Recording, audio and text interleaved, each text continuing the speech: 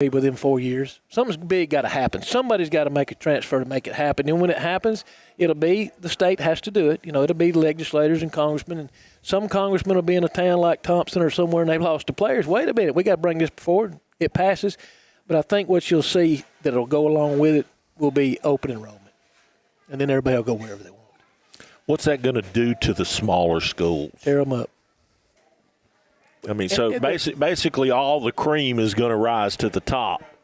Yeah, and we'll still have. I mean, there'll still be games. It's not going to be gone. It just will be if someone has a great player. I mean, they may be able to take them out. You know, move them somewhere. But it's not going to be everybody. I just don't like the thought process of it. I mean, it's still something about.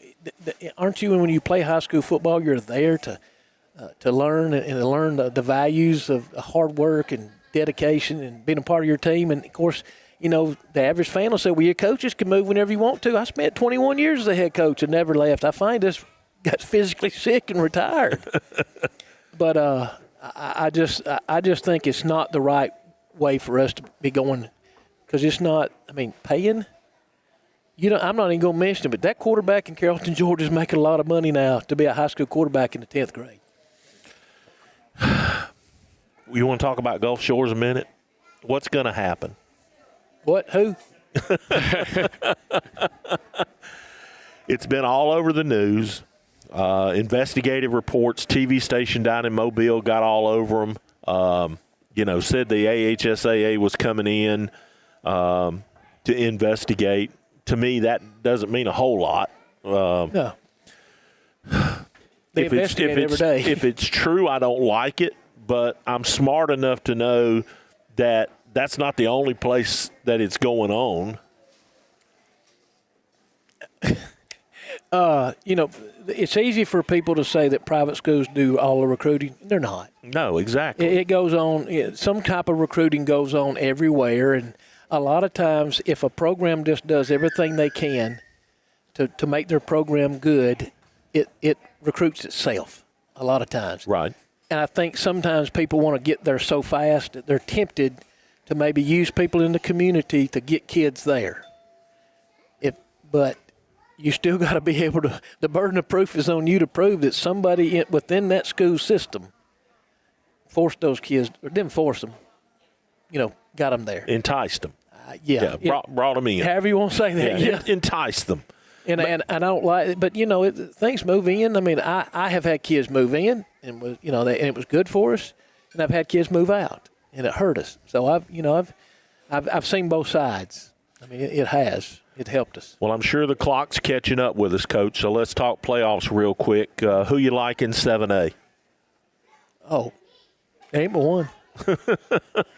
And it's not Auburn. It's not Thompson. Yeah, and there's our local matchups projected at this point up on the screen. Central Phoenix City. You want me to go ahead and say it? Yeah. That's who I would say. Yes. Are they that much above Thompson at this point?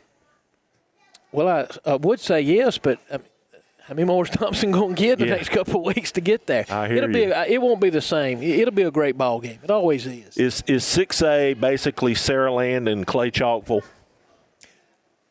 Well, if you look at both of them, yeah. I mean, they both are just loaded with 4- and 5-star guys. They both got great coaching staffs. 6A probably is the one classification that has 7 or 8 teams that possibly could win it. Some of them, you got the cream of the crop, but then you got some that's rising up there to it. So I really like 6A in their classification. There's some really good football there. That leads me to one question I'll get you to give us a quick answer on. In basketball, we talk a lot about how teams match up with one another. Yes. Okay. Is that true in football as well? Very much so, where you have to go play. This is what is different now. Is when you get a team, especially when you start getting maybe in some of our lower classifications, there are some 1As and 2As and 3As out there that have turf fields and flashing lights and everything.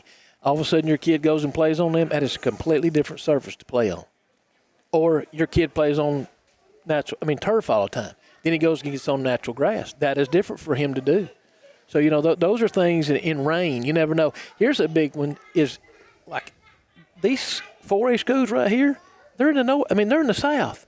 Take a team from Montgomery, Take a team from Mobile and have to come here in the playoffs, and it's 35 degrees. It's not 35 in Mobile. No. That is a big difference.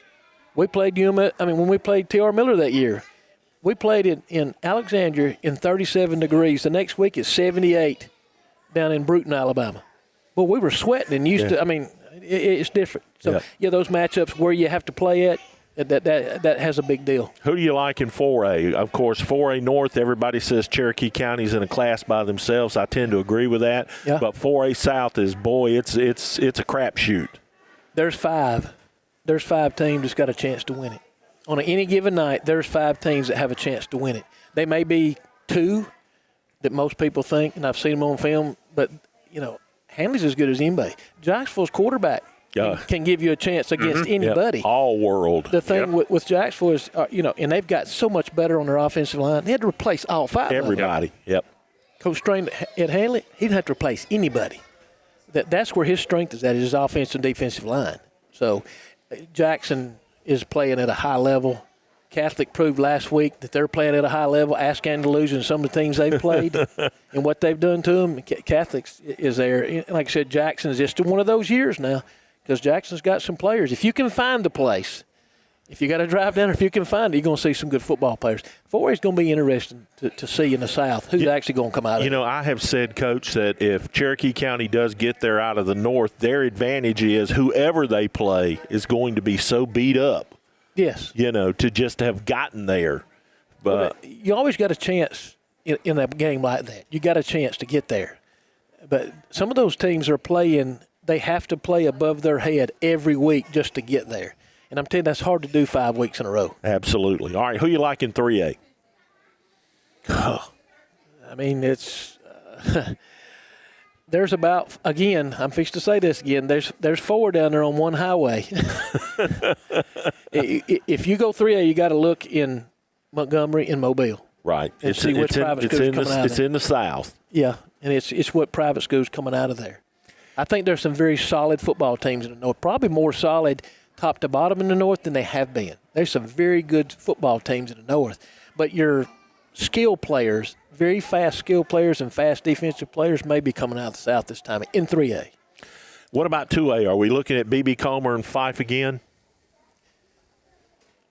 Fife, probably yes, just because they're so used to being there and got some great players and Coach does a great job. But I'm going to tell you what, 2A South, don't forget there's a team called Reeltown. Yes. Mm-hmm. And, and they're good. They're very good. And did you see the Highland home game last week? Mm-hmm. That score wasn't no blowout. So, they could be back in it. So there's probably 2 or 3 teams that they're going to have to play. They got a gauntlet. And what's sad is Reeltown and Comer may have to play week 2. Wow. Week 2, and it's probably a semifinal type game, and they're going to have to play in week 2. That's what's sad when it comes to that. That's why I wish they did like they did in Georgia. We don't have a North Alabama champion, a South Alabama champion. They're probably fixing to shoot me right now, coaches are. But we need to just have the best 2 playing for a state championship. God, I wish there was a way we could make that happen. It can happen, but it's not going to happen this state. I've preached it for years. I wished it could happen. Coach, we could talk football for 3 hours and never slow down. Thank you so much for finally making time for us. Glad to have you. Glad you could break bread with us, and we'll see you along the road to the playoffs. Well, I appreciate what y'all do for high school football. I really do. Thank you, sir. All right, for James Hardy, see you Thursday, my man. You got it. Coach Michael Short, Jim Jacobs bidding you a farewell and happy Halloween from Struts Wings in Oxford. That's going to do it for this week's edition of the Tuesday Night High School Football Coaches Show. Good night, everybody.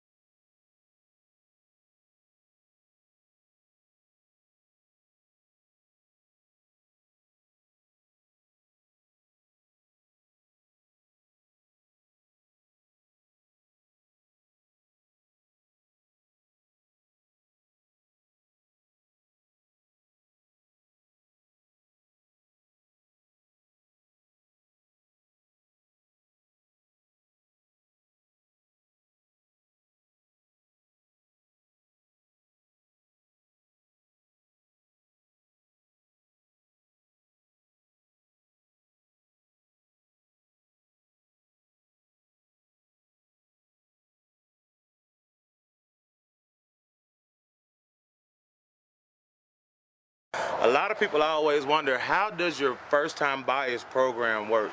Hey, I'm here to tell you that we do bad credit, good credit, even no credit at all. I even got down payments as low as $500, even got cards as low as $169 a month. So stop by, let's check it out. Let's see if we can get you approved today. Come by at 411 East Street North, Talladega, Alabama, 35160. Telephone number 205-332-7993. Let's come get you a bill deal.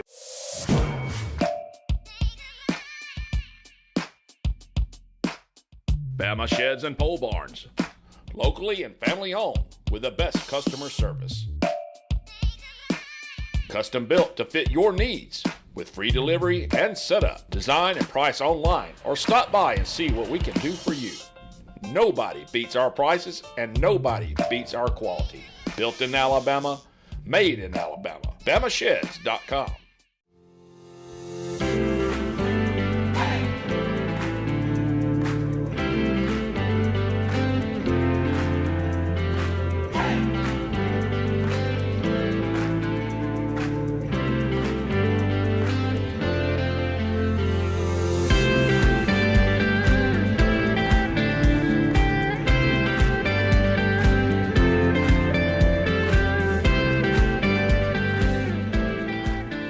Just off of Highway 59, there's a place we call home.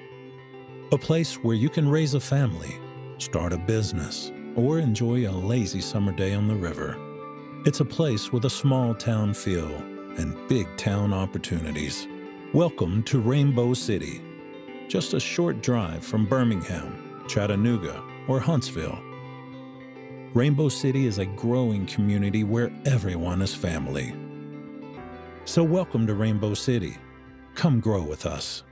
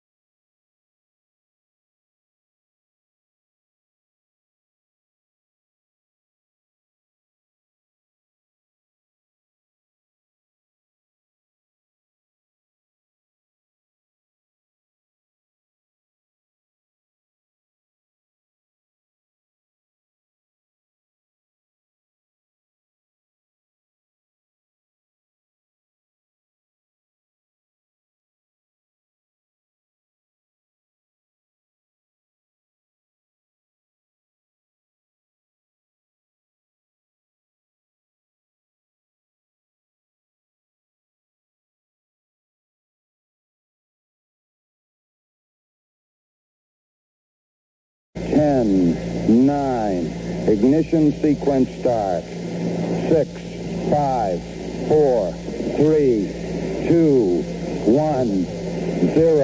All engine running. Liftoff.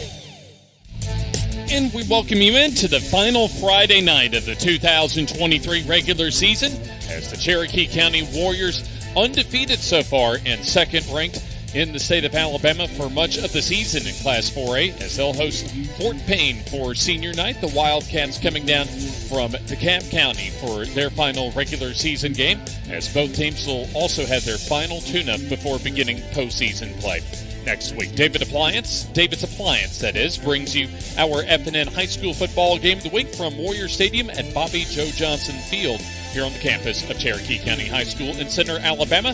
And we wish you a happy game day and, of course, a happy Friday here on the FNN High School football game of the week. Our SNH waterproofing and construction countdown to kickoff begins here on the final Friday night of the regular season. James Hardy with you, and with Coach Eddie Bullock still under the weather this evening, we have pinch hitting and riding shotgun with us tonight on this final Friday of the regular season. Scotty Hayes with us. We welcome you aboard to the FNN family and should have some exciting football with two solid teams. In fact, Cherokee County with one of their best seasons in program history coming into tonight.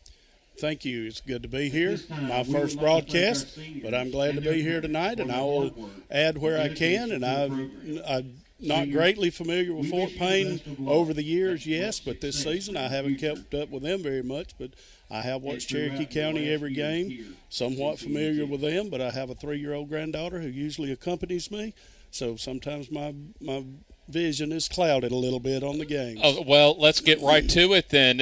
I know this has been an outstanding season, really an outstanding last 2 seasons for Jacob Kelly's Cherokee County Warriors football program. Just kind of describe the excitement in the community, not just this year, but really going back to last year as far as just the success of this Warriors football program. And I think it started when Coach Kelly came on campus. He came on with an excitement and an attitude of, because that's the way it's always been, is not the way it's going to be.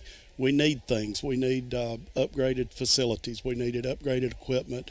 And he brought that. And when he was told no, he found a way to get around that. And that has really had the community buy into that. The facilities have been upgraded. The field has been upgraded. The track has been upgraded. As a result of that, the whole community is really rallying around the school. And then, Scotty, just as far as looking from the outside at this Cherokee County program, specifically Coach Jacob Kelly, just with how progressively, at least year over year, the win totals have increased, but also just the talent on the field. Just from looking at it from a broadcaster's standpoint, Scotty, Jacob Kelly, in my mind, regardless of classification, is one of our states, the Yellowhammer states, the state of Alabama's top bright up-and-coming head coaches in the high school ranks. Absolutely, and that's been an unspoken concern, for lack of a better word, that somebody would steal him away, that he would get a better offer. But it seems that he has really ingrained himself in the community.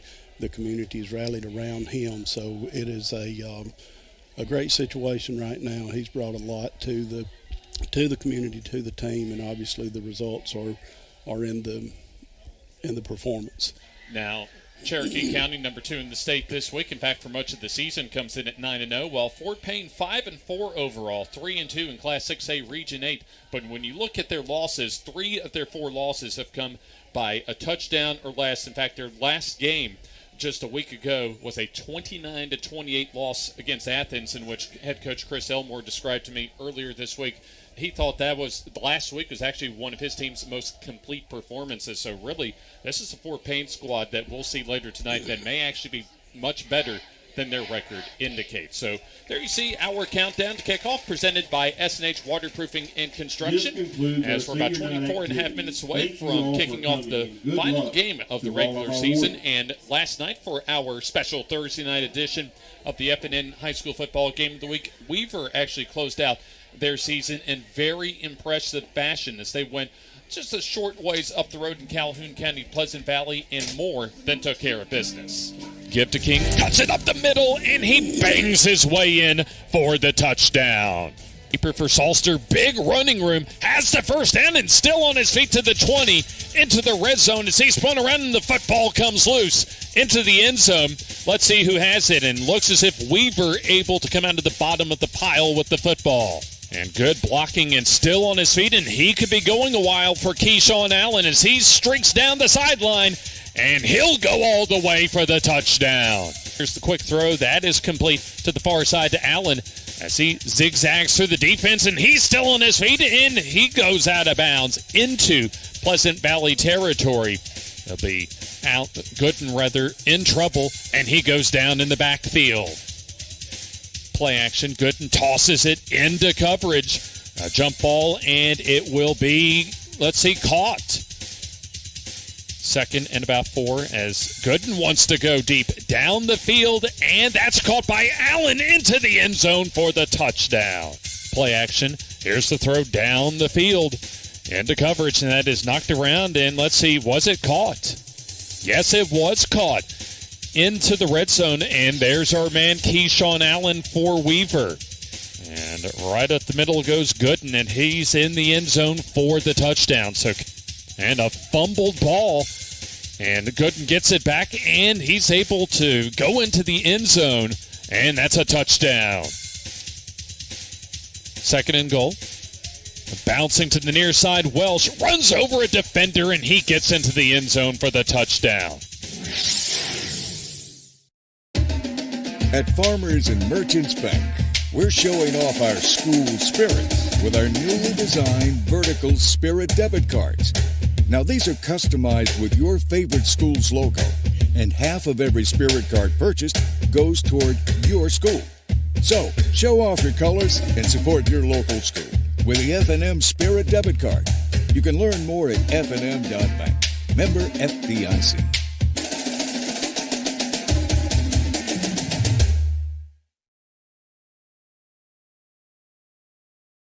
The Food Barn in Raglan offers the best in good old-fashioned hometown service when you're shopping for groceries, plus the latest ways to get great food specials your way. Click on RaglanFoodBarn.com. Follow the Food Barn on Facebook and listen to the River for weekly specials. Where you can get everything you need from down on the farm and it won't cost you a leg or an arm. And they're open 7 days a week. For the best cuts on quality meats, great service, and great prices, it's the Food Barn in Raglan. It's game day, and from all of us at Bucks Island, from the Loft Tackle Store, from the team in service, from the team in parts, from the sales team, from the Bucks Island family. Good luck and go get them, boys. Treating our customers the way we want to be treated since 1948. BucksIsland.com or call 1-800-I'm-READY.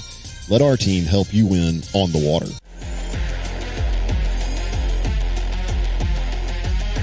That Joe Biden and Hunter Biden were paid $10 million in bribes. The floodgates are literally open here. Mike Rogers is standing up to crooked Joe Biden in D.C. Mike Rogers is our way of fighting back.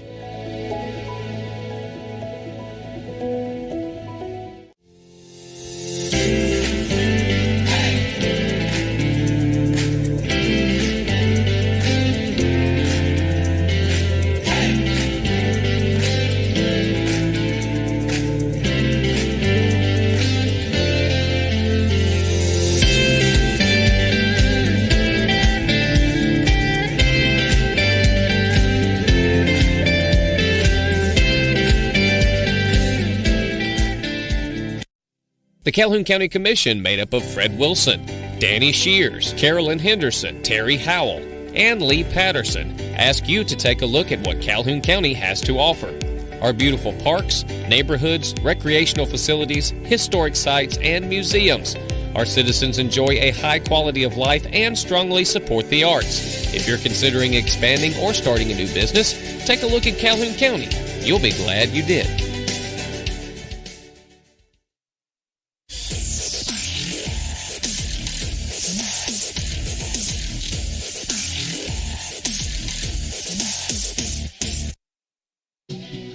David's Appliance brings you our final game of the regular season here on the FNN High School Football Game of the Week from Bobby Joe Johnson Field at Warrior Stadium here on the campus of Cherokee County in picturesque Center, Alabama. James Hardy with you. Scott Hayes also alongside us, our guest color analyst for this evening. And let's bring in Jim Jacobs because we'll take a final look in the regular season, at least at the big ones across our area of the state of Alabama. Yeah, got quite a few to look at tonight, don't we, guys? We sure do. Yes, sir. I tell you what, I see on the screen, I need one of those at my house.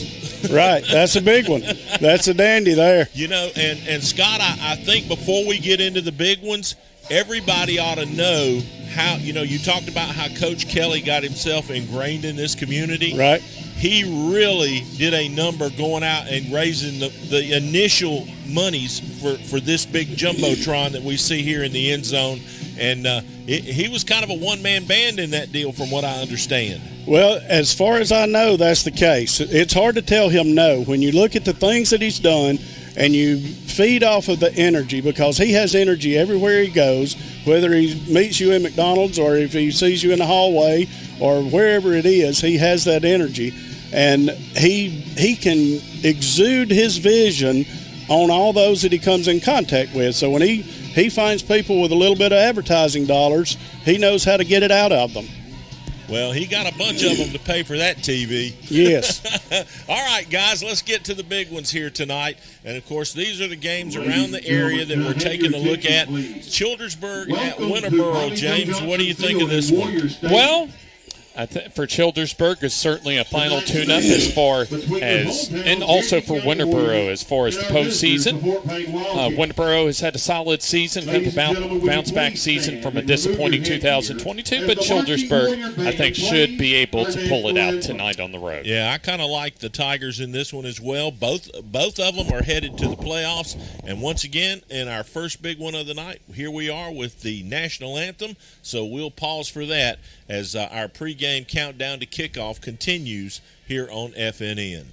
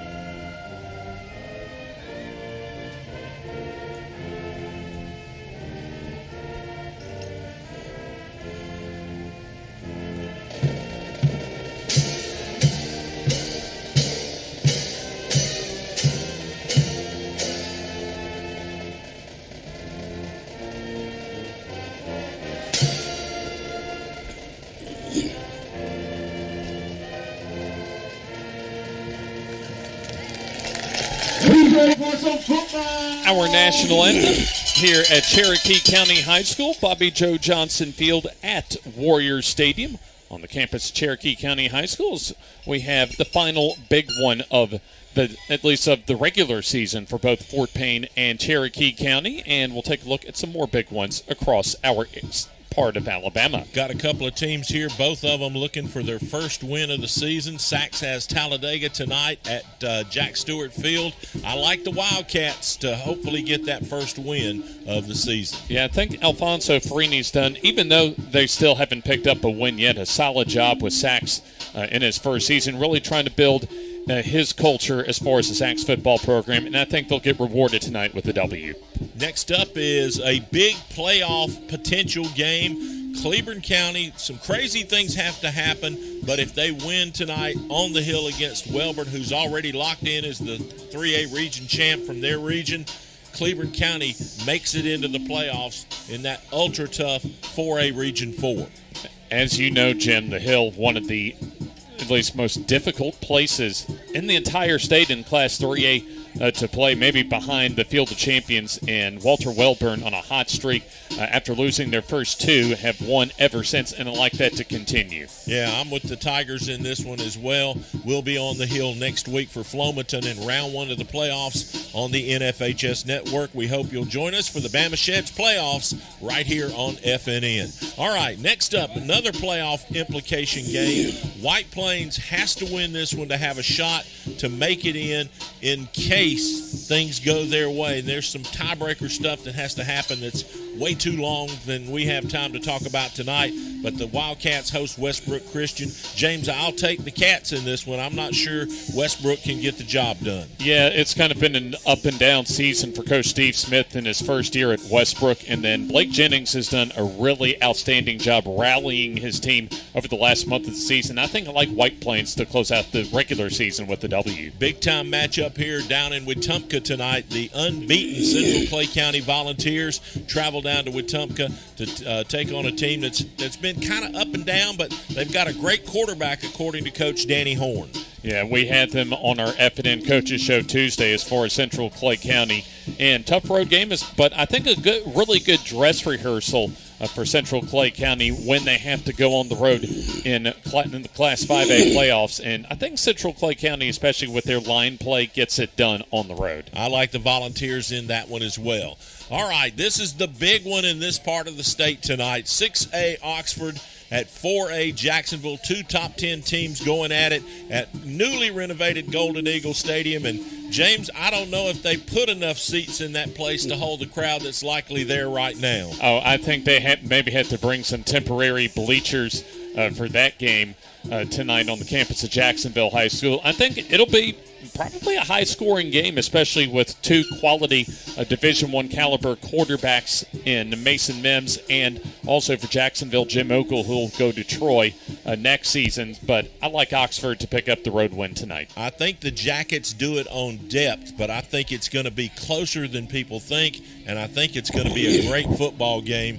I'd kind of like to probably see that one myself. All right, here we go. This is another game. This happened last night. Center Point at Leeds. Leeds took the W in that one easily over Center Point. And this is another game from last night. The surprise wasn't that Fife won. It was that they won by 21-10 margin over Sylvania, a team that a lot of people think could come out of the North in Class 3A. Of course, that game happening last night at Sylvania. So that kind of gets us to where we are for tonight. And you look at tonight's matchup, at least for our FNN game of the week, between Cherokee County and Fort Payne. And in a lot of ways, you look at Cherokee County, they've steamrolled to their opponents so far this year. And we mentioned right at the very top of our countdown to kickoff, Fort Payne, even though they're 5-4, they have 3 losses of 1 touchdown or less. And so this may be a Fort Payne team that plays tonight much better than their record indicates. Yes, I don't think there's any doubt. Anytime Fort Payne puts a team together, whoever they play is in a little bit of trouble, and I don't know that Cherokee County has faced an opponent maybe as big and strong, maybe some athletic players here and there, but just overall team size and speed, I think Fort Payne will be quite a test. And we talk about as far as the various teams having final dress rehearsals before the postseason. And I think for Cherokee County, more than just a dress rehearsal for like the first 2 rounds, this may be a type of dress rehearsal you see for Cherokee County as far as the semifinal and potentially another state championship visit in December in Tuscaloosa. Exactly. I think that's the hope, is that you play a very quality opponent the last game, and that can hopefully catapult you into the playoffs and prepare you for those tougher opponents that you're going to face down the road. Well, we'll take a look at the captains for both teams as we're nearing our visit with the captains for our opening coin toss and the captains meeting for tonight. Caden Dubose, one of those 4 captains for Fort Payne, and it'll be the dozen or so seniors for Cherokee County that will be the captains for tonight's game. Also there you see for Fort Payne, Nolan Fowler, along with number 41, Caden Kilgore, and number 77, Hayden Presley, as far as the 4 captains for Fort Payne. We appreciate you joining us here on the FNN High School Football Game of the Week, our SNH Countdown to Kickoff. As we'll hear just in a little bit from our referee, Noel Stevens, who will be conducting the coin toss duties from the Alabama High School Athletic Association as the captains make their way to midfield for the final coin toss of the regular season. And number 41, Caden Kilgore. All right, guys, I'm Mr. Stevens, Mr. Boatman with 2 of your officials tonight. All we're here to do is make sure y'all got a clean game. All right, we want y'all to have fun, enjoy it, but show good sportsmanship. Sportsmanship starts right now, and it goes throughout the contest. Help each other up, congratulate each other, talk to your players, okay? Because if we get involved, it's going to cost somebody. We don't want to do that. We don't want to throw any penalties, all right? We just have to. Now, Fort Payne, y'all are the visiting team. I got a $50 here. That's heads, that's tails. Before I flip it, I want you to make your call. So what's your call? Tails. He's called tails, all right? It is tails. You've won the toss. We want the ball. Fort Payne has won a toss. Wildcats elected to receive. Toss. And that means our head referee that Fort Payne wins the toss, and they will take the football to begin tonight's ball game. So the Cherokee County Warriors will go on defense to begin tonight's final regular season Friday of the 2023 season. Fort Payne will host their first-round contest against Mortimer Jordan next week up in Fort Payne, and Cherokee County also will be hosting a first-round opponent in 4A playoffs in Central Fort Payne Florence. won the toss. We appreciate you for joining us. This is the FNN High School Football Game of the Week. David's Appliance presents to you our Game of the Week tonight. And don't forget, go ahead and line up your subscriptions as far as the playoffs on the NFHS network, as that's where we will be game-wise as far as the postseason on the NFHS network, presented by Bama Sheds, our playoff coverage here on FNN. Fort Payne comes out onto the field from the far side of the field, and there you see a very deceiving 5-4 overall mark and 3-2 in Class 6A Region 8. They were 8-3 a season ago and knocked off Cherokee County in the regular season finale a season ago. And speaking of the Warriors of Cherokee County, they will make their way out of the field house, at least off to our right. I noticed Cherokee County's wearing the gray jerseys. That's something that I haven't seen. Surely before maybe, but I don't remember seeing the gray jerseys. That's a new look. Well, I know we've, at least in my 3 seasons of doing the play-by-play coverage for the FNN Game of the Week, we've had Cherokee County a few times under the tenure of Coach Jacob Kelly since 2021. And this is the first time that I remember them, at least at home, in their gray tops as well. Right. So we are almost ready for the kickoff as Johnson Insurance Agency presents our kickoffs. And our first quarter also brought to you by SNH Waterproofing and Construction. A big thanks to all of our sponsors. A great sponsor reception this season as far as our FNN High School Football Game of the Week. A big thanks to our family of sponsors here on the FNN High School Football Game of the Week. So it'll be Cherokee County set to kick off. Frampton gets ready to boot things away for the final time here in the regular season. Brandon Oliver, Blake Griggs and company for Fort Payne. They'll receive Fort Payne in the white tops. And as Scott mentioned, the gray tops and also the gold bottoms for Jacob Kelly's Cherokee County Warriors tonight. So it should be a solid ball game tonight and a good test for Cherokee County, as both of these teams will have a home game in the first round of the playoffs next week. Fort Payne in the Class 6A playoffs and Cherokee County as one of the top teams in the 4A playoffs. The Johnson Insurance Agency kickoff. Toe meets leather. A short kickoff toward the far side, fielded at the 18-yard line. As that's a good hold up to the 40-yard line for Oliver, as he'll give Fort Payne some outstanding field position. 1st and 10 coming up for Fort Payne as we take a look at the Congressman Mike Rogers starting lineup. A very explosive offense for Fort Payne as they've averaged 41 points a game on offense. Dax Varnador, the signal caller, as he'll have Carter Blaylock as the running back. And then 4 wide receivers will generally see for Fort Payne. Gift goes to Blaylock. Finds room off left guard. And he advances close to midfield at the 49-yard line. The original line of scrimmage was at the 43-yard line, so that'll be a gain of 6 on first down for Blaylock. Strong blocking up front. That's something that will be a test of the trenches tonight. 2nd down. They'll say 5 yards to go. A short 5. Varnador under pressure and thrown down for the sack. And there's one of the aggressive defensive linemen, the defensive tackle Caleb Harbor, on the sack.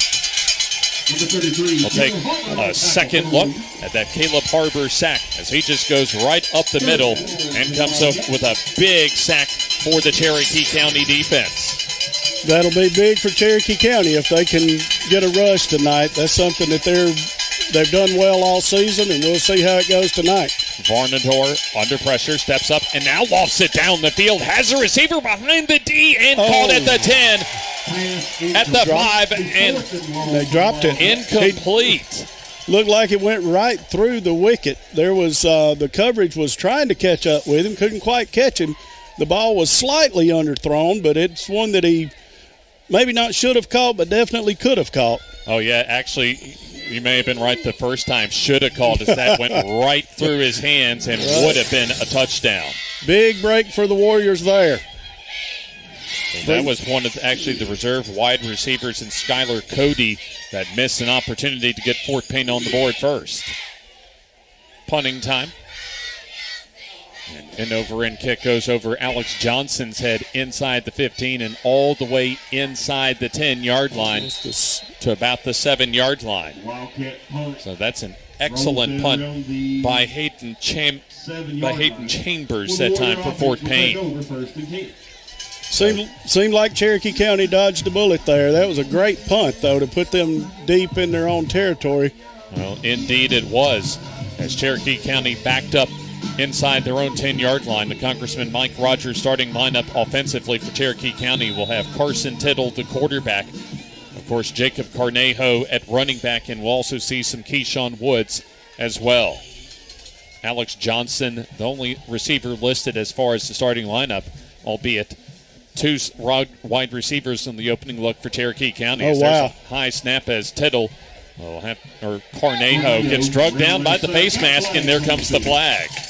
Once again, very fortunate. The high snap looked like Tittle almost tipped it into Cornejo's hands, and he went off left side, and the face mask will result in what was not much of a gain, but it'll be a big gain with a penalty. Well, we'll find out from Noel Stevens. Yeah, that's a gift 15. that time for Cherokee County. Face mask called against the Wildcats. Caden Dubose on the flag, that time for Fort Payne. Got a personal foul, face mask on the defense. It's a 15-yard penalty. Results of a penalty. First down. So it'll be a first down that provides some breathing room for this Cherokee County offense. Also Alex Lloyd and Ben Mosley, the tight ends. Give goes to Carnejo. Trying to go off the right side and maybe gets a couple of yards. Solid defense from Fort Payne.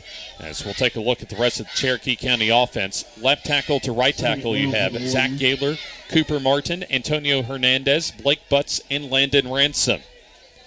And for Fort Payne defensively, they'll have a 4-4 look as Lucas Talent, Carson Kilgore, Hayden Presley, and Mason Chambers up front. Linebackers of Caden Dubose, Tyler Wooten, Bennett Blanks, and Carter Tinker. And the corners of Kyle Caminiti and Connor Kinsley, and Luke Patton, the safety. Second and long, Carnejo up the gut, and not much to around the 25-yard line. Looks like he's getting a couple of yards at a time is about it. He's maybe not used to that. That Fort Payne front is really doing a great job right now. Carter Tinker helps out on the tackle. So already one first down via penalty, thanks to iCare Alabama for Cherokee County. And they're going to have a third down, and we'll say a long 6, maybe about 7 to go. So it looks as if the line to reach for the first down around the 32. Tittle throws to the near side, and that's a little too far. Incomplete. So not a bad idea on that deep out route, but maybe a little bit of pressure causes the incompletion, and punting time for Cherokee County. Looked like he was going to have him in the cut. He may have rushed it just a tad, threw it a little wide. Now punt it back to the Wildcats. Looks as if Carson Chestnut out at receiver that time, the intended receiver for Cherokee County. So punting time. Blake Butts to punt. Has been the punter all season for the Warriors of Cherokee County. And there's a short line drive, a directional punt. That'll go around the 45-yard line of Fort Payne, as Fort Payne, the Wildcats, again, have excellent field position, as they were able to get an iCare Alabama first down on their opening drive, but they missed a long bomb pass that could have easily, in fact, should have given them the first points of the night.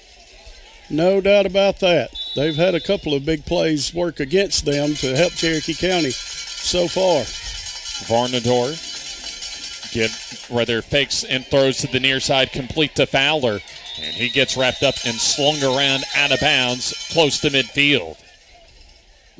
So that'll be about a 4-yard gain to the near side. Nolan Fowler, Blake Griggs, Brandon Oliver, and Riker Schenkels, the receivers for Fort Payne. Jaden Jackson, Will Patton, Jordan Wright, Michael Gomez, and Malcolm Jackson from left tackle to right tackle along the offensive line.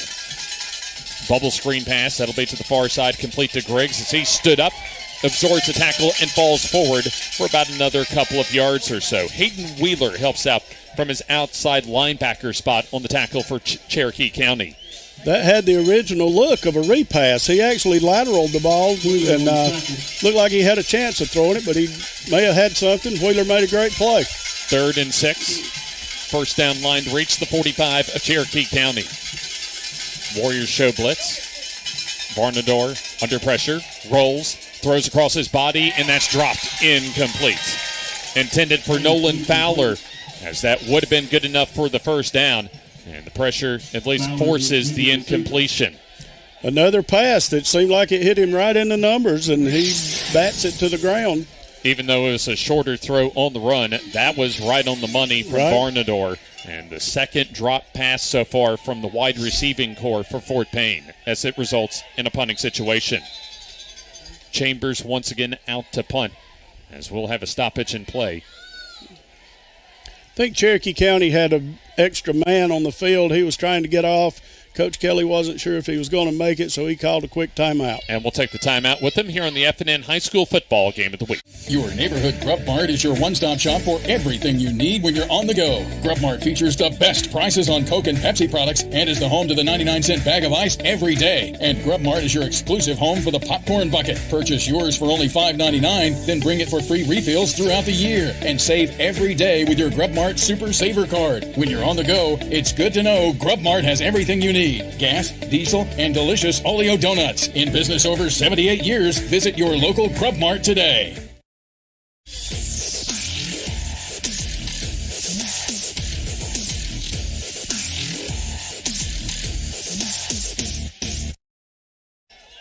Punting time for Fort Payne. David's Appliance brings you our FNN High School Football Game of the Week. Chambers kicks away. And Johnson gets a convenient bounce at the 16-yard line and takes it forward across the 20 to about the 27-yard line. So it'll be a first down. And check that. Luke Young actually looks as if was the receiver that time for Cherokee County on the punt return.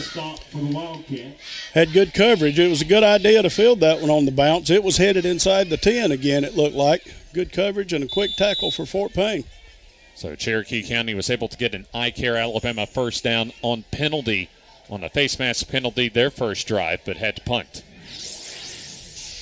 Cornejo wants to get some room and does so. Has the iCare Alabama first down as he rumbles forward across the 40 to the 42-yard line. Very patient run that time. His pulling guard got in front of him, and he waited on him to open the hole, and he hit it hard like he always does. No huddle for Cherokee County after that iCare Alabama first down. And there you see also how many, at least, defenders are crowding that line of scrimmage for Fort Payne. 1st and 10. Cornejo buries his head and maybe gets about 3 yards to the 45 of Cherokee County. First quarter brought to you by SNH Waterproofing and Construction. Also, our FNN High School Football Game of the Week each and every week brought to you by Victory Law. And there you see our broadcast location here at Bobby Joe Johnson Field at Warrior Stadium. 2nd down and 7. Tittle gives Cornejo off the right side. Good defense that time by Fort Payne to string that play out for very minimal yardage to set up a 3rd down and long. That time he tried to bounce it outside, and the Fort Payne guys just stayed with him and kept bouncing with him and brought him down for a very short gain. Carter Blaylock, one of the reserve defenders, helps out on the tackle for Fort Payne. This is a Fort Payne defense, by the way, that comes in giving up 31 points per ball game. Wow. 3rd down and 5.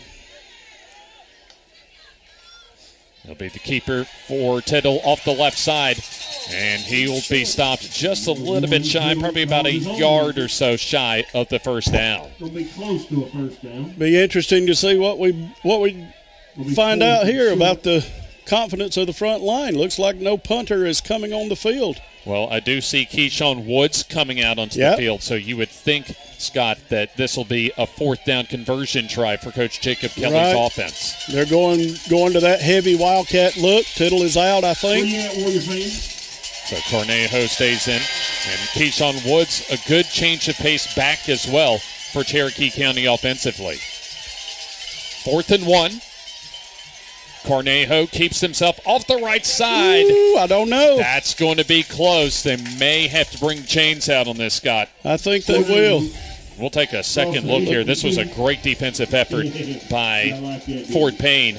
And number 33 looks like at the very end, Luke Patton comes up and helps out. Also, Tyler Wooten to maybe stop Cherokee County shy at the first down.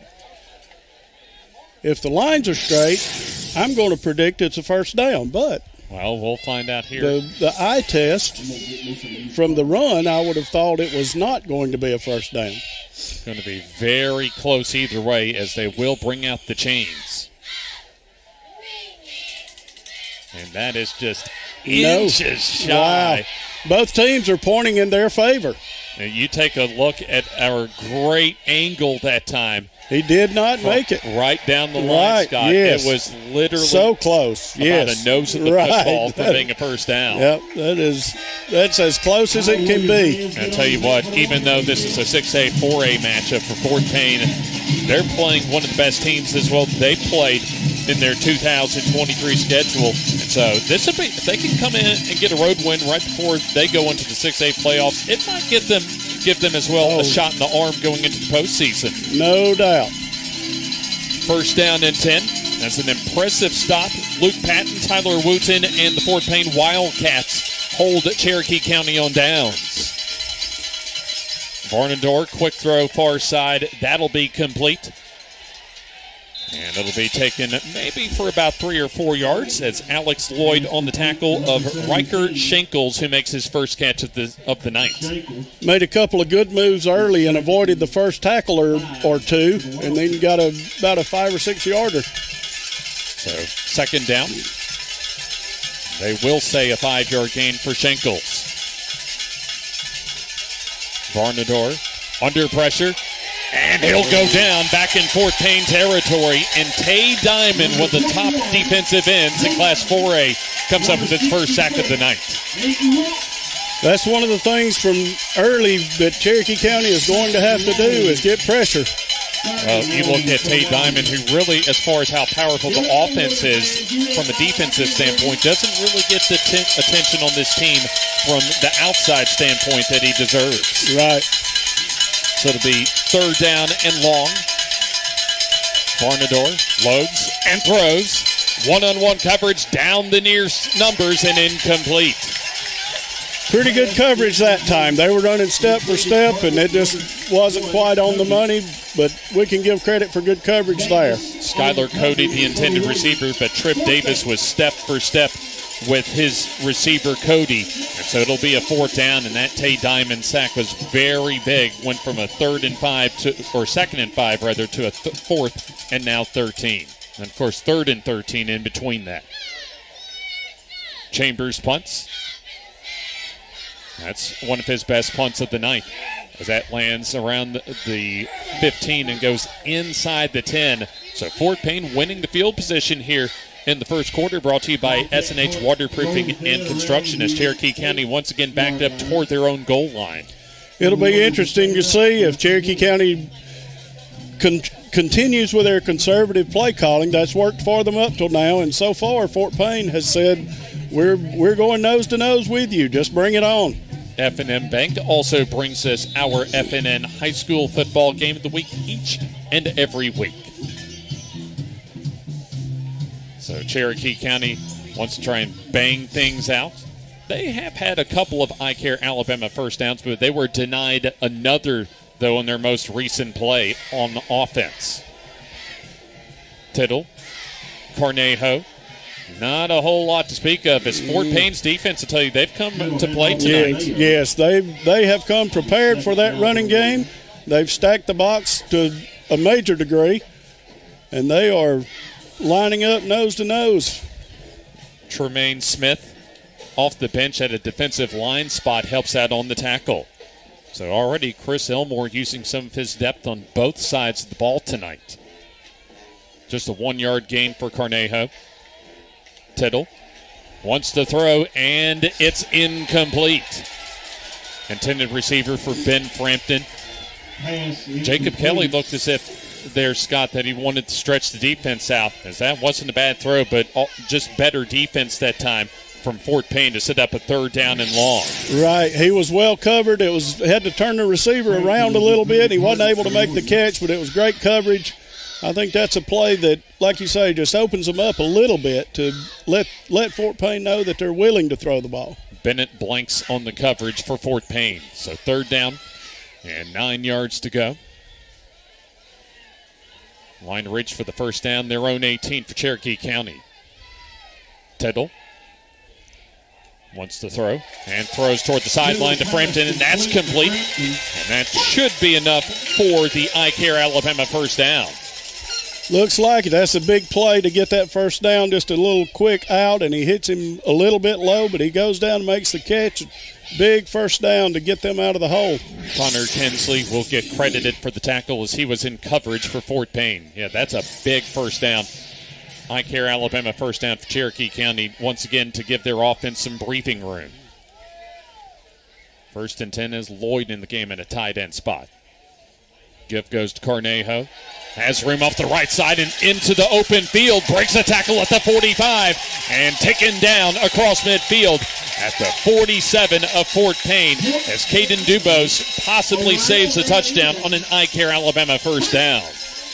That was one of those plays that Cherokee County was really hoping to get, and I think possibly the couple of passes before that may have brought some people out of the box and opened that up. I'll tell you what, if Cherokee County scores a touchdown in this drive, go back to that 3rd and 9 when Frampton made the catch to advance the sticks.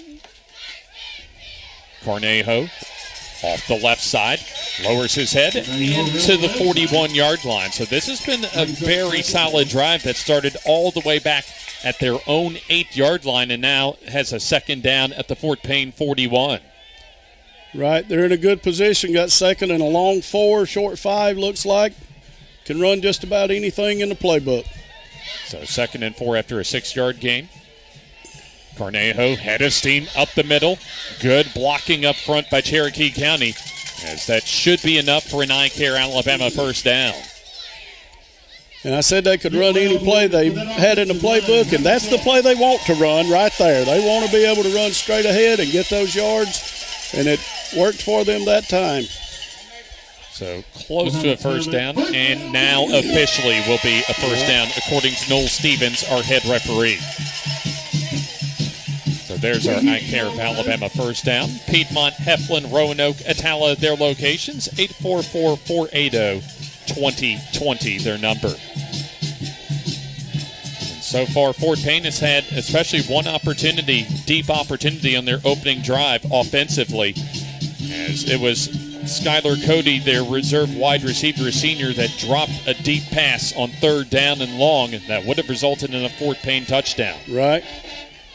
Less than 2 minutes to go opening quarter, as it'll be Chestnut taking the snap, and he gets dumped right around the line of scrimmage, maybe for a 1-yard loss, as Tyler Wooten on the solo tackle for Fort Payne. Little misdirection play there, and Fort Payne was not fooled at all. Yeah, Fort Payne has come out and played one of their best defensive games of the season so far. Now, prior to last night, they've had some respectable defensive showings in their prior couple of games in region play against Hazel Green and Buckhorn. But especially going against one of the most physical teams that they'll play all season long, the Fort Payne defense, they've actually been very respectable so far tonight. Albeit Cherokee County on a lengthy drive now, as the give goes to Cornejo off the right side, stutter steps and avoids a couple tackles and takes tacklers with him, that is, to the 25 of Fort Payne for another iCare Alabama first down. That looked like he might want to stay outside there and just chase him down. The stiff arm number 24 would have been a pretty good play there, it looked like, but he got the first down. I think that was what he was looking for. Yeah, Bennett Blanks helping out on the tackle, as Coach Chris Elmore told me early this week as far as the Fort Payne head coach. He wanted to see multiple players for his team try and take down Cornejo, as he gets the call right up the middle for about 3 yards on the play. Yeah, talking with Coach Elmore, he did not want to see any of his defenders try and go one-on-one against Cornejo tonight. Right. He is a load to bring down. That's going to bring us to the end of the quarter. And we'll be to the end of the first quarter. SNH Waterproofing and Construction, our first quarter coverage. Fort Payne and Cherokee County still scoreless going to the second quarter here on the FNN High School Football Game of the Week.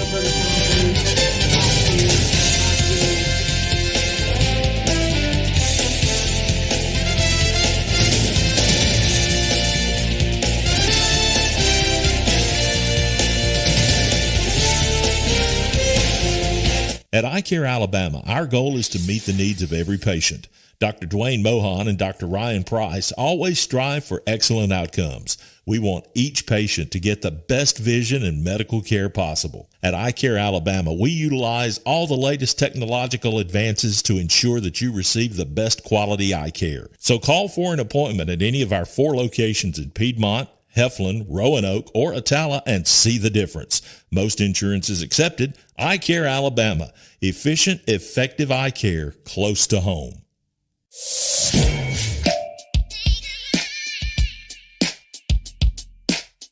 Bama Sheds and Pole Barns.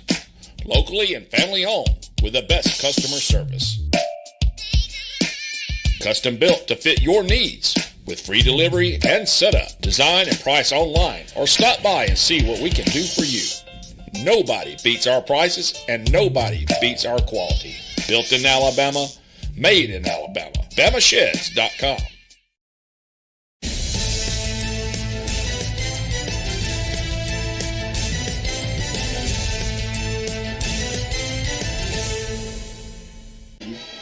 Penalty. Still second down. Well, Noel Stevens greets us into the beginning of the second quarter and tells us it's a false start on the Cherokee County offensive line. So it'll be a 2nd and long to begin this second quarter. Cornejo on the direct snap. Tries to turn the corner and gets taken down on a rather impressive open field tackle for Cherokee, or rather Fort Payne's number 22, Connor Kinsley, the cornerback.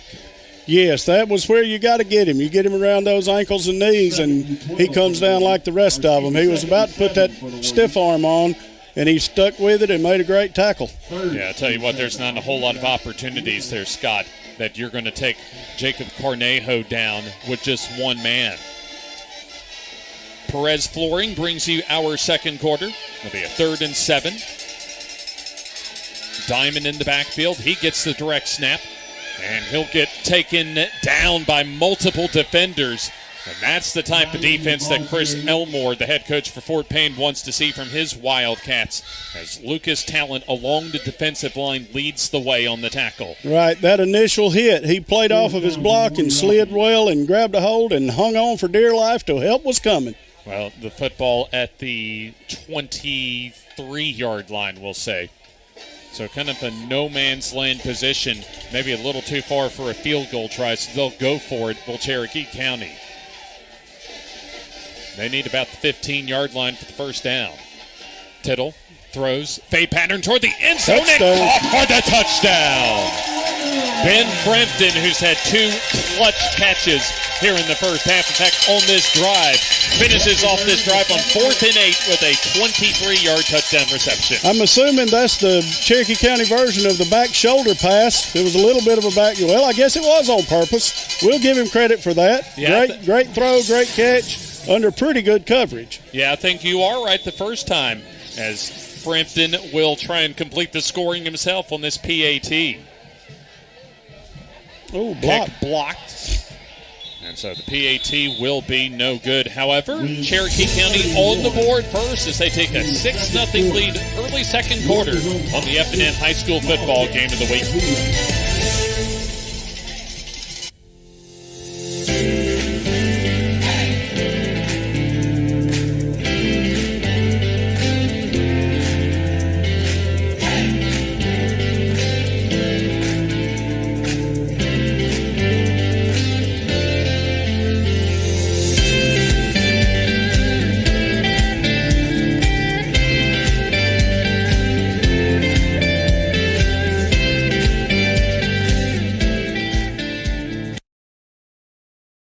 Couple of big passes on their 92-yard touchdown drive for Carson Tittle, and the combo on the back end and Ben Frampton, who made a couple of big catches. In fact, one on a 3rd and 9 to keep the drive alive deep in Cherokee County territory. And then the last offensive play from scrimmage, a 23-yard touchdown reception for Frampton on 4th down and 8. And that's been a question for Cherokee County just among the fans all year is, when we have to throw the ball, will they be able to? And I think tonight they've done a good job of throwing the ball in those have-to situations. Frampton, a short kick to the far side.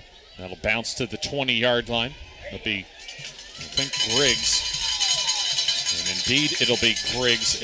Check that, Oliver. Brandon Oliver takes the football from the 20 and advances a little bit closer to the 30-yard line, where Fort Payne takes over 1st down and 10. This will actually be the worst starting field position that Fort Payne has had tonight.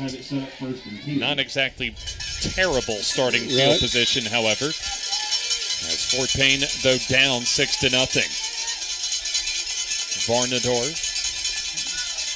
gives to Blaylock, lowers his head, and gets right into the teeth of the Cherokee County defense. He's picked up the stop the play that time by one of the Cherokee County defenders. Tristan Brown, by the way, helps out on the tackle. I tell you, Fort Payne, looking at their offense, there's been a couple of sacks and a couple of drop passes that have really changed the complexion of this game. 2nd down. That was a 3-yard gain for Blaylock. Varnador rolls and just dumps it down to Blaylock complete as he gets a little extra burst of speed that time and advances to the 45 of Fort Payne for the iCare Alabama 1st down. Made a good move on the first would-be tackler there, Wheeler, and this goes into the head first into the next wave of tacklers and has a big gain. Tripp Davis helps out for Cherokee County on the tackle. So that'll advance. That's a 13-yard gain on the pass completion, by the way. Varnador waits for the snap. Quick throw. And that's into traffic and caught against Hayden Wheeler. And there's a flag on the play, as that's an impressive catch by Blake Griggs that time in traffic. The 2nd and 10. Or check that they'll say incomplete, but a flag on the play. Fort Payne quarterback is pointing against Cherokee County, but no indication yet. Well, we'll find out soon enough. Noel Stevens to tell us the penalty. Holding defense. So the flag thrown right when the ball was toward Blake Griggs. Holding on the defense. It's a 10-yard penalty. Results of the penalty, first down. Hayden Wheeler that time on the penalty. Maybe had a bit too good a coverage that time on Blake Griggs. So first down, an iCare Alabama first down on penalty. Quick throw to the near side, complete to Oliver. Has running room and advances forward into Cherokee County territory around the 31-yard line. That's a very well executed little swing pass there. He had his blocker set up, blocking the only guy out there, and had to chase him down, but a big gain in the process. Shinkles with a good block that time to spring Oliver for the iCare Alabama first down. Perez Flooring brings you our second quarter. First and 10 from the Cherokee County 32-yard line. Second quarter. Barnador tosses toward the end zone, one-on-one coverage, and incomplete with a flag on the play. Nolan Fowler, the intended receiver, has Jace Turner, the man in coverage from his safety spot for Cherokee County.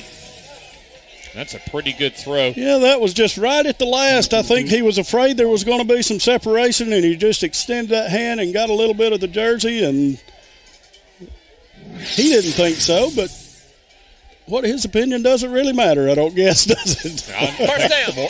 More so the back judge and Noel Stevens as well. That is right. So it'll be another iCare Alabama first down. And it'll be a red zone opportunity. Actually, the first official red zone opportunity, this one from Law Pool and Patio for either team. As Blaylock gets stood up around the 15-yard line and driven back as Blaylock just a scat back going up against some big physical defenders. He stuck his head up in there, and that's what we call a slobber knocker in this part of the world. There you go. Law Pool and Patio with this Fort Payne red zone trip. Now, Cherokee County was just outside the red zone when they were able to connect on a 23-yard touchdown pass from Carson Tittle to Ben Frampton. About 4 minutes played, second quarter. Blaylock off the left side, going toward the end zone, runs over a defender and gets to around the 1-yard line. So Tittle showing a little power that time against the physical Cherokee County defense, as it'll be a first and goal inside the 2 as Fort Payne huddles up quickly as we take a second look at Blaylock's first down. But here comes Blaylock up the middle, and he's taken down right at the line of scrimmage. He's had 3 big collisions. He's won one of them and lost a couple of them. Tristan Brown on the tackle, as there you see Blaylock lowering the boom that time on one of those Cherokee County defenders in Carson Chestnut. And because of the pace, an illegal substitution going on Cherokee County, but really, what's the difference between the 1.5 yard line? So it'll be a half the distance to the goal penalty. However, still will be a goal-to-go situation. So first and goal, inside the 1. At least on Sundays, you'd see for the Philadelphia Eagles, Jalen Hurts get under center and just push his pile into the end zone. And that's what it looks like we may have. And here's the push up the middle. Looks like one of the reserve offensive linemen trying to take the snap, and nothing doing as Cherokee County coming up big that time on first and goal. Looked like just a pure stalemate that time, but I bet we see it 3 more times. Without question. Will Patton trying to help his team get into the end zone. This will be a second down and goal. Drive started about the 28-yard line. Barnador under center. As he'll give off the right side and stretching for the end zone and in for the touchdown. Touchdown. Wow. Yeah, did a little off-tackle action and made a great play, and he was able to stretch it out after they grabbed him touchdown for Payne. So the touchdown by Caden Dubose, as we'll take a second look, and that last stretch is what was able to get him in, as Jacob Cornejo really came up and almost got the stop. Yep, so close. So Dubose with a 1-yard touchdown run. Connor Hughes on for the PAT. This would give Fort Payne the lead. Snap, hold, and kick are all good, so we'll take the timeout. We're in the second quarter. 7:04 remains until halftime. And your score, Fort Payne 7 and Cherokee County 6.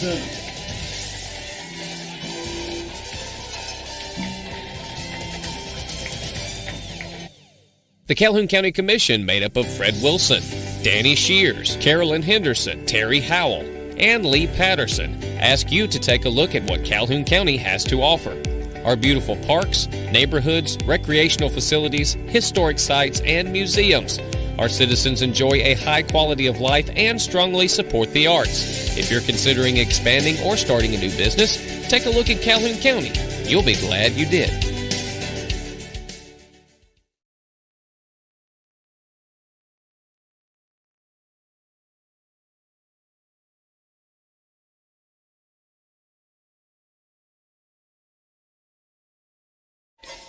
Perez Flooring and More brings you our second quarter, as Caden Dubose at least stretched it in from a yard out, as we're about to see another Johnson Insurance Agency kickoff from Fort Payne. James Hardy, Scott Hayes, and our FNN crew from Cherokee County High School, as the end-over-end kick will go into and out of the end zone for Hayden Chambers for the touchback.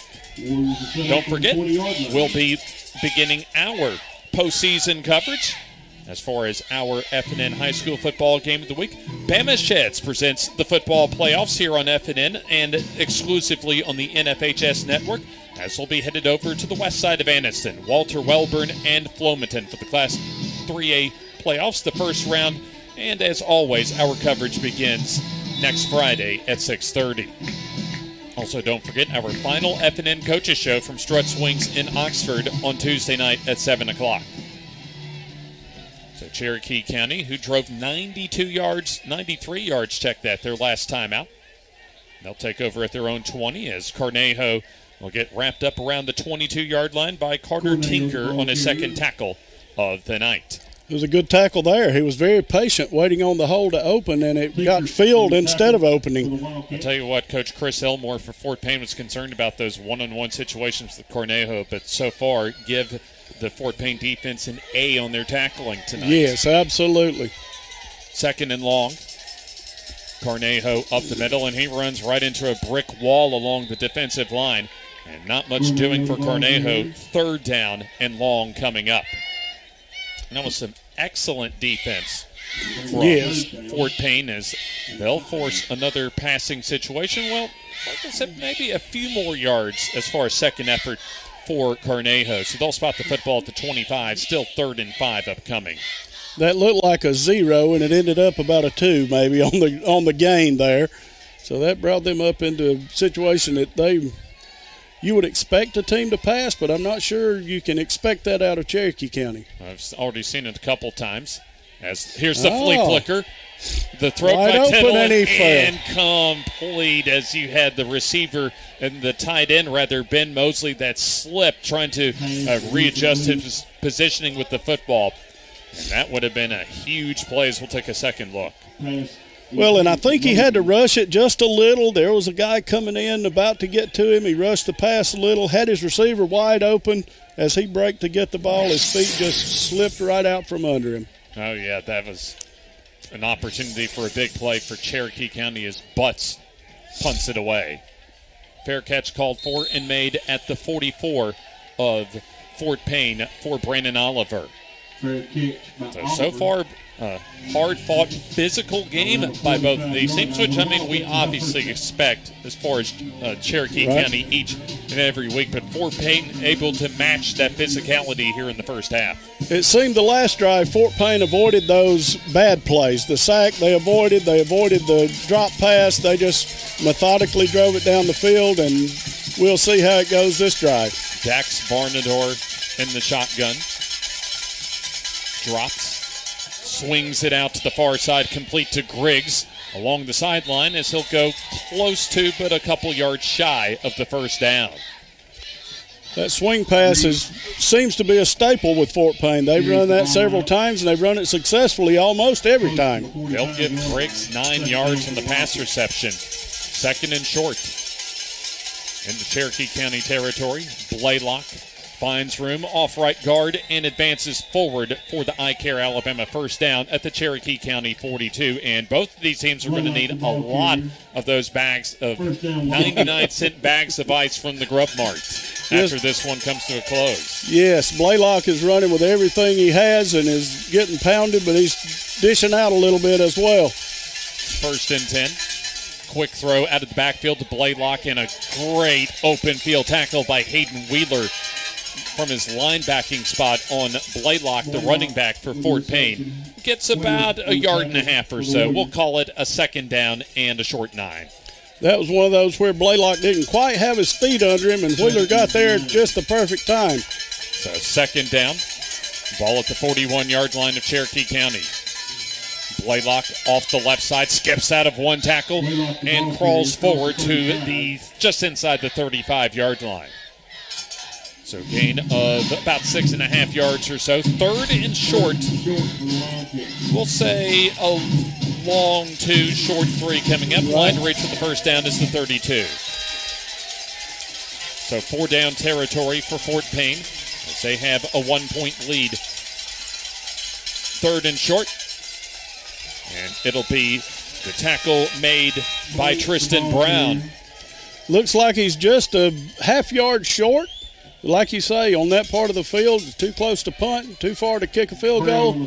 Probably looking at a fourth down conversion try. Bennett blanks that time on the carry for Fort Payne. His first carry of the night, and the Wildcats of Fort Payne going for it. Big momentum play both ways right here. Fourth down and a yard. Varnador takes his time as the play clock under 10. And looks as if Chris Elmore calls the timeout for Fort Payne, and we'll take the timeout with him here in the FNN High School Football Game of the Week.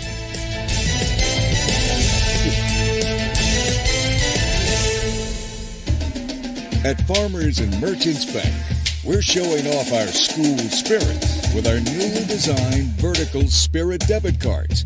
Now, these are customized with your favorite school's logo, and half of every Spirit card purchased goes toward your school. So, show off your colors and support your local school with the FNN Spirit debit card. You can learn more at fnn.bank. Member FDIC.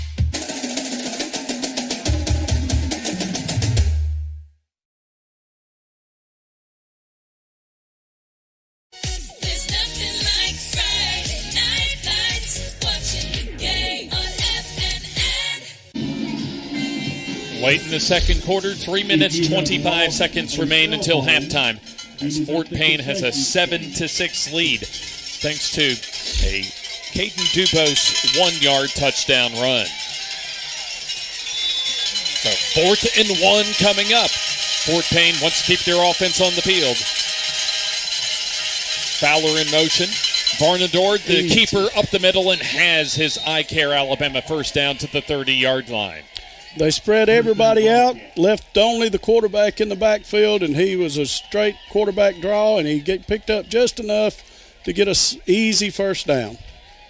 So a 1-yard touchdown run earlier in this quarter for Caden Dubose, and then a 23-yard pass from Carson Tittle to Frampton as Varnador back to pass, and he'll toss short, complete over the middle, going to Fowler. As he gets close to the red zone, just shy of the red zone, maybe inside the 20, actually. Still a good pass play on first down. Yes, it looked like he had plenty of time. The guy was pretty wide open coming across the field. He looked downfield, maybe hoping to get something bigger, and then finally checked off and got a big gain anyway. Trip Davis on the tackle for Cherokee County. So that will be an iCare Alabama first down and a red zone trip for Fort Payne. Give to Blaylock. Has room. Actually, good patience that time by Blaylock. Guess he found enough of a hole to get about a couple of yards, as this is a law pool and patio red zone trip for Fort Payne. Yeah, it looked like he was going outside, and then the defensive end got upfield and turned him back, and he welcomed that. He turned back and made a pretty decent gain out of it. Also turned back and ran right into the arms of Aiden Watts on the tackle for Cherokee County. Second down. Second and 7. A long 6, approaching 2 minutes left until halftime. Play action. Varnador tosses complete at the 16-yard line. And big running room forward inside the 5-yard line for Carter Tinker for a 1st and goal coming up. Again, he had his safety man wide open in the flat, looked downfield a little bit, and then finally dumped it off for another big gain. So they'll spot that football outside the 5, in fact, right between the 7 and the 8-yard line. Law pool and patio red zone trip for Fort Payne, their second of the night. Wants to increase that lead up to possibly 8. Give off the right side for Blank, stretches it to the far sideline, toward the goal line, and in for the touchdown. Number 24, Blank. He just kept going wider and wider. They kept making blocks for him and couldn't make the tackle and walks it in. So Bennett blanks on the touchdown run, as we'll take a second look as he just hustles to the far side. Takes that big frame and gets inside the pylon for 6. So that's it. We'll say a 7-yard touchdown run for Blanks. And Connor Hughes on for another PAT.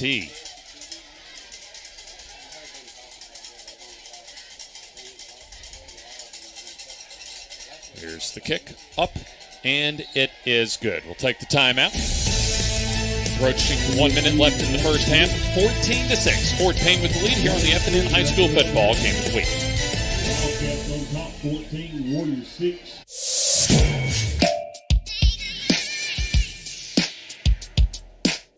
Bama Sheds and Pole Barns. Locally and family owned with the best customer service.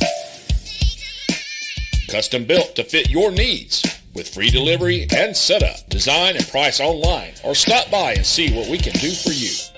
Nobody beats our prices and nobody beats our quality. Built in Alabama, made in Alabama. BamaSheds.com.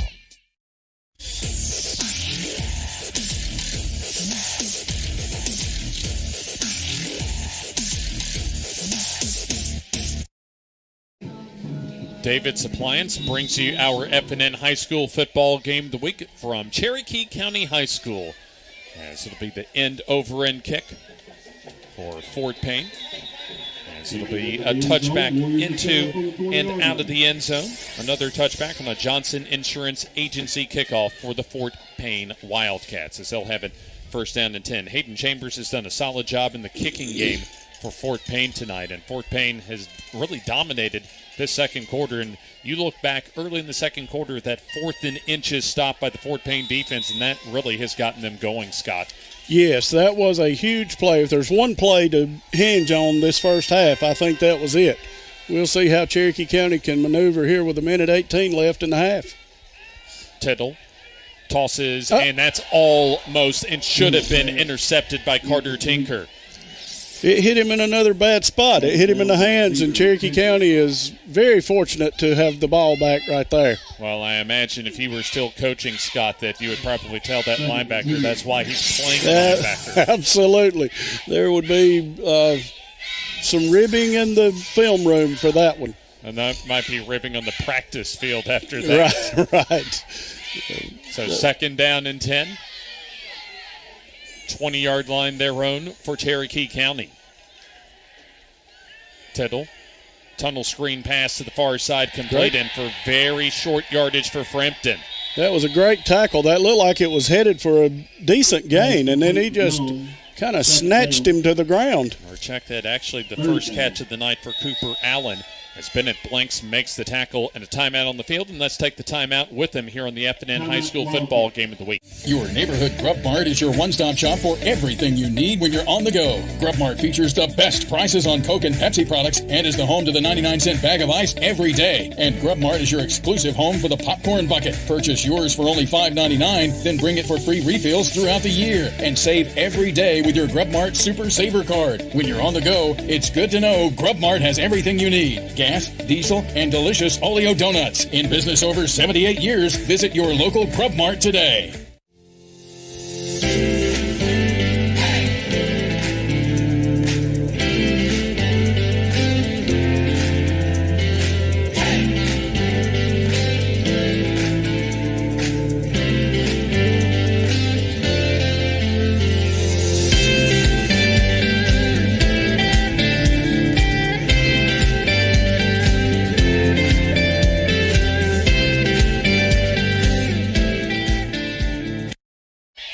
Third and about 8.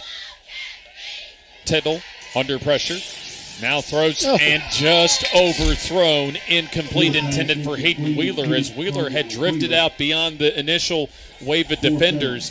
And the pressure forced a high throw from Carson Tittle, as it'll be punting time for Cherokee County late in the second quarter. Tittle did a good job of avoiding the sack. He couldn't avoid the rush, but he did escape there and had opportunity to hit Wheeler and just overthrew him just a smidge. Blake Butts back out to punt for Cherokee County. And so Fort Payne may have one more opportunity to add to their lead late in the second quarter. Butts, a solid, almost knuckleball punt.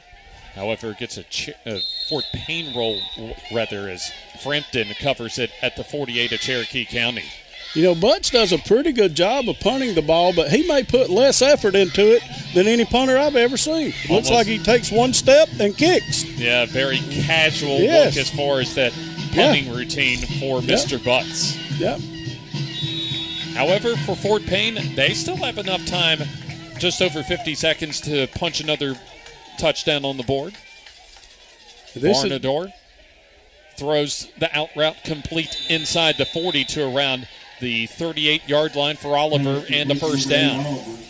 Now, this is a position that Cherokee County's not accustomed to. They need a stop here to maintain a little momentum going into the locker room. Alex Johnson with the soft coverage from the cornerback spot for Cherokee County. That was a 10-yard pass completion. Plenty of time for Varnador. And now he'll swing it out all the way to Blaylock as he catches and advances to about the 35-yard line. Quick timeout. And that indeed will be a timeout for Fort Payne. And so they'll still have a couple timeouts, and we'll take the timeout with them here on the FNN High School Football Game of the Week.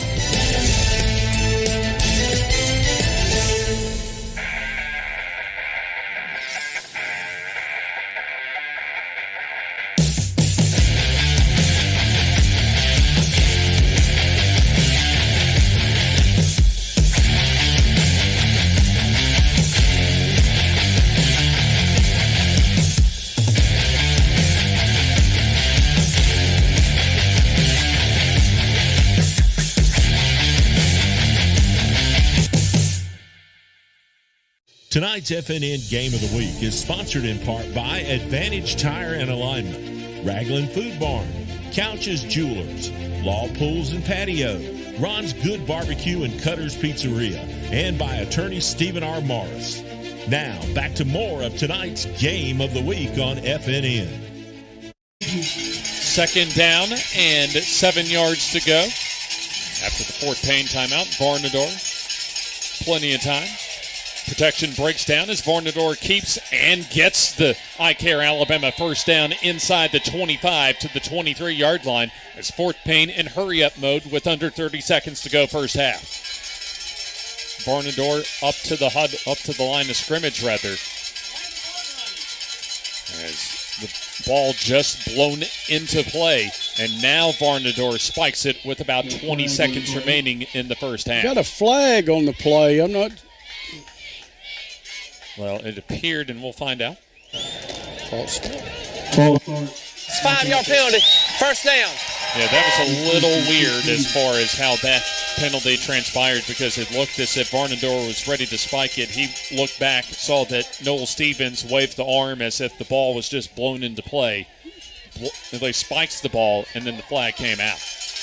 Yeah, that was unusual. I didn't see movement. It may have been an alignment, or I'm not sure. Here's Varnador under pressure, and he throws it away, but looks as if an intentional grounding may come out. That ball did not get across the line of scrimmage. The only question, was there a receiver in the area? He did throw the flag. Intentional grounding on the offense. It's a 5-yard penalty. Lost it down. One of the biggest defensive plays from Cherokee County tonight, so that backs Fort Payne out of field goal territory. As we're under 20 seconds, in fact, 17 seconds remain until halftime. Football will be spotted all the way back at the 38-yard line. So second and long. Line to reach with the first down, the 13-yard line. Varnador steps up, rolls, and has to chuck it down the field, and that is called on the deflection inside the 20. And Shankles makes the catch for Fort Payne as the clock coming down to double zeros. No timeouts for Fort Payne as they cannot stop the clock as Fort Payne goes into the locker room up 14-6. That was a big play. It was well defended and looked like Wheeler tipped it and the receiver tipped it, and then the receiver came down with it, but Shankles not able to get out of bounds prior to the clock going to double zeros. Fort Payne, at least on the short end of that stick, of trying to extend their lead to 2 scores as Fort Payne leads 14-6 at halftime here on the final night of the regular season on the FNN High School Football Game of the Week, brought to you by David's Appliance.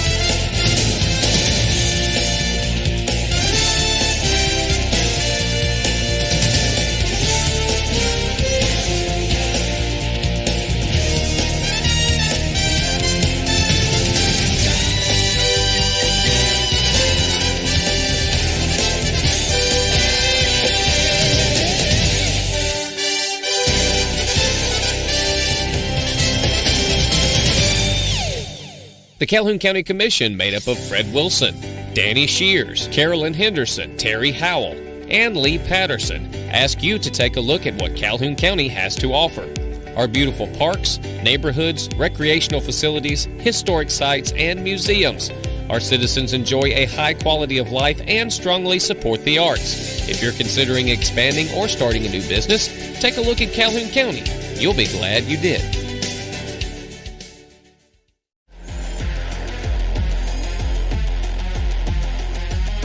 That Joe Biden and Hunter Biden were paid $10 million in bribes. The floodgates are literally open here. Mike Rogers is standing up to crooked Joe Biden in D.C. Mike Rogers is our way of fighting back. Located in Alexandria, Alabama, Ron's Barbecue is now back open 10 to 8 Wednesday through Sunday. A local, family-owned and operated business, Ron's is providing slow-smoked ribs, barbecue chicken, and more. Known for the huge buffalo chicken tenders and the delicious smash burger, Ron's is perfect for the family night out or a lunchtime meeting. Come on out and try Calhoun County's newest local barbecue restaurant. At iCare Alabama, our goal is to meet the needs of every patient. Dr. Dwayne Mohan and Dr. Ryan Price always strive for excellent outcomes. We want each patient to get the best vision and medical care possible. At iCare Alabama, we utilize all the latest technological advances to ensure that you receive the best quality eye care. So call for an appointment at any of our 4 locations in Piedmont, Heflin, Roanoke, or Atala and see the difference. Most insurance is accepted. Eye Care Alabama. Efficient, effective eye care close to home.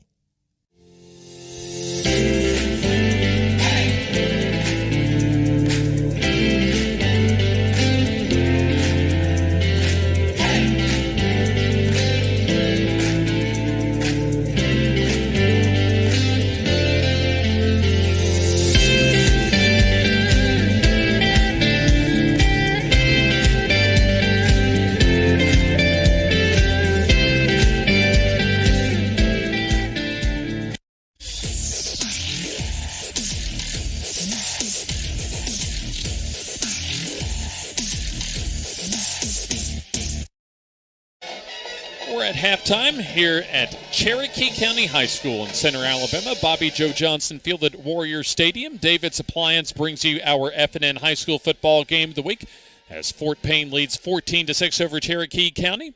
Our halftime coverage brought to you by our friends at the Calhoun County Commission as they invite you to take a look at what Calhoun County has to offer. And we'll send it down to the field for the Fort Payne Marching Band here at halftime.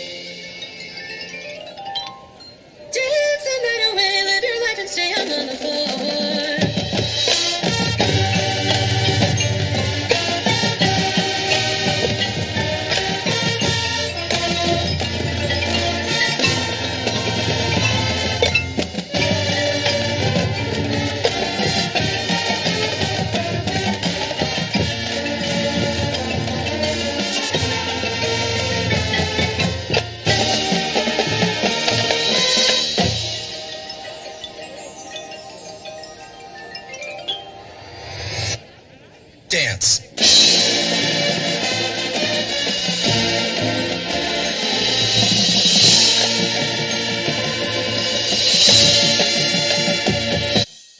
At halftime, our coverage brought to you by the Calhoun County Commission as you're looking at the Fort Payne Marching Band, and we'll take this time out with Fort Payne leading Cherokee County 14-6. At Farmers and Merchants Bank, we're showing off our school spirit with our newly designed vertical Spirit debit cards.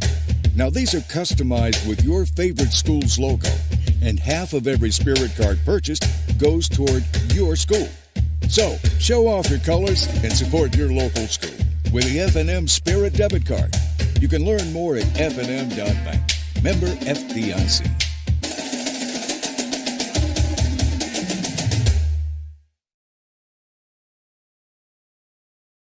Your neighborhood Grub Mart is your one-stop shop for everything you need when you're on the go. Grub Mart features the best prices on Coke and Pepsi products and is the home to the 99-cent bag of ice every day. And Grub Mart is your exclusive home for the popcorn bucket. Purchase yours for only $5.99, then bring it for free refills throughout the year. And save every day with your Grub Mart Super Saver card. When you're on the go, it's good to know Grub Mart has everything you need. Gas, diesel, and delicious Oleo donuts. In business over 78 years, visit your local Grub Mart today. It's game day, and from all of us at Bucks Island, from the Loft Tackle Store, from the team in service, from the team in parts, from the sales team, from the Bucks Island family. Good luck and go get 'em, boys. Treating our customers the way we want to be treated since 1948. BucksIsland.com or call 1-800-I'm-READY. Let our team help you win on the water. The Calhoun County Commission, made up of Fred Wilson, Danny Shears, Carolyn Henderson, Terry Howell, and Lee Patterson, ask you to take a look at what Calhoun County has to offer. Our beautiful parks, neighborhoods, recreational facilities, historic sites, and museums. Our citizens enjoy a high quality of life and strongly support the arts. If you're considering expanding or starting a new business, take a look at Calhoun County. You'll be glad you did.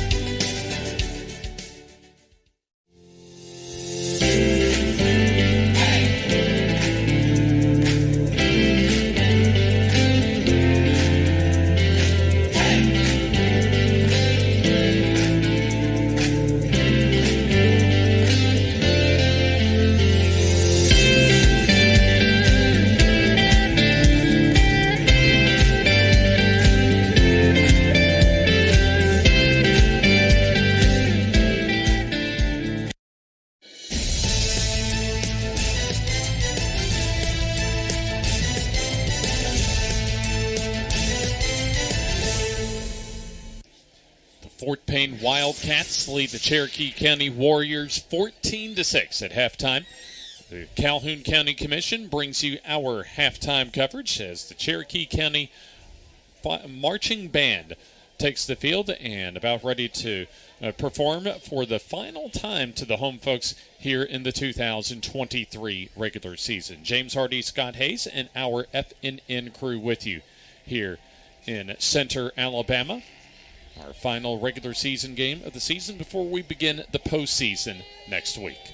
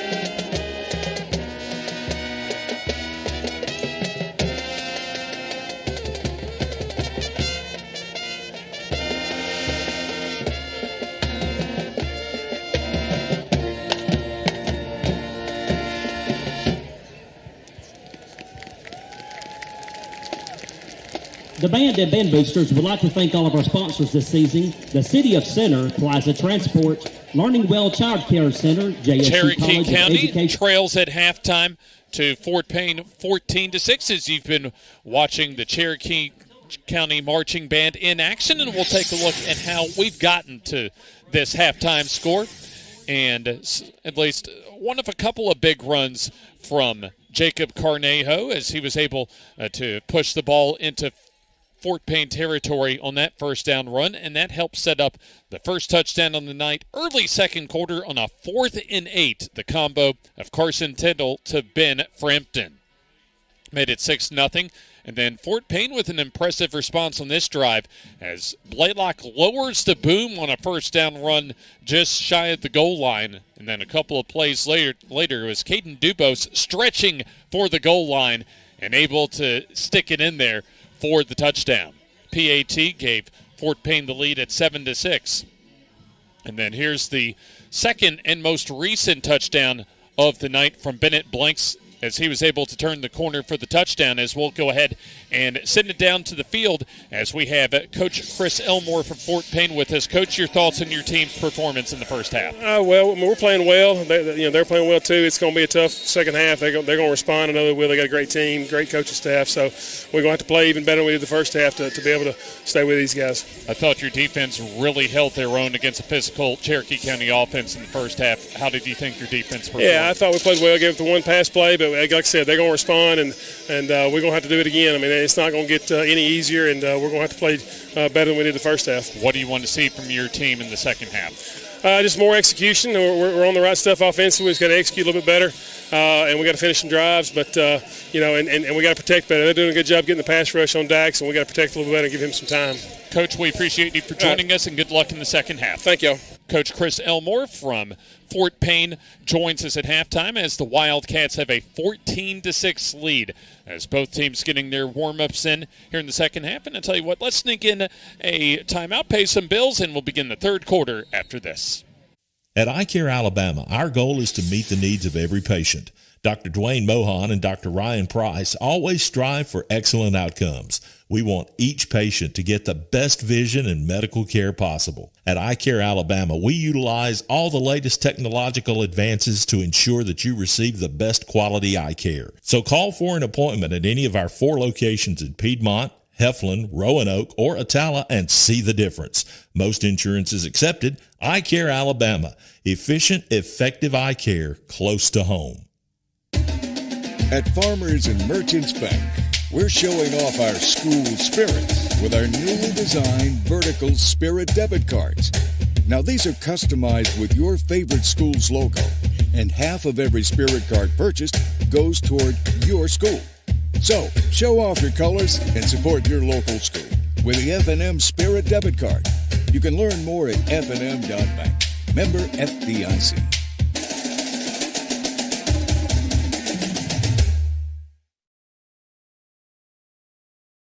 Located in Alexandria, Alabama, Ron's Barbecue is now back open 10 to 8 Wednesday through Sunday. A local family-owned and operated business, Ron's is providing slow-smoked ribs, barbecue chicken, and more. Known for the huge buffalo chicken tenders and the delicious smash burger, Ron's is perfect for the family night out or a lunchtime meeting. Come on out and try Calhoun County's newest local barbecue restaurant. Come on down!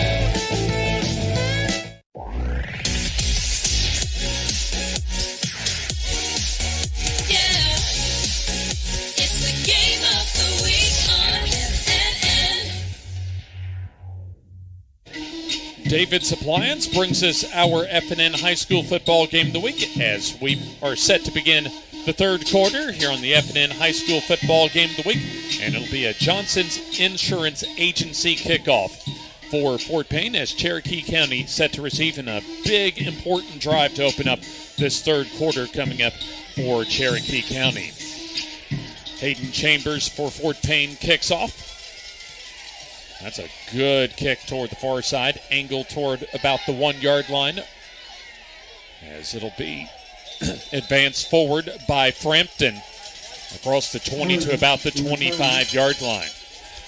Big collision there. They finally had a chance to return one. Got it out to had about a 3-yard, 4-yard gain over what it would have been on the touchback. So they'll spot the football the nose of the football at the 24-yard line.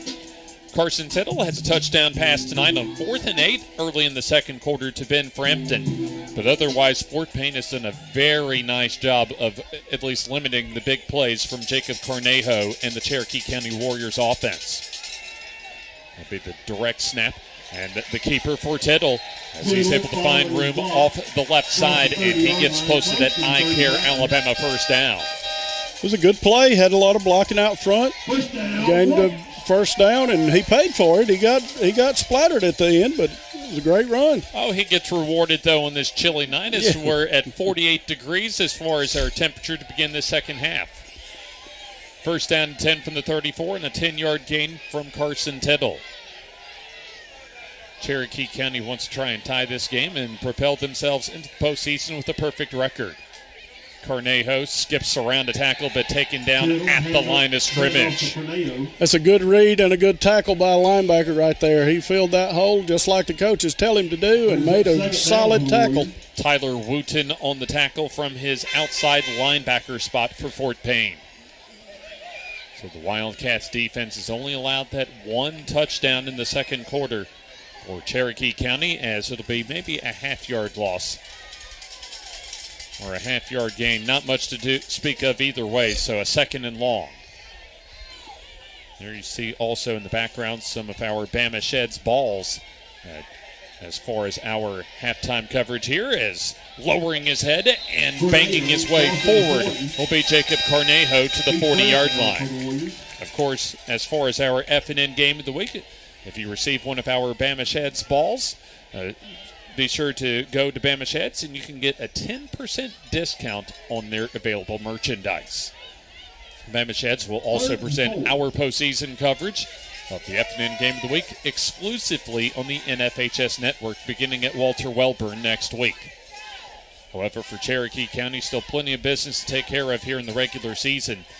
And they already have an I Care Alabama first down. They won another on 3rd down and 4. Play action, Tittle tosses out route, and that's a flag on the play.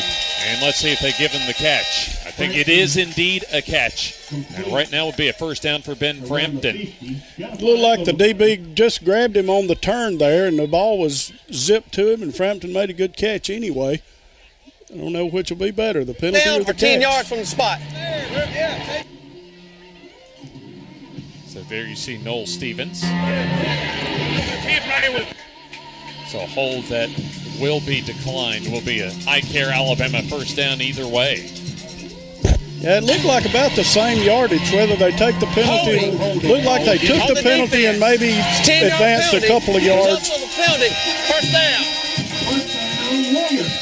So yeah, it looks as if that, I think they will take the penalty yardage, but either case would be an I Care Alabama first down. With locations in Piedmont, Heflin, Roanoke, and Attalo. So the drive continues for Cherokee County. Play action, pump fake. Oh. And looks as if that Tittle just tripped down.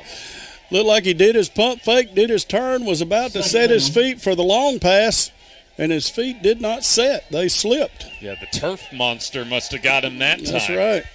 And there was good pressure around him. I'm not sure anybody actually got to him. They just were all around him, and his feet just went right out from under him. Mason Chandler, the defensive end, the nearest defender closest to Carson Tittle, the quarterback.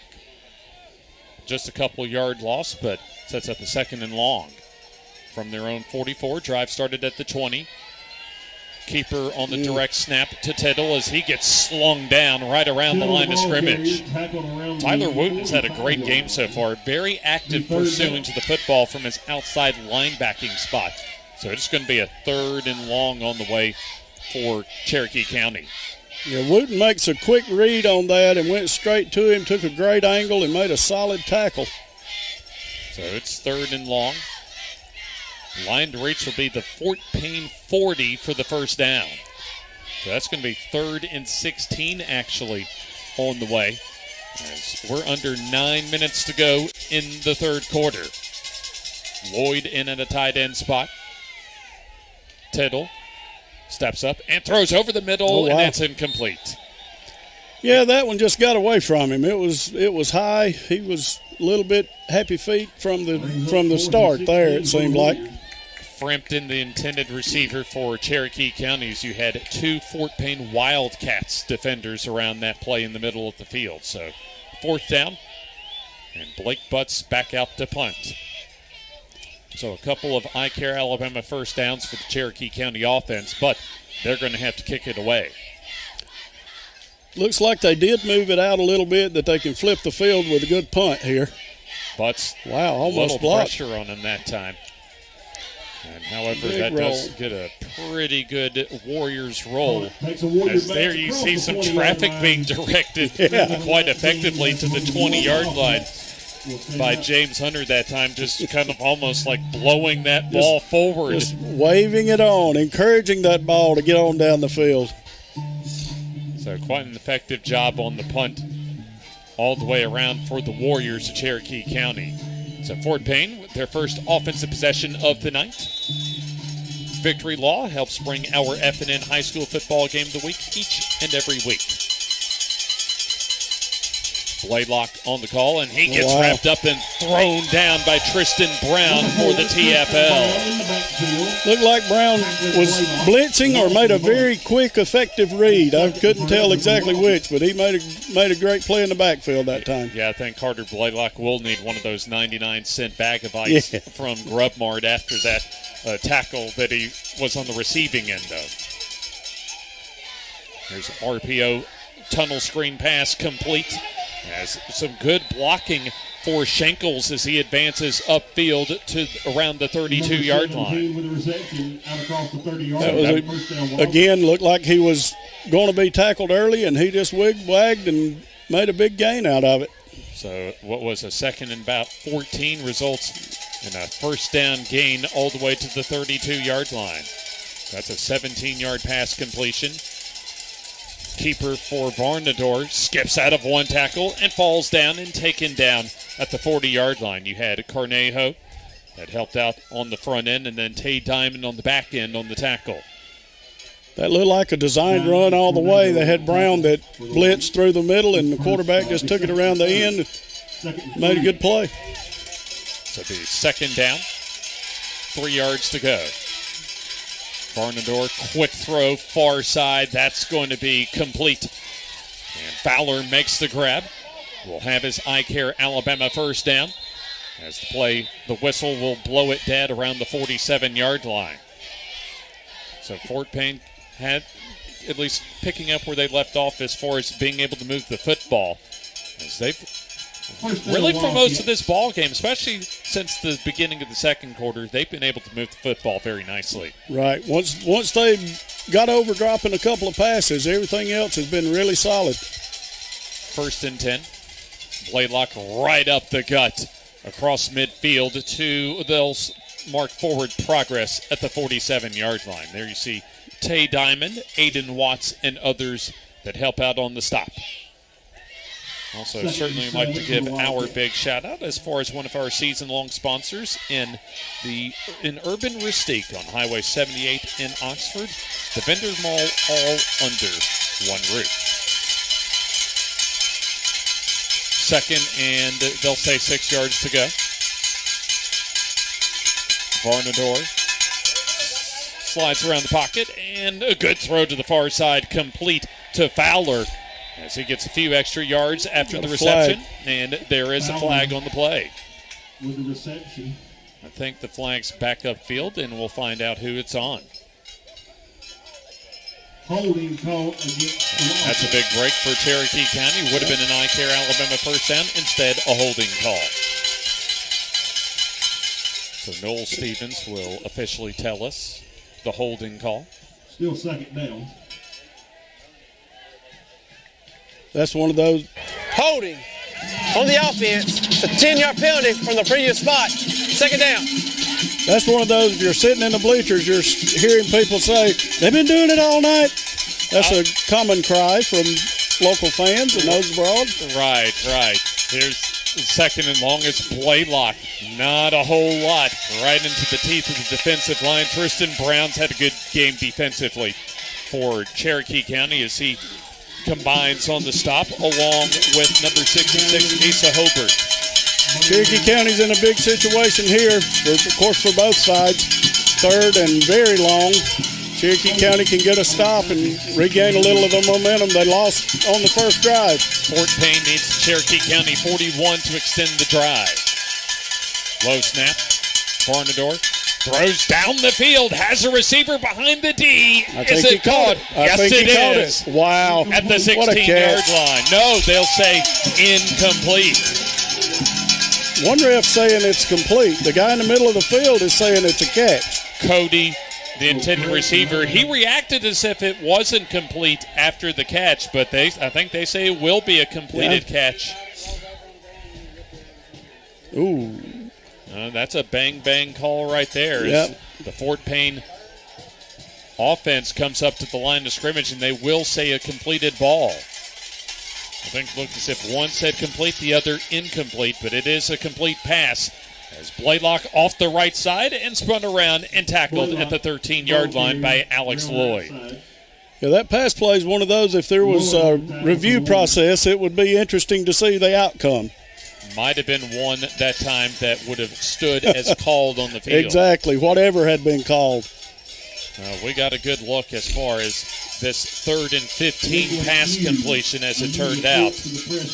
And that's a great look, at least. Depending on which side you're sitting on, whether that was complete or not. I think that stands as called exactly. if it went to review as a 2nd and long. Dubose off the left side. Out of one tackle and turns the corner for about a couple. So it's going to be a 3rd down on the way. This is a red zone trip brought to you by Law Pool and Patio for Fort Payne. Anchor on the ball, carry around the left end. So the football advances to inside the 10. Actually a solid gain they give Dubose of about 4, maybe 5 yards. So 3rd down and a couple. So they have the football at the 8. Big 3rd down coming up for the Cherokee County defense. Fort Payne's closed, bunched up. Barnador under center as he'll give up the middle as Bennett bangs his way in for the touchdown. Yeah, that was one of those. Fort Payne showed a kind of a bunch formation instead of that spread formation, and they just lined up and went smash mouth and took it right up the gut for the touchdown. Bennett blanks on his 2nd touchdown of the night. So that's an 8-yard touchdown run. Also has a 7-yard touchdown run as that increases the lead to 2 scores. There you see the 2nd effort gets blanked into the end zone. He is a load to bring down. Hughes on the PAT. Connor Hughes, perfect so far this season on all of his kicks. And he'll remain perfect as that PAT up and good. We'll take the timeout. Your score now, Fort Payne 21 and Cherokee County 6.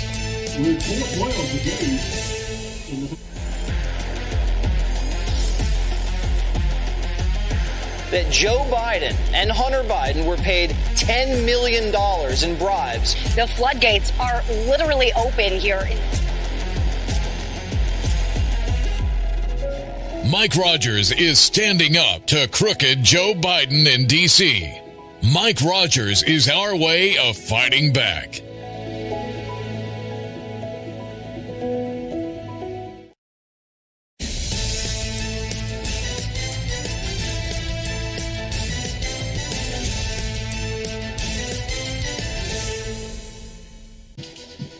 The FNN High School football game of the week brings you to Center, Alabama, as we have 4 minutes and change remaining in the 3rd quarter. James Hardy with you. Our coach Eddie Bullock still under the weather as we have Scott Hayes filling in with us, doing rock-solid duties, riding shotgun this evening. There's kickoff right at the goal line. As it'll be advanced forward across the 15-yard line to about the 16 This will be a first down and 10 coming up. First time we've seen Keyshawn Woods return to kickoff for the Cherokee County Warriors, as this is a must-score drive coming up for Cherokee County as we're getting to the late minutes of the third quarter. Right. I think this will be the telltale drive of how the rest of the game obviously goes, but they desperately need to put something together here and get points on the board. Of course, some solid Johnson Insurance Agency kickoffs from Fort Payne this evening, as they have actually one of the rich traditions when it comes to special teams, especially at place kicker across the state of Alabama. No doubt. They got the guys that have been there before, the McPhersons, one at the Bengals and one at the Auburn Tigers. Here's Carnejo on the direct snap off the left side, and gets 5 yards to the 20-yard line. So second down on the way as Connor Kinsley from his cornerback spot makes the tackle. So you have a very solid punter and kickoff man in Hayden Chambers, and then Connor Hughes that has not missed a field goal or a PAT so far this year for Fort Payne. The Cherokee County also an outstanding season, outstanding team, undefeated coming into tonight.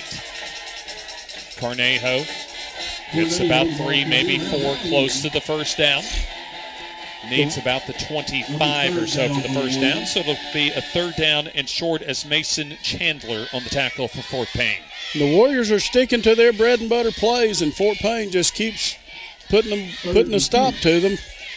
This is one of the very few times that Cherokee County has been behind, especially by 2 scores. So it's a third and a couple. Diamond, as the Wildcat quarterback, as he'll pound his way forward. We'll see if he gets enough for the first down, as he needed the 26, and it will be just enough for the I-Care Alabama first down. So Tay Diamond with his second carry of the night. We haven't seen a carry from Keyshawn Woods yet, as far as kind of that change of pace running back that likes to get out in the open field for Coach Jacob Kelly. Right. It'll be interesting. He came in one time, but he didn't. Cornejo got the ball, it seems like. Cornejo bounces to the near side. And still on his feet, 35. Still on his feet, 40. He's in the open field and taken out of bounds across the Fort Payne 45-yard line around the 44. Got a little extracurricular there after the play. I'm not sure if it's going to be on Fort Payne or Cherokee County. The Fort Payne was the last one to push, so he may be the one that gets penalized. Lucas Talent saves a touchdown for Fort Payne defensively. Indeed, a flag after the run. Got a dead ball. Dead ball. Personal foul on the defense. Got a dead ball. Personal foul on the offense. Penalties offset. Results of the play. First down. So Noel Stevens tells us that extracurricular activity for both teams, so wipe things off for both teams. No harm, no foul. So offsetting penalties will keep the football at the 43-yard line, where the nose of the football is in Fort Payne territory. Drive started all the way back around the 16-yard line for Cherokee County. So that was a big 30-yard gain for Carnejo. As there's Diamond with running room, as he's tripped up, or he might have still been running. Yes, he hit that hole fast. Woods was in the backfield to make the block, and he made a block, but he paid for it. But that opened up a hole. I wonder, good look at Luke Patton, who saved a touchdown. Yes, he did. He came in, hit him low, which is where you need to tackle that guy. First down. That's an I-Care Alabama first down. Cherokee County wants to get back in contention and try and cut this lead to 1 score for Fort Payne. Got about a minute and a half till halftime. If they could punch it, or till third quarter's over, if they could punch it in, going into the fourth, only 1 score down would be huge. Off the left guard, the left side of the offensive line for Carnejo. Fort Payne able to bottle up that play, as Cherokee County is going with that Wildcat package for this entire drive. That seems to be their go-to. When things don't work, they feel like they can just line up and run one of those guys out of the backfield. They have the 3 guys that swap in and out. Cornejo looks a little hobbled right now. he's staying in the game. Well, when you can average about 45.5 per ball game, you can just about do anything you want. Diamond has room off left guard and thrown down inside the 30-yard line. I'm glad I didn't get the receiving end of that tackle, Scott. That's another one of those slobber knockers. The ball came out, and Fort Payne thought they had it. It was third down. It was a little closer than I thought. Ooh, I think it might have been out. Hayden Presley with the tackle, and I think you're right. Yeah, That probably should have been a fumble. I think Cherokee County got a little break right there. So third down and a flag on the play. Prior to the snap, false start on the offense. 5-yard penalty from the previous spot. Third down. So that's a big penalty that'll move the football back on, or at least back to the original line of scrimmage. So what would have been a third and 5 now results in a 3rd and 10. And you got to figure, Scott, it's 4-down territory for the Warriors offense. I noticed Tittle is back in the game, so that probably changes the play calling between 3rd and 5, 3rd and 10, obviously. Now, Ben Frampton so far tonight has had 3 huge 3rd or 4th down catches as we come to the end of the 3rd quarter. Fort Payne leads 21-6, but Cherokee County on the drive. Can they keep this drive alive? Find out after this timeout.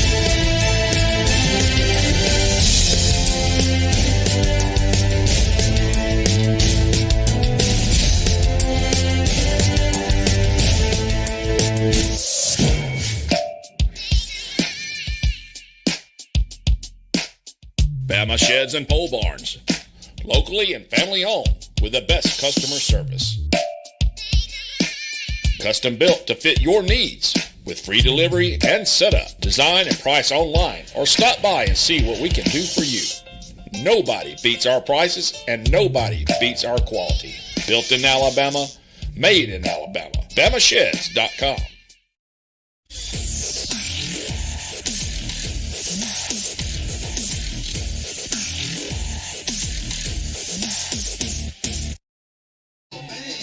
Final 12 minutes of the regular season coming up as David's Appliance brings you our FNN High School football game of the week this week. Also, FNN Bank helps bring you our game of the week each and every week. Longtime partners of ours as it's a 3rd down on the way. Service, solutions, and strength attack line for FNN Bank. 3rd and 10 as the keeper for Tittle as he gets taken down at the 34-yard line. Great job that time by Mason Chandler, playing very well at defensive end as he leads the way on the tackle for Fort Payne. Yeah, Chandler got his hands on him, and it looked like he was going to break free for a moment, and then Chandler tightened the grip and just snatched him to the ground. Yeah, that'll be a TFL for Chandler. So 4th down and 11. So the line to reach for the first down is around the 23-yard line.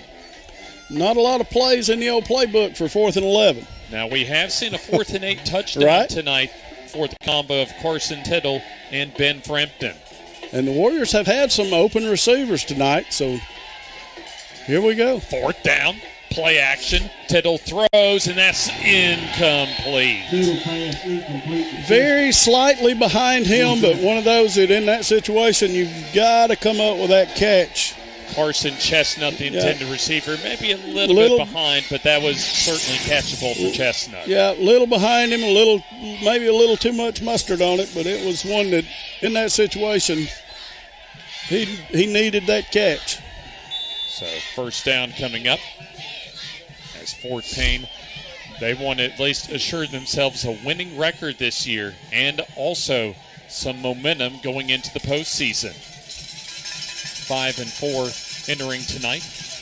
Varnador under pressure, and he'll just throw it away out of bounds. Now, he was outside the tackle box and threw it well beyond the line of scrimmage. Yeah, that was one of those you wonder if Fort Payne's going to try to grind it out and get out of this thing, and they come out as wide open as they could with nobody in the backfield and firing away. So I guess that answered the question. Yeah, I'm a little shocked even early in the 4th quarter that they were passing the ball on 1st down up by 15. 2nd down and long. Blaylock off right guard, has running room, a lot of it, and he'll get pinballed around before he picks up his first down. An I Care Alabama first down as Blaylock has had some key runs tonight to kind of complement that passing game for Fort Payne. Yes, he has. He's had some big hitters and some quick hitters. He's I don't know how fast he is, but he's quick and plenty fast, it seems like, and really tough. Certainly kind of the opposite of a Jacob Cornejo, but he's gotten the job done tonight as Carter Blaylock. Quick pass will be complete to Shankles. Fourth catch of the night. And advances forward a good 7, maybe 8 yards on first down. So it'll be a second down and short for the Fort Payne offense as they're into Cherokee County territory and they want to try and score and put this game away. Right. If they could stick it in the end zone here, that would pretty well fold it up. But Cherokee County certainly capable of coming up with a big stop as they really need to get off the field. However, it's second and short. Cherokee County has produced a lot of turnovers this season, so it'll be interesting. That's really work in their favor now. Blaylock right up the gut as he'll take the pile forward for the I Care Alabama first down across the 45 to the 43-yard line. You can tell by the way Blaylock holds the ball. He knows Cherokee County's created some fumbles too. He's wrapping it up and running behind those shoulder pads and staying low and grinding for all he gets. Victory Log, which you just saw, helps present to you our FNN High School football game of the week. And Fort Payne now starting to just slowly bleed that clock. They had a narrow 29-28 loss inside the final 30 seconds of their senior night festivities last week. There's the pass to the far side. Good touch that time, complete to Blake Griggs for the first down. Yeah, that's the old wheel route that seems to work so well, and he just laid it up there, gave him plenty of time. He laid it over the defenders where it wasn't a difficult catch, and he made a great catch. Varnador had over 2,400 yards passing coming in, 21 touchdown passes, and just 2 interceptions on the year. That's very impressive stats, and he has proven tonight that he is worthy of that. So first down, an I Care Alabama first down. Give to Blaylock. Skips through the hole inside the 30 to about the 26-yard line. Fort Payne, one of their best. In fact, this may be their best game they've played all season long at number 2 ranked Cherokee County in Class 4A. They have been very impressive tonight from my viewpoint. Tell you what, I'm not sure whether it's their offensive efficiency for about the last 3 quarters or just their consistency on defense tonight. Right. They have shut Cherokee County down where most teams have not been able to. So it'll be second down. They'll say 3 yards for Blaylock on first down, so second and 7. Under 8.5 to go. Varnador. Protection breaks down. So Varnador keeps, and he gets leveled inside the 25-yard line. Heavy rush that time. He found a little seam and escaped and almost got the first down. Yeah, almost got the first down. I believe that was Trip Davis that came up and from the defensive back spot, the cornerback spot on the tackle. Still a gain of about 5 yards, so third and short. This has been the exact type of drive that Chris Elmore wants, just keep those chains moving and use the clock. Varnador, quick throw, and that is incomplete. Just a little bit too far. It might have been off the hands anyway of Blake Griggs. So it'll be fourth down and short. So do we see a field goal here? That seems like a good opportunity to kick a... Nope, looks like they're keeping the offense on the field. I think also going for it on fourth down might be a little less risky for Coach Elmore. So 4th and 2. They need the 20 for the first down. Cherokee County fans come to their feet as we have a stoppage in play and looks as if a timeout on the field. We'll take the timeout with them. 21-6. Fort Payne leads here in the fourth quarter on the FNN High School football game of the week.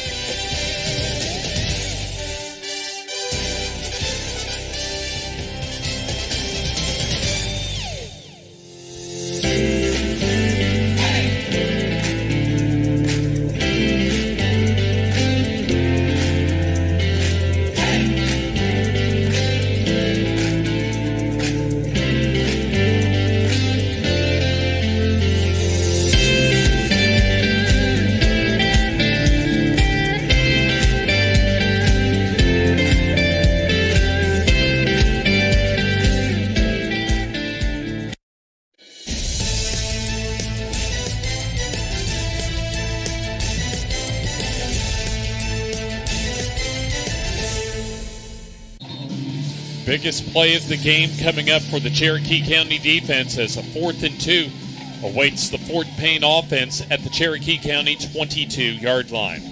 This is our final regular season game of the season. Here on the FNN High School Football Game of the Week, we'll have our Bama Sheds postseason begin starting next week on the NFHS Network. For Walter Welburn and Flomaton. 4th and 2. Varnador tosses near side, and that is almost intercepted by Trip Davis. That would have been the big play Cherokee County needed. It hit him in the hands. At least they stop on 4th down. That was a 6-point. Oh, wow. Yeah, I think Trip Davis might still be running. Yes, I think so. Yeah, Trip Davis might have been running the Gadsden if he had been able to hold that ball. That is right. He'd have went to the Grub Mart and got him a bag of ice for. Yeah, he might have could have taken him $1 and gone down to one of our East Alabama locations at the Grub Mart. That's right. Of course, you can find their 99-cent bag of ice there, and always, even on a cold night, comes in handy after a physical football game. Tittle in at quarterback. Throws the out route near side, and that will be caught by Frampton. So Frampton's had a solid game receiving-wise as he's had 4 receptions now, including the only touchdown for Cherokee County. And that was one of those, if he could have kept his feet there, he might have made a big gainer out of that. So 2-minute drill for Cherokee County. Carnejo off the right side, lowers that head, and tumbles across the 35 for the iCare Alabama first down. A first down, Warriors. Normally, at least at this time of the year for a team like Cherokee County, you'd play at least an easy tune-up to get a final W and get you into postseasons. Here's Tittle down the field for Frampton and incomplete. But Coach Jacob Kelly, like last season, challenging his team with a solid opponent, and they're getting everything that Fort Payne has given them tonight. Right, and there's two things can happen. If you lose, you can tell your players this game it doesn't affect our record. It gives us something to work from going into the playoffs. We played a tough team, and then if you win the game, you got momentum going into the playoffs. So coaches are good at spinning it either way. 2nd down and 10 after that incompletion. Carnejo rounds the corner, close to the 40-yard line, around the 39. So it'll be 3rd down, and we'll say about 7 yards to go. So good stop that time by Parker Wilson, one of the reserve defensive ends for Fort Payne. We've seen a lot of reserves come in for Coach Chris Elmore's Fort Payne Wildcats, and they've done an outstanding job, certainly the most consistent job defensively of the entire season. Well, and I think, too, they've played a better defensive game against Cherokee County than anybody else through the season. Here's the throw down the middle, complete for a huge first down and a lot more as Ben Mosley, the tight end, makes the grab, fumbled, but after making contact with the ground. I don't know that he saw the guy that was about to hit him. He's looking back for others and takes his legs out from under him, and then as he hits the ground, the ball pops out. The Warriors are on the move. So a big first down grab by Ben Mosley on that iCare Alabama first down. And Luke Patton making that tackle for Fort Payne. Here's Diamond. Or check that, the carry for Woods as he gets some momentum and the iCare Alabama first down. So I think that was actually the first carry of the night for Keyshawn Woods. As far as I can remember, that's his first carry, and it was a good one. Good blocking, good hole off the right side. So certainly got a little bang for his buck on that carry, a 10-yard gain and a first down. So stops the clock to move the chains. Play action, Tittle throws, has a receiver behind the defense, Chestnut for the touchdown. Well executed drive that time in the 2-minute offense for Cherokee County. Absolutely, leaving 5.5 minutes on the clock, so they're not out of this thing yet. Tittle with his 2nd touchdown of the evening. Behind the defense is Carson Chestnut for the touchdown. Had great touch on that pass. He didn't try to zip it in there. He just kind of laid it up. Chestnut was able to make the catch with an easy touchdown. 20-yard touchdown pass. That was a Law Pool and Patio red zone trip as it appears a 2-point try coming up. Cornejo off right guard, lowers his head, stretches the ball out and into the end zone for the 2-point conversion. So Cherokee County able to make up for the missed PAT earlier in the second quarter. So it's now a one-score game. As Cherokee County back in it here on the FNN High School Football Game of the Week. Your neighborhood Grub Mart is your one-stop shop for everything you need when you're on the go. Grub Mart features the best prices on Coke and Pepsi products and is the home to the 99-cent bag of ice every day. And Grub Mart is your exclusive home for the popcorn bucket. Purchase yours for only $5.99, then bring it for free refills throughout the year. And save every day with your Grub Mart Super Saver card. When you're on the go, it's good to know Grub Mart has everything you need. Gas, diesel, and delicious Oleo donuts. In business over 78 years, visit your local Grub Mart today.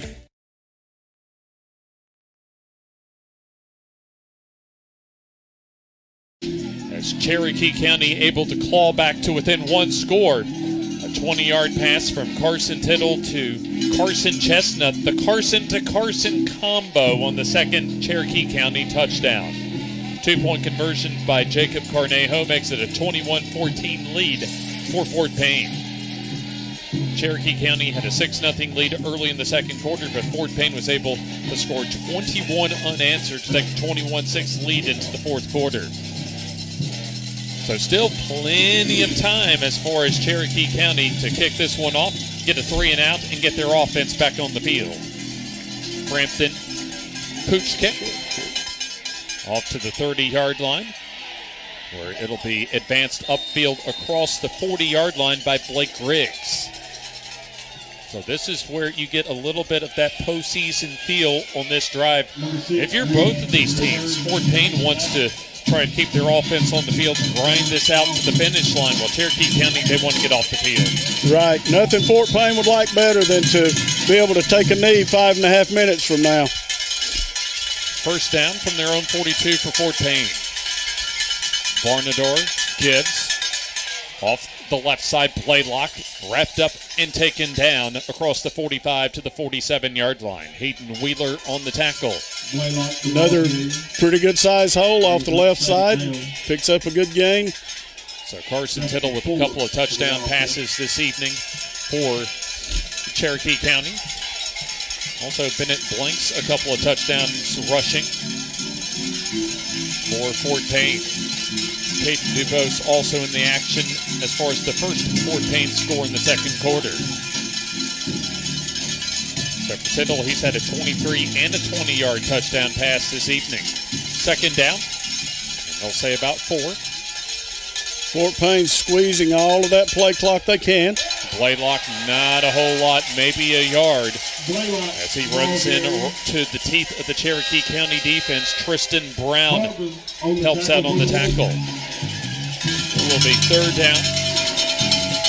Looks like about 5, maybe 4. So third and 3, they'll say. Maybe a short 4 coming up. Fort Payne's frantically trying to get a couple of players on the field. 3 players come on the field. Still about 10 on the play clock. Fort Payne has not gotten out of the huddle, and now they do. Play clock down to 2. Barnador, before the snap, we have a timeout called by Fort Payne. We'll take the timeout with him. 3:57 remaining in the ball game as Fort Payne hangs on to a 1-score lead.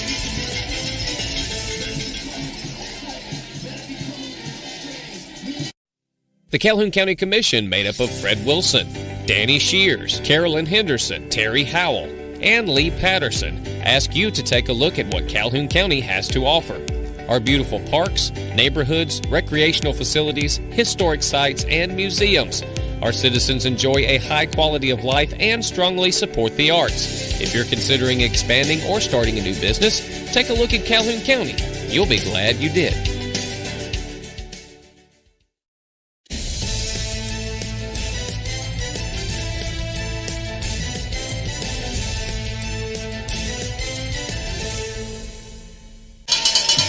Cherokee County Warriors faithful come to their feet and make some noise as a third down and 4 is on the way for the Fort Payne offense.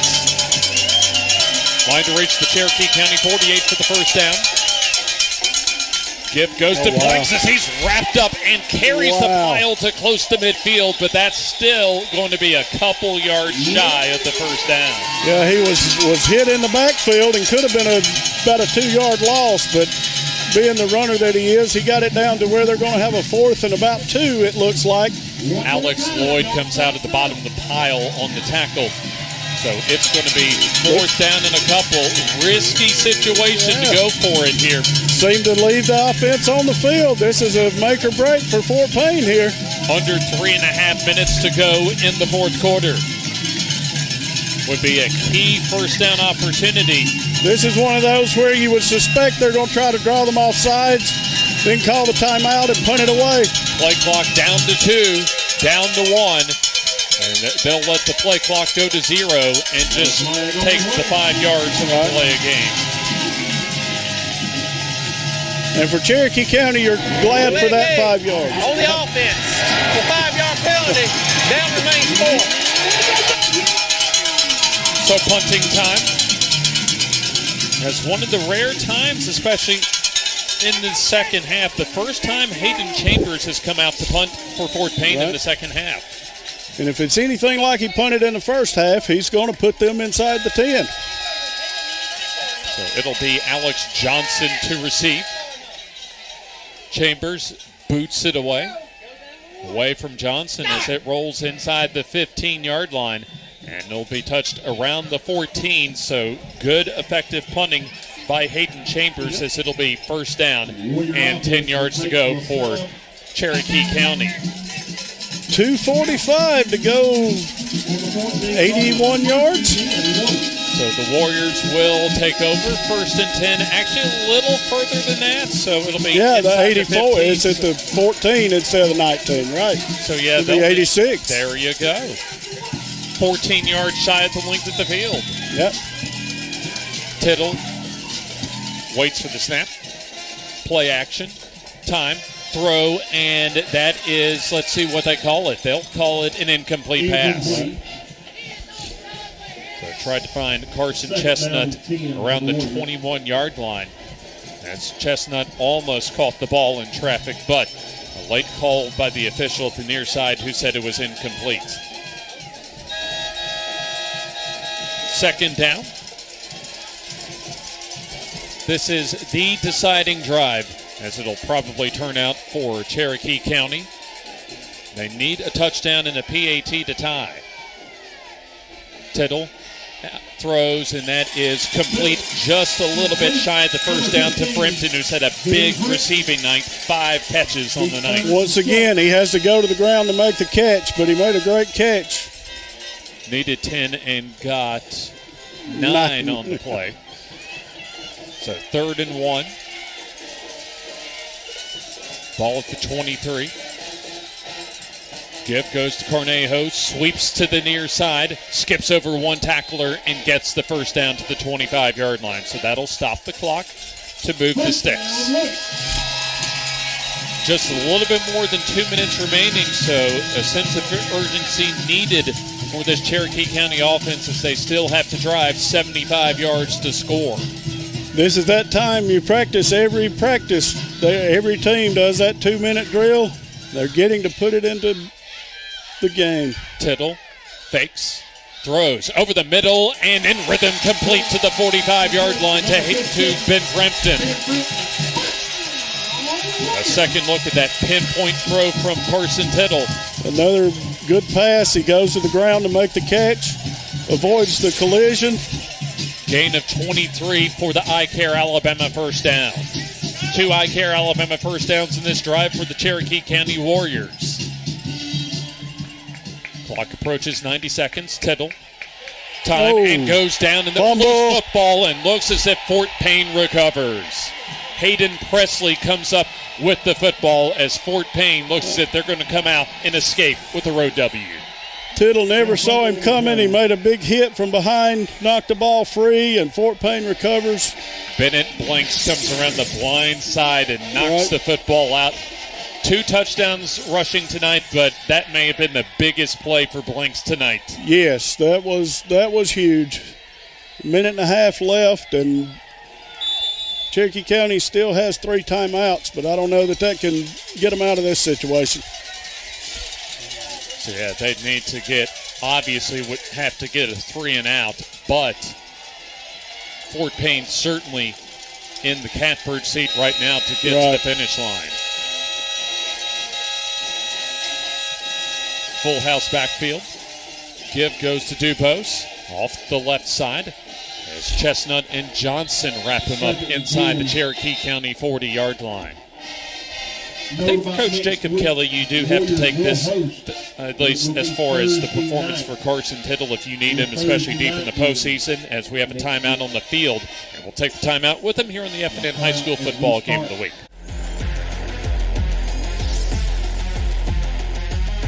That Joe Biden and Hunter Biden were paid $10 million in bribes. The floodgates are literally open here.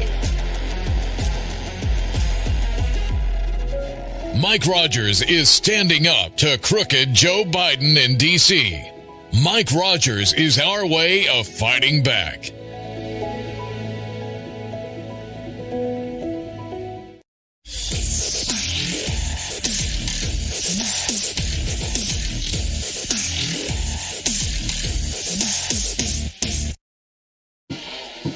Fort Payne with a slim 21-14 lead late in the fourth quarter, 1:23 to go here in the ball game. James Hardy with you, our FNN crew. Also Scott Hayes riding shotgun with us, filling in for Eddie Bullock tonight.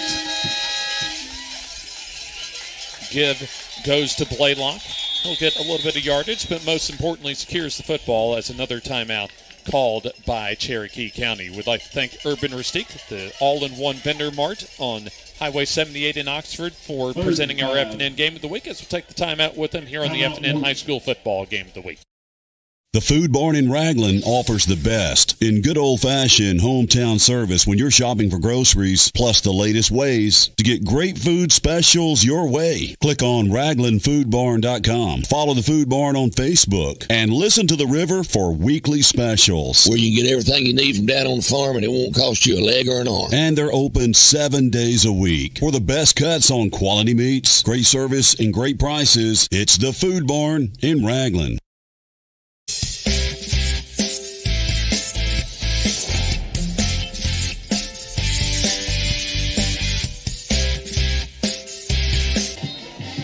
Down to the wire tonight here in Center, Alabama to close out the regular season. The postseason begins next week as Fort Payne and Cherokee County will both host first-round games next week. Yeah, this game's had much more of a playoff feel than a final game of the season feel. 3rd and 5. Dubose on the carry left side, and he'll have the I Care Alabama first down to wrap this one up. So that was well executed by Fort Payne, a full house, old school T formation look that time as Dubose took it off the left side, got enough blocking, and then sprang forward for a clinching first down run. Right, good strong run, strong blocking out front, and got the first down, and that should be take a knee time. Yeah, it will be maybe your favorite coaching formation, the victory formation. That is it. There's Varnador, a very solid job managing this game for Fort Payne, as did not turn the ball over. In fact, Fort Payne did turn it over once on an interception earlier in this near interception rather. Right. So actually, officially, I don't think they turned it over. The only one that I remember is the turnover for Cherokee County there right at the end. Right. Pretty clean ball game for both sides. A few penalties for both of these teams, but a very well-played, hard-fought, physical game by both of these teams as we come down the final seconds of the regular season. As Fort Payne was able to take a 14-6 lead at half, both teams added touchdowns here in the second half.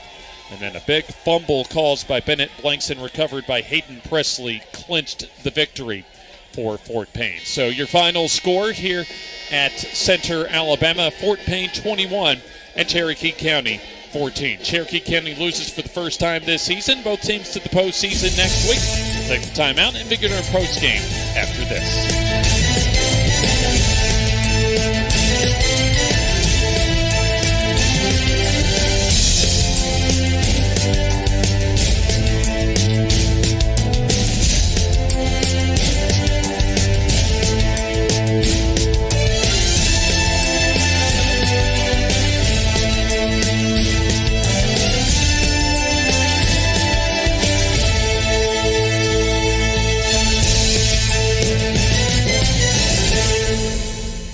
At Eye Care Alabama, our goal is to meet the needs of every patient. Dr. Dwayne Mohan and Dr. Ryan Price always strive for excellent outcomes. We want each patient to get the best vision and medical care possible. At Eye Care Alabama, we utilize all the latest technological advances to ensure that you receive the best quality eye care. So call for an appointment at any of our 4 locations in Piedmont, Heflin, Roanoke, or Atala and see the difference. Most insurance is accepted. Eye Care Alabama. Efficient, effective eye care close to home.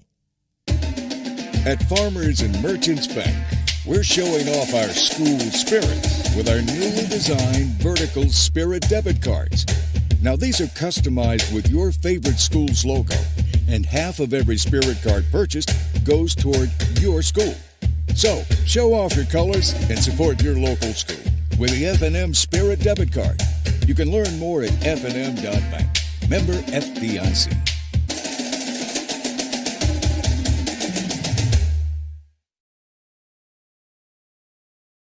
Located in Alexandria, Alabama, Ron's Barbecue is now back open 10 to 8 Wednesday through Sunday.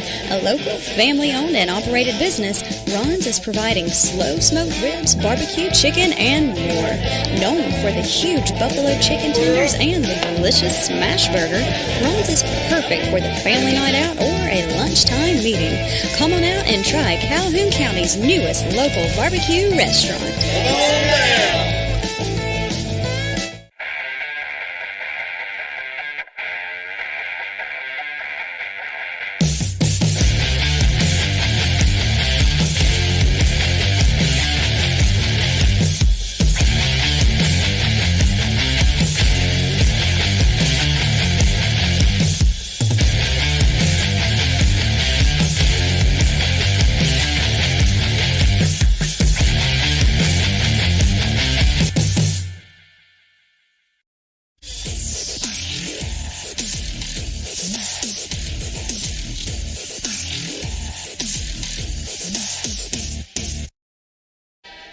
David's Appliance brings you our final regular season game of the FNN High School football game of the week here at Bobby Joe Johnson Field at Warrior Stadium in Center, Alabama. James Hardy and Scott Hayes, Jim Jacobs, and our FNN crew with you as we'll begin postseason coverage next week. Our Bama Sheds postseason playoff coverage of the HSAA playoffs as we'll be over on the west side of Anniston next week. Walter Wellborn hosts Flomaton in first round Class 3A playoff action presented by Bama Sheds. As always, our countdown to kickoff at 6:30 and game time at 7 o'clock as we will transition exclusively to the NFHS network at 7 o'clock next week. So go ahead and get your subscriptions ready for playoff football for 2023. Fort Payne 21 and Cherokee County 14. A very hard-hitting physical ball game tonight between two outstanding teams as Fort Payne improves to 6-4 with the victory, and Cherokee County ranked number 2 in Class 4A, really for almost the entire season, drops for the first time this season, now at 9-1 in the regular season. So let's see how we got to as far as our 21-14 final. As it was some big hits all the way around for both teams, as Jacob Cornejo didn't have his usual monster game at running back, but still had some big runs for the Cherokee County Warriors, including that run late in the first quarter to set up this 4th and 8 pass from Carson Tittle over to Ben Frampton for a 23-yard touchdown. PAT was missed, made it 6-0, but immediately responding was Fort Payne as Carter Blaylock rushes his way and runs over Carson Chestnut for a 22-yard first down gain. And that set up a couple plays later. Dubose stretching that ball over the goal line for the touchdown. Caden Dubose for his only touchdown of a yard out. PAT made it 7-6. And then later, second quarter, it was Bennett Blanks who had a huge night. And this was his first of 2 touchdowns, a 7-yard run. Helped make it 14-6. And then some pressure applied for Cherokee County on the final play of the first half as Fort Payne was not able to get out of bounds. But to start the third quarter, out of the locker room, there you see the second of two Bennett Blanks touchdown runs to make it 21-6. 4th down and 2 in the fourth quarter, as Varnador almost had it picked off by Tripp Davis from his cornerback spot. And then the very next offensive drive, it was Tittle for his second touchdown. This one to Carson Chestnut, as Carnejo was able to take it in on the 2-point conversion run to make it 21-14. But Blanks comes up with his big play of the night, but not before Frampton with his 6th catch of the evening for a first down.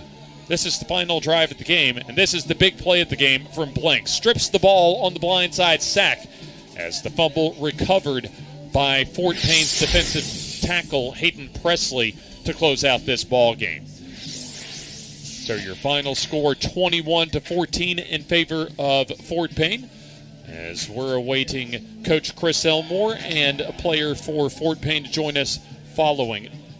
Check that Coach Kelly will join us here in just a little bit, as Fort Payne defeats Cherokee County and the Warriors going down for the first time this season. Well, and it's one of those things where you always tell your players you have nothing to hang your heads about. And a loss to this Fort Payne team is absolutely nothing to hang your head about. That was a hard-fought game. They made a lot of good plays, a lot of big plays, and Fort Payne just made more. It was a great contest.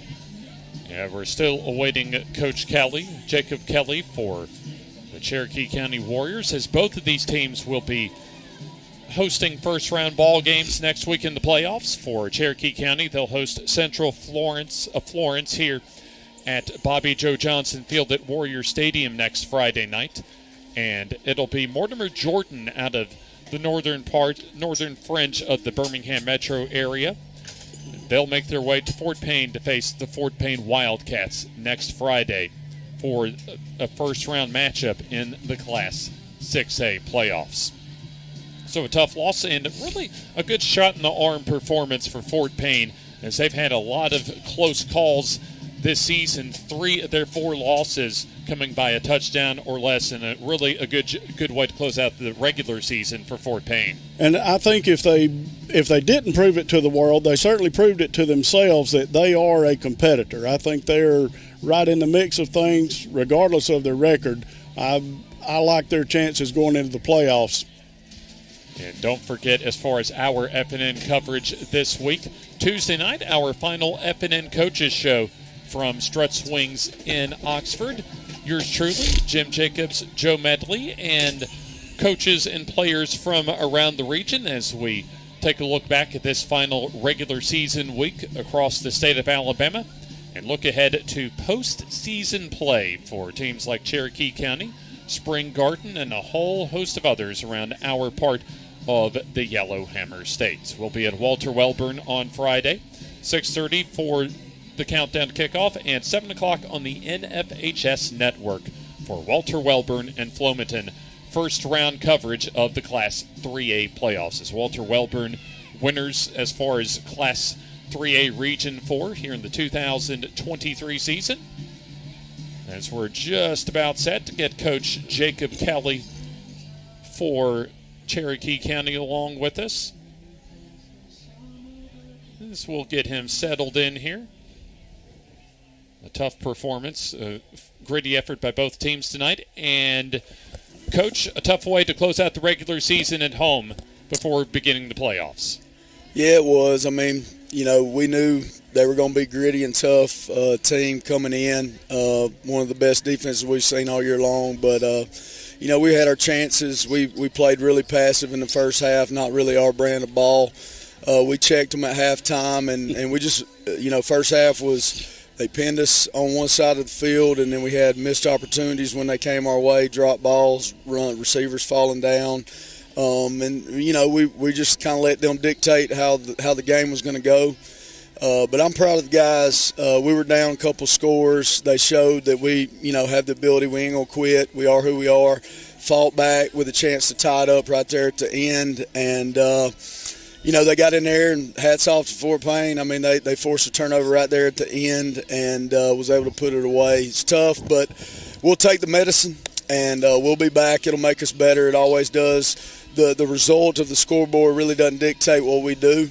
Unless we're out of it completely, we're still going to prepare the right way and show up and go to work. And so we'll look at the film, and we'll – that's a good front seven on defense. That's a good offense. They've scored a lot of points going into the playoffs and being relatively healthy.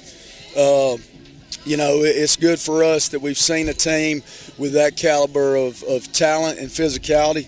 And so, like I said, we'll use it in our advantage in the end. And so what did you tell your team as far as after the game going in to the postseason next week? Well, we hadn't talked yet. Gotcha. So one more thing. Talk about your quarterback, Carson Tittle. He made some big throws, especially in that fourth quarter and really throughout the game. Yeah, I mean, he was on early on. We had a couple of drop passes that would have been big, and I thought he did a great job of running the football when he was called and just staying in there and getting us back in it. We had to throw the ball a little bit to get back in it, and he was spot on and very accurate and took some poise in there. The hit came from the blind side, so he had no idea what was coming up. And, he was big for us tonight and kind of showed that we can do other things other than run the football. So he did a good job for us tonight. It just didn't go our way. Coach, we'll let you go. Thanks for joining us, and good luck in the postseason. Appreciate it. Thank y'all. Coach Jacob Kelly for Cherokee County joins us. And before we go, Scott, your final thoughts on the regular season finale. Well, it was just a great game. I was glad to see I didn't see any players that got hurt. That's always a big concern going into the playoffs when you play one of these games that you don't know whether you're going to go all out. Both teams went all out. It was a great game for the fans. Both teams learned a lot from it, and thankfully nobody got hurt, seemingly, going into the playoffs. We certainly wish our man Eddie Bullock a speedy recovery, a job well done. Scott pinch hitting for us tonight, and a job well done. Jim Jacobs and the rest of our FNN crew. Be sure to stay tuned later on as far as the Bucks Island Scoreboard Show to conclude the regular season coverage here on the FNN High School Football Game of the Week. One more time, your final score, Fort Payne 21 and Cherokee County 14.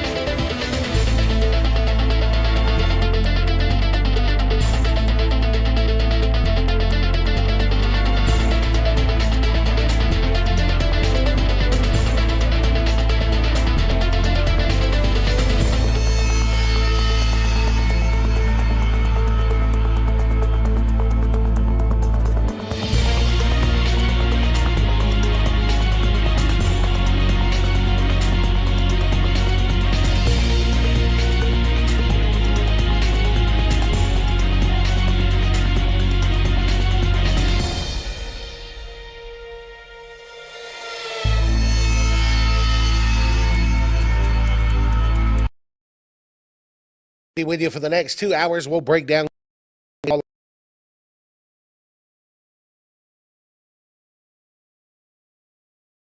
It's game day, and from all of us at Bucks Island, from the Loft Tackle Store, from the team in service, from the team in parts, from the sales team, from the Bucks Island family, good luck and go get 'em, boys. Treating our customers the way we want to be treated since 1948. BucksIsland.com or call 1-800-I'm-READY. Let our team help you win on the water. Get the look of summer year-round at Sunkissed Tanning in Alexandria. Life's an adventure. Adjust as you go. It's the time of year when your schedule is busier than ever. You'll find level 4 bronzing beds, spray tanning, or a tanning booth to meet all your tanning needs. Refer 3 friends and get a free visit. With school back in, maintain your summer color with a full line of enhancer lotions. You'll also find extended hours during the season. Call 256-403-6014 or follow us on Instagram and Facebook for special offers. Sunkissed Tanning, Suite E in the shopping center next to Foodland in Alexandria.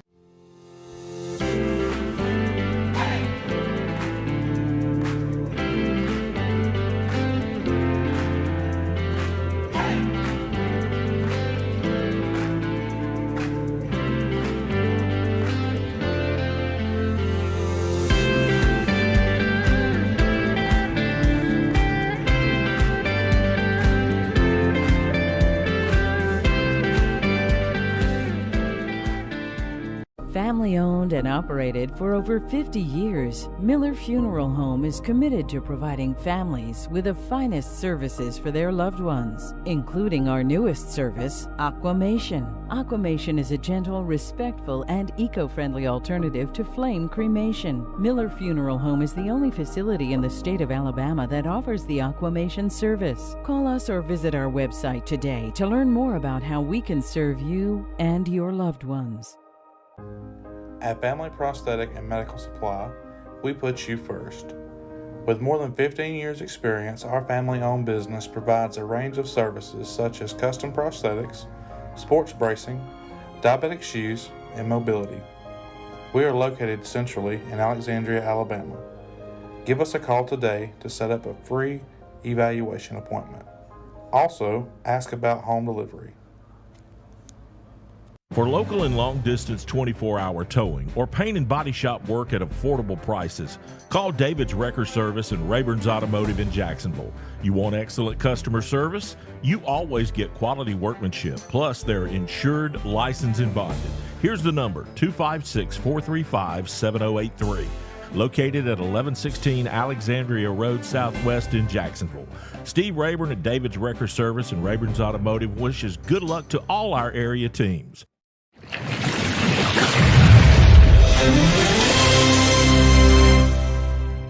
Smith Station 49-8. Number 6 Vestavia Hills defeated number 9 Helena in 6A 44-0. That one actually on Thursday. Number 7 Enterprise defeated Percy Julian 55-13. Number 8 Baker over number 6 in 6A Mountain Brook 37-28. That one on Thursday as well. Number 9 and number 10 Hewitt Trussville and Austin both had the week off.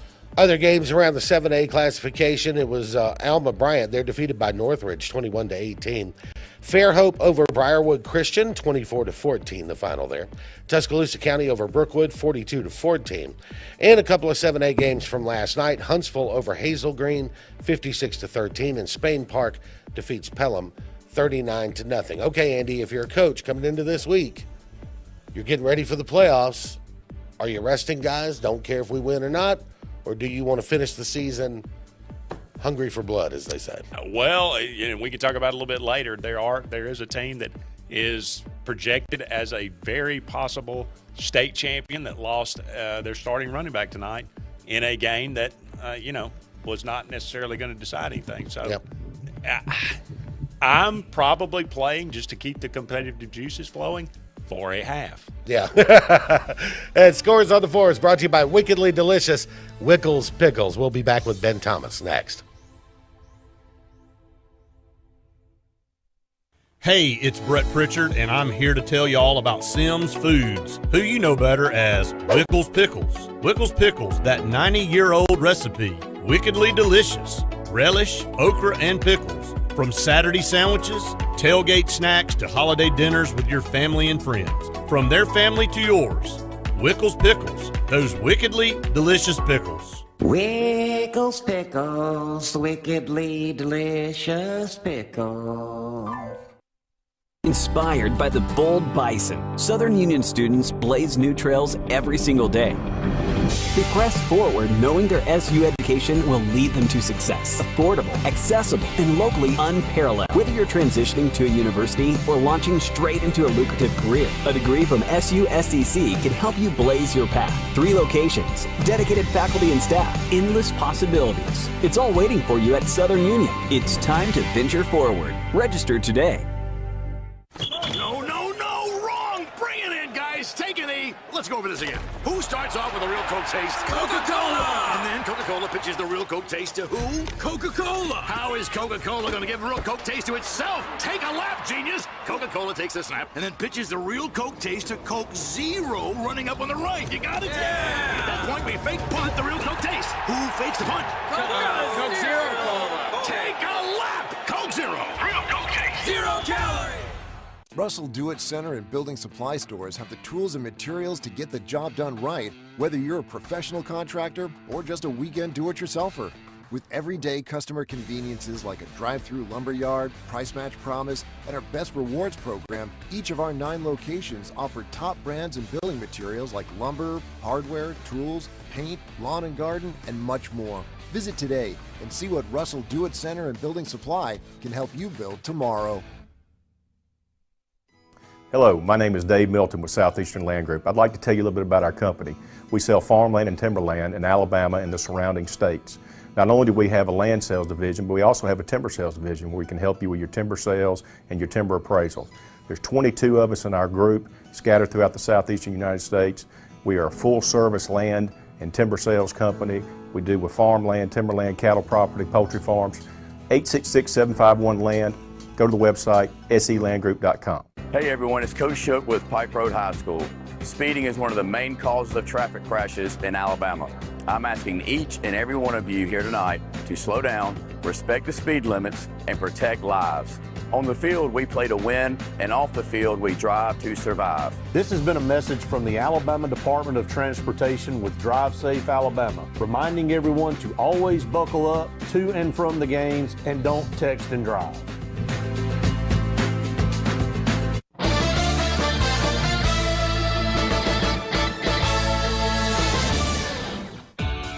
It's time for Inside the AHSAA with AL.com's Ben Thomas on the AHSAA Radio Network Scoreboard Show. Brought to you by the Alabama Department of Transportation, who reminds you to drive safe and buckle up, Alabama. And on the line with us right now is Ben Thomas. He writes about high school sports for AL.com. Region games kind of few and far between as we head into this week. And then we get off the field news once again breaking in. It is that time of year. Opelika has decided to make a change at the head coach. Yeah, Eric Speakman out as of Thursday morning after 6 years as head coach, but 24 years overall at the school. I mean, he's been an Opelika mainstay basically his whole high school coaching career. He started out on Terry Curtis's staff at UMS Wright, his first staff in 1999, and then Vince McCracken hired him at Opelika. He's been there ever since. So 24 years overall at Opelika. They informed him on Thursday morning that he would not be retained. He wanted to make sure we knew that he did not quit. He didn't want to be seen as quitting on the team. Good guy, Eric Speakman, and been pretty successful. They were in his first 4 years as the head coach. They were in 6A. They went to the quarterfinals 3 times and the semifinals once. So they were very successful. They were bumped up to 7A in the last reclass, and that's been tough for them. They've missed the playoffs the last 2 years, 4 and 6 this year. There's some reasons for that. One of his best players was involved in that Dadeville shooting, that highly publicized shooting a while ago, and obviously that he lived, but was very limited, obviously, this year in what he could do. So, hate it for him. I mean, we'll see where he goes next, but obviously good long run there at Opelika, and he was surprised to hear the news. I know. The region that Opelika is in, and again, you mentioned them getting bumped up to 7A. There may not be a tougher region anywhere in the state than that one. Yes, especially in 7A. I mean, I think everybody the Birmingham region has been unbelievably brutal for the last couple of years, but it's kind of been Thompson and Hoover and Hewitt-Trussville, and this year particularly, it looks a little bit weaker. I think the region. If you're Region 2 you're talking about in 7A, I think it's a little bit deeper. I mean, I think even you got 5 teams that are pretty good. I mean, obviously you got the number 1 team in the state, Central Phoenix City, going to their final game tonight, and then you got Auburn, Enterprise, and Dothan all at 7-2 and 5-2 in the region. So, we're going to decide tonight what the seeding is there. Those teams are all in the playoffs, but who's going to be at home, who's going to be on the road, and then Opelika. They had a good team. Roman Gagliano is a good quarterback. He's going to be in the Alabama-Mississippi game. They played some really close games. They played Central Phoenix City as close as anybody. In fact, I think it was 21-18 late in the game, and then Central scored late and beat them 28-18. So it's not like they've been that far away. They lost to Auburn 31-30, if you remember, a couple of weeks ago. They had that game, led the whole game in that one before Auburn came back and beat them, I believe, on the final play, or certainly in the final second. So it wasn't like they were a terrible team. They just had some bad luck, and like you said, they're in a really tough region that may well include the state champion. We'll have to see about that in a few weeks. Yeah, the region was tough enough already with Central and Auburn in it, but then the Dothan and Enterprise emergence over these last couple of years has really, I don't know how much of a surprise it's been, but you've seen both of those schools really come to life in their football programs last 2 or 3 years. They have. Ben Blackman left Spanish Fort, won a state championship at Spanish Fort, and left to take over that Enterprise program. Know him well. He's a very good football coach. And then Dothan High, the fact that Jed Kennedy is the coach there now at Dothan has been able to get those kids together and some new faces in the playoffs.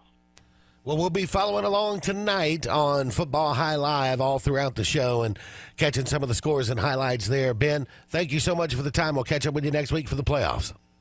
Sounds good, JJ. Have a good weekend. This has been Inside the AHSAA with Ben Thomas of AL.com, brought to you by the Alabama Department of Transportation, who reminds you to drive safe and buckle up, Alabama. Tough situations sometimes when you have a guy who's a long-time 18-year assistant at a particular school, gets the head coaching job. He's there for 6 years, and not criticizing Opelika's decision. It's their decision who they want to be their head coach, certainly. But it is a tough situation. Saw that at a school here in our local area not too long ago. Long-time assistant gets the head coaching job. Sometimes it doesn't work out. Scores on the Fours is next, brought to you by Wickedly Delicious Wickles Pickles. Andy, take us through that 6A top 10. Number 1 Saraland dropped 70 tonight on the road at McGill-Tulane. They win that one 70-27. Number 2 and number 3, Clay Chalkville and Hillcrest Tuscaloosa both had the week off. Number 4, Muscle Shoals defeated 7A Sparkman 48-7. Number 5, Parker was off as well. Number 6, Mountain Brook was upset by number 8 in 7A Baker 37-28. Number 7, Hartselle over 7A Bob Jones 35-21. Number 8, Oxford defeated number 7 in 4A Jacksonville 36-7. Number 9 Helena upset by number 6 and 7A Vestavia Hills. I wouldn't call that an upset. 44-0. Well, they were upset. Yeah, they were upset about it. Yeah. But they were upset for sure. And number 10 Spanish Ford was Island. Some other 6A scores. Murphy's defeated by Blunt 26-6. It was St. Paul's. They go down to Theodore 20-10. Pike Road over Booker T. Washington 22-16. That was the score in the fourth. Don't have that confirmed as a final just yet. Jackson Olin is defeated by 7A Foley 38-26. It was Woodlawn over Shelby County 26-19. AP Brewer over Danville 56-14. Buckhorn over Grissom 17-13. That game on Thursday night. And then here's a slew of Thursday night scores for you. Homewood 38-14 over Jasper. Hueytown 47-28 over Gardendale. McAdory over Calera 35-31. Minor over Stanhope 28-21. Russell County over Greenville 75-43. And Woodlawn over Shelby County 26-19. We'll be right back. Stay with us. The Alex City Parks and Rec Department serves the residents of Alexander City with quality facilities and programs designed to positively affect the lives of the citizens. From youth sports programs to adult activities and our senior center, the Alex City Parks and Rec offers services for all ages. The Cooper Rec Center, Lake Winds Golf Course, and the Senior Activity Center are just some of the great features the Alex City Parks and Rec Department provides for the people of Alex City. For more information on any of our programs, call 256-329-6736. Have you stopped by Lifesavers Mission Thrift Store lately? If you haven't, you should. You'll find great pieces for your favorite do-it-yourself project. Lightly used name brand clothing by Free People, North Face, Matilda Jane, Patagonia, and a whole lot more. And while you're there, don't miss the shoes, decorative pieces, classic and new books, and Auburn and Alabama gear that won't cost you a fortune. So stop and shop at Lifesavers Mission Thrift Store today for a unique thrift experience that won't break the budget. Lifesavers Mission Thrift, located on East University behind Zaxby's. Serving East Central Alabama since 2005, we are Coosa Valley Respiratory and Home Medical of Sylacauga. Coosa Valley Respiratory has medical equipment and supplies, including oxygen to home ventilation services. We carry a full line of bracing, power chairs, scooters, and more. And when you trust Coosa Valley Respiratory, you are dealing with local people that care about your well-being. Providing quality home care for our community, Coosa Valley Respiratory and Home Medical, 201 West Fort William, Sylacauga. Give us a call at 256-245-1411. Lake Area Realty specializes in Lake Martin real estate. They can help simplify your next real estate purchase or sell and have helped many home buyers and sellers through the area buy and sell real estate with precision. Lake Area Realty utilizes powerful marketing tools and knowledge of the lake to help you with your next move. Call your local hometown agency today. Lake Area Realty at 256-825-4800. That's 256-825-4800. Lake Area Realty, helping you find your way home. Did you know that Patterson Truck Parts offers 24-hour record and recovery, and it doesn't matter how big or how small the vehicle is? From a compact car to an 18-wheeler, Patterson Truck Parts has you covered, no matter what your moving need is, even if you need to move a storage building. Be sure to call on Patterson Towing. That's Patterson Towing, a division of Patterson Truck Parts. If you need a tow, big or small, call Patterson Towing at 256-234-3981. That's 256-234-3981. $500 over invoice now at Tony Sarah Ford. Every new Ford on the lot, $500 over invoice when you trade and finance with Tony Sarah Ford, plus 3.9% financing for 72 months. Save thousands on new F-150s and more, all backed by Sarah's lifetime warranty. No charge. Every new Ford, $500 over invoice at Tony Sarah Ford. In Sylacauga, TonySarahFord.com.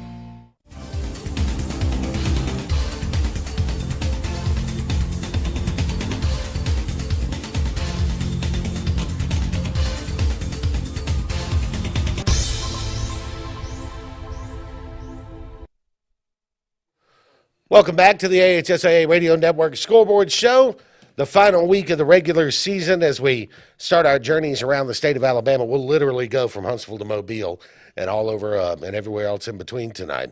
Our first guest on the Southeastern Land Group Hotline is Grady Sapp, WD&G in Anniston, where he does play-by-play for the Jacksonville Golden Eagles.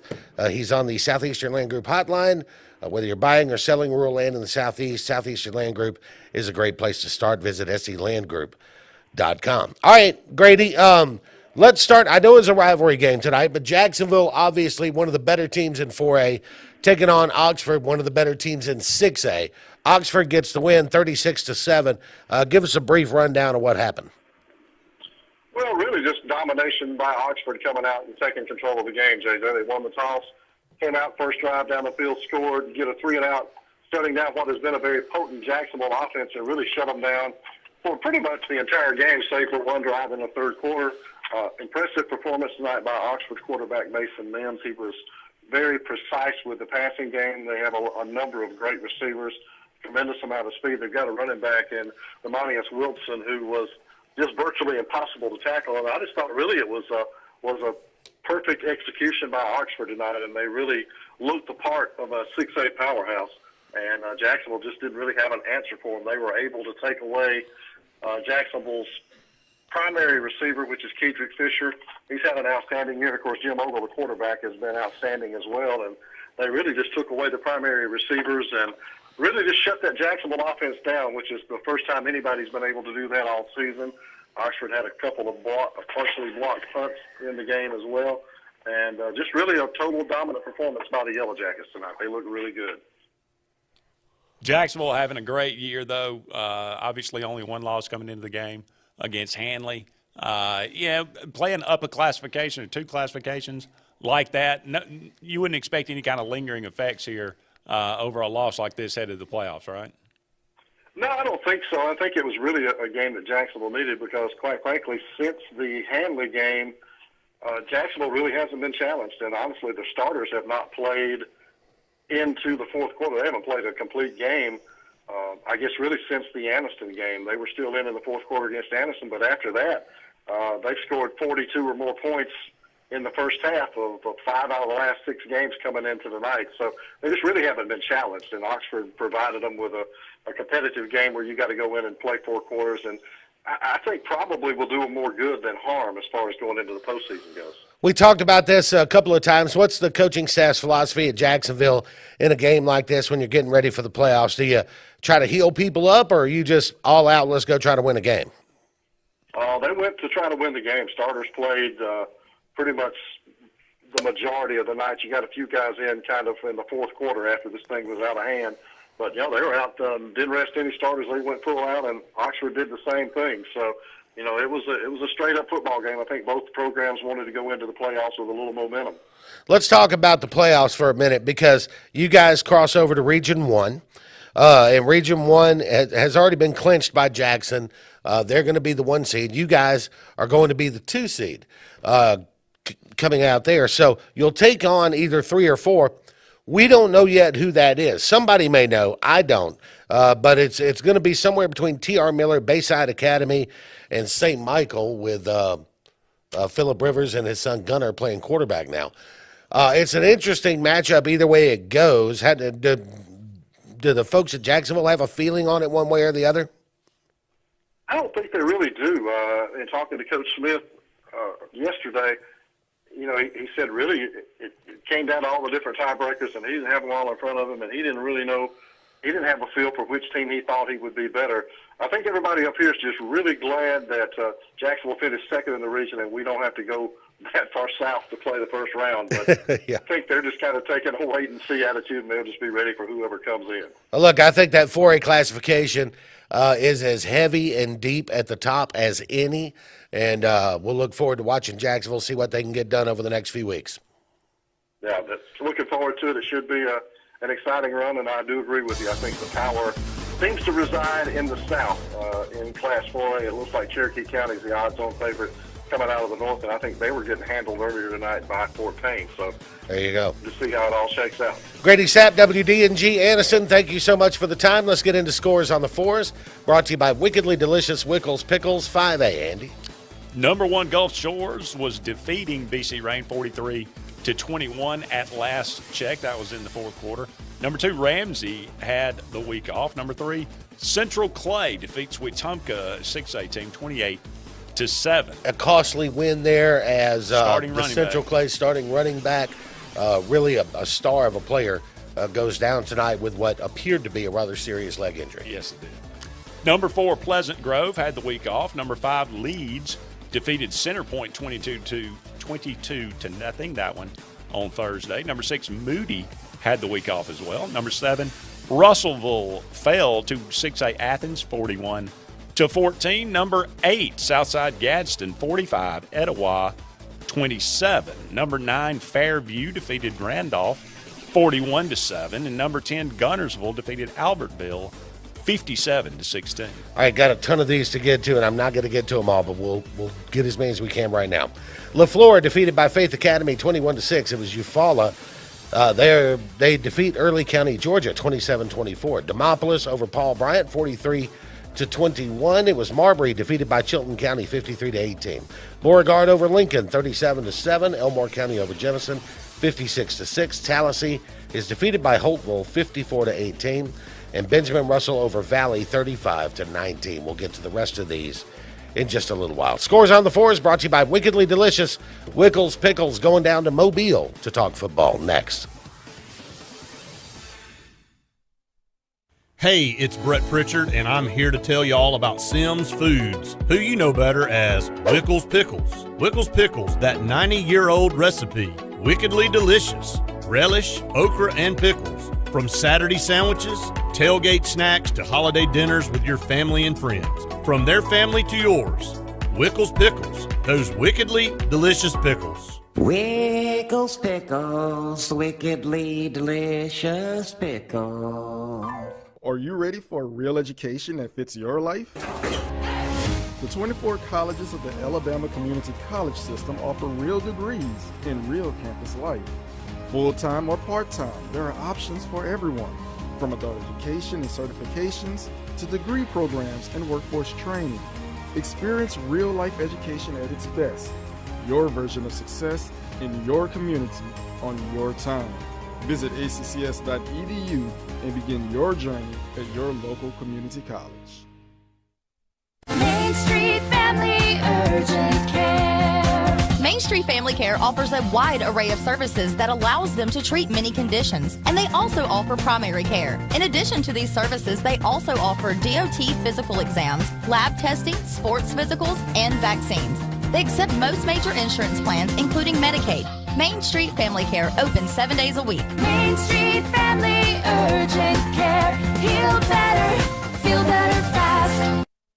Alabama Power first generated hydro energy in 1914 at Lay Dam, harnessing the power of water to bring electricity to our state. Today, more than a century later, Lay Dam is one of 14 Alabama Power hydro plants that provides Alabamians clean, reliable, affordable energy with zero emissions. And it's one more way we're helping elevate Alabama. The taste of the South starts out here. However you roll into work, you can bring the flavor with Jack's Breakfast Catering. Huge scratch-made buttermilk biscuits and hearty breakfast sandwiches, mixed or matched, starting at just $15. Don't forget to add delicious fresh ground Royal Cup coffee and classic breakfast sides, because great work starts with great breakfast. Breakfast catering starting at $15 from Jack's. All about the South. 76% of nurses say they went into the profession because they wanted to help patients. No matter the reason you decided to become a nurse, you have all the tools needed to advance your degree at Jacksonville State University. Our Master's in Nursing program is now offered fully online and can be completed in less than 2 years. You can customize a flexible course schedule so you can receive your advanced education degree all while working on the front line. JSU Nursing, your opportunity to advance your career and serve your community. It's time for the AHSAA Radio Network Scoreboard Show, Players of the Week, recognizing outstanding performances on the gridiron. Brought to you by Main Street Family Care. This week's AHSAA Radio Network Scoreboard Show Player of the Week is Randolph Jr. Graham Beatty, who ran for 193 yards and scored all 4 touchdowns in the Raiders' 28-24 win at Priceville. Beatty ran for 3 touchdowns and then caught a 31-yard pass in the win, as Randolph improved to 6-3 and 6-1 in Class 4A Region 8 play. Congratulations, Randolph Jr. Graham Beatty. This week's AHSAA Radio Network Scoreboard Show, Player of the Week. And that's this week's AHSAA Radio Network Scoreboard Show, Players of the Week.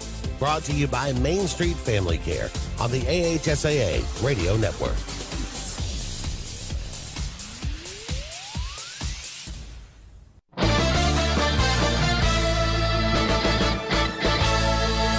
Welcome back to the AHSAA Radio Network Scoreboard Show. As we go back now to the Southeastern Land Group Hotline, we're going to talk to Corey LeBounty, WNSP Radio in Mobile, where he does the afternoon show there and also does some work with us here at the AHSAA Radio Network. Corey, how you doing?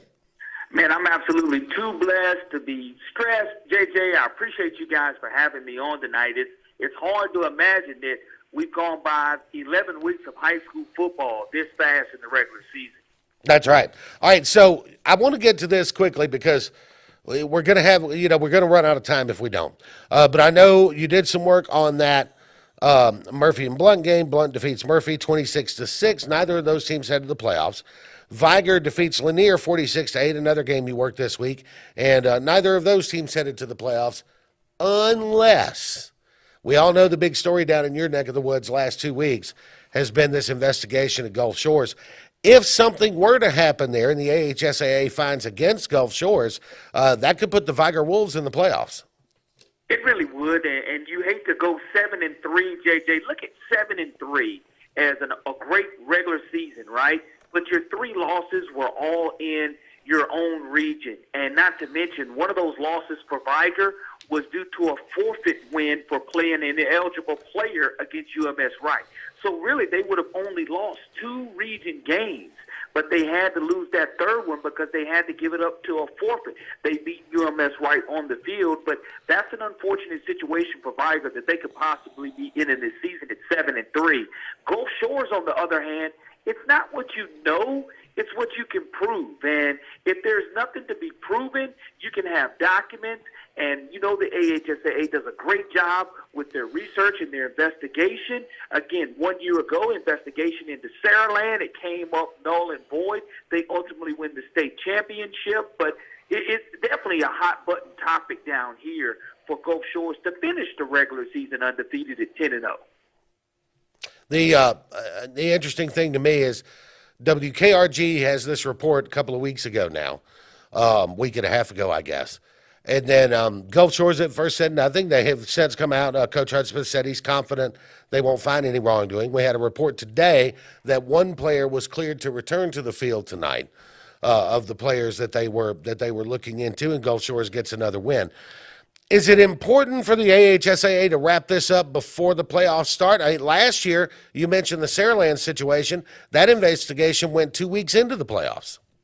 Yeah, and I don't think there'll be anything different than this. I mean, you've already cleared the one player. It can't be one player at a time. The coaches meet in Montgomery tomorrow. And what if you're Marcus Cook, who is the head football coach at Viger, do you go ahead and you go up to that meeting anyway, hoping that and not knowing whether you're going to be in or out, waiting on a ruling, because it's not really fair for your players to have a short week of practice. You want to give them the best opportunity to win a state championship, and proper preparation prevents poor performance. So if you get that in order, you need enough days to prepare just like everyone else has and knows their opponent. So I really don't think anything's going to change, to be honest with you, at this point in time, JJ. Well, it'll be an interesting situation to watch, no doubt, and I know it's a big topic down there. Corey LeBounty is with us, WNSP Radio in Mobile. Catch him from 3 to 6 in the afternoon. You have a great weekend, man. You do the same. Always great talking with you. All right. Corey, always good to come on and talk about it. And look, it's a sensitive subject. You don't want any kid to lose an opportunity in the playoffs. On either side, at either school, right? Gulf Shores or Viger, right? Either one.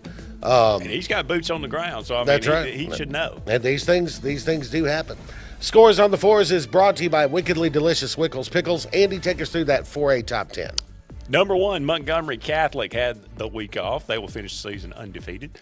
Number 2, Cherokee County falls to Fort Payne in 6A, 21-14. Number 3, Jackson defeats Davidson, a 7A team, 45-14. That one actually on Thursday. Number 4, Andalusia had the week off. Number 5, West Morgan defeats Haleyville 42-12. Number 6, Handley had the week off. Number 7, Jackson falls to number 8 Oxford in 6A, 36-7. Number 8 and number 9 Bibb County and Adironda both had the week off. And finally, number 10 Corner defeats Hayden in 5A, 40-13. That one on Thursday. Other 4A scores, Orange Beach and Fort Walton, Florida. Don't have a score on that one right now. Satsuma over Chickasaw, 47-32. Sipsey Valley over Northside, 49-14. White Plains defeated by Westbrook Christian, 46-16.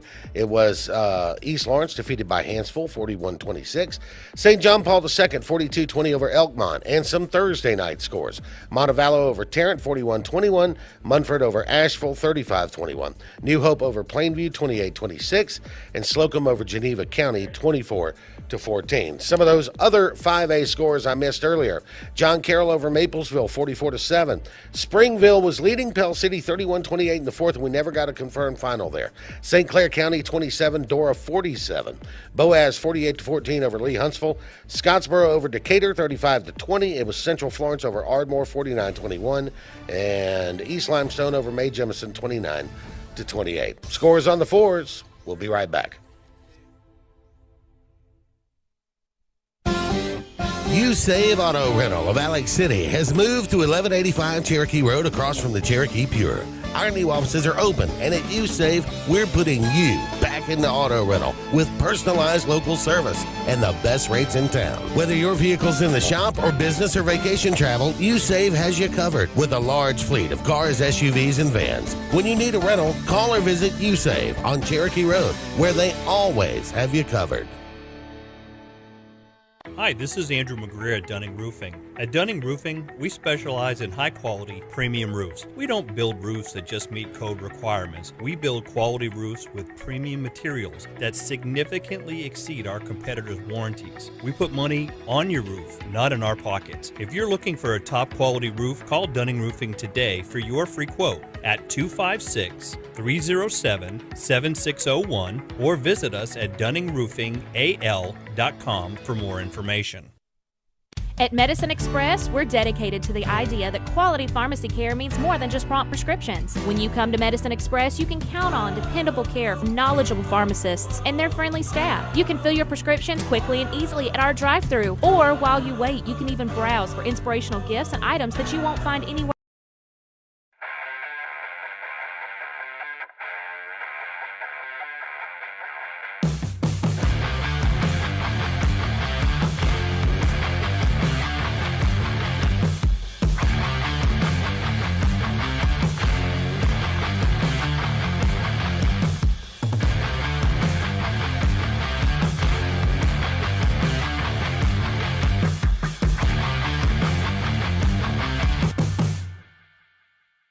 In Alabama, school spirit is in the air on Friday nights. At Farmers and Merchants Bank, we're giving our customers the opportunity to show their school spirit every day with our new Spirit debit card. We've designed a unique card for every Calhoun County school that includes the school's logo. So every time you use the card, you're showing your school spirit. Come in and get your school spirit debit card today. We've got spirit at FNN Bank. Service, solutions, and strength. Member FDIC and equal housing lender. Hey, this is Kayla Tenney with Really Real Real Estate, serving Calhoun and surrounding areas.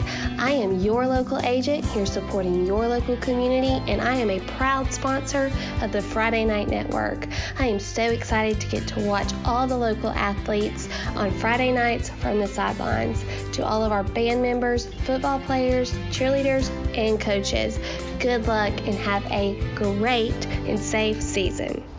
Your neighborhood Grub Mart is your one-stop shop for everything you need when you're on the go. Grub Mart features the best prices on Coke and Pepsi products and is the home to the 99-cent bag of ice every day. And Grub Mart is your exclusive home for the popcorn bucket. Purchase yours for only $5.99, then bring it for free refills throughout the year. And save every day with your Grub Mart Super Saver card. When you're on the go, it's good to know Grub Mart has everything you need. Gas, diesel, and delicious Oleo donuts. In business over 78 years, visit your local Grub Mart today.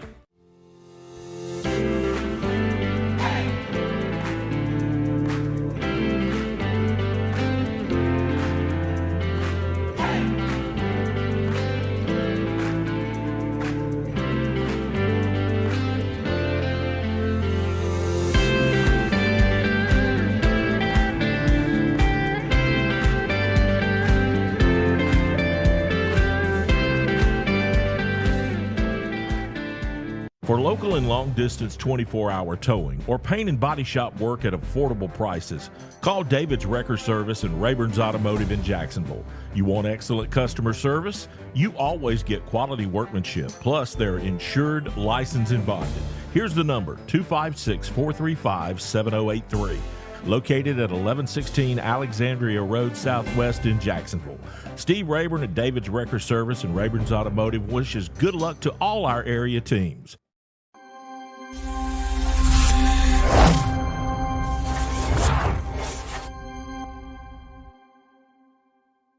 The tools needed to advance your degree at Jacksonville State University.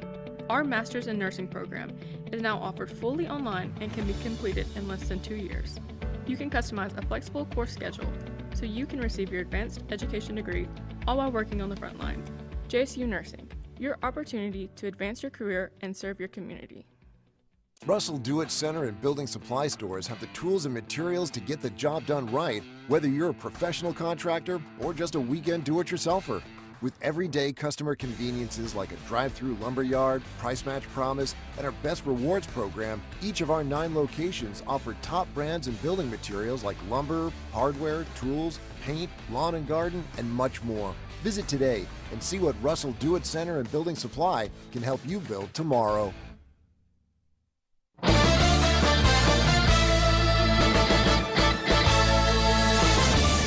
Welcome back to the AHSAA Radio Network. We've arrived at our Game of the Week segment here, where we kind of, and normally we sort of have a couple of games that we're looking at because they're, big things on the line and this sort of thing. And this is not one of those weeks. You know what I mean, Andy? So I'm going to go a little different with you here, and I want to see what you think about this.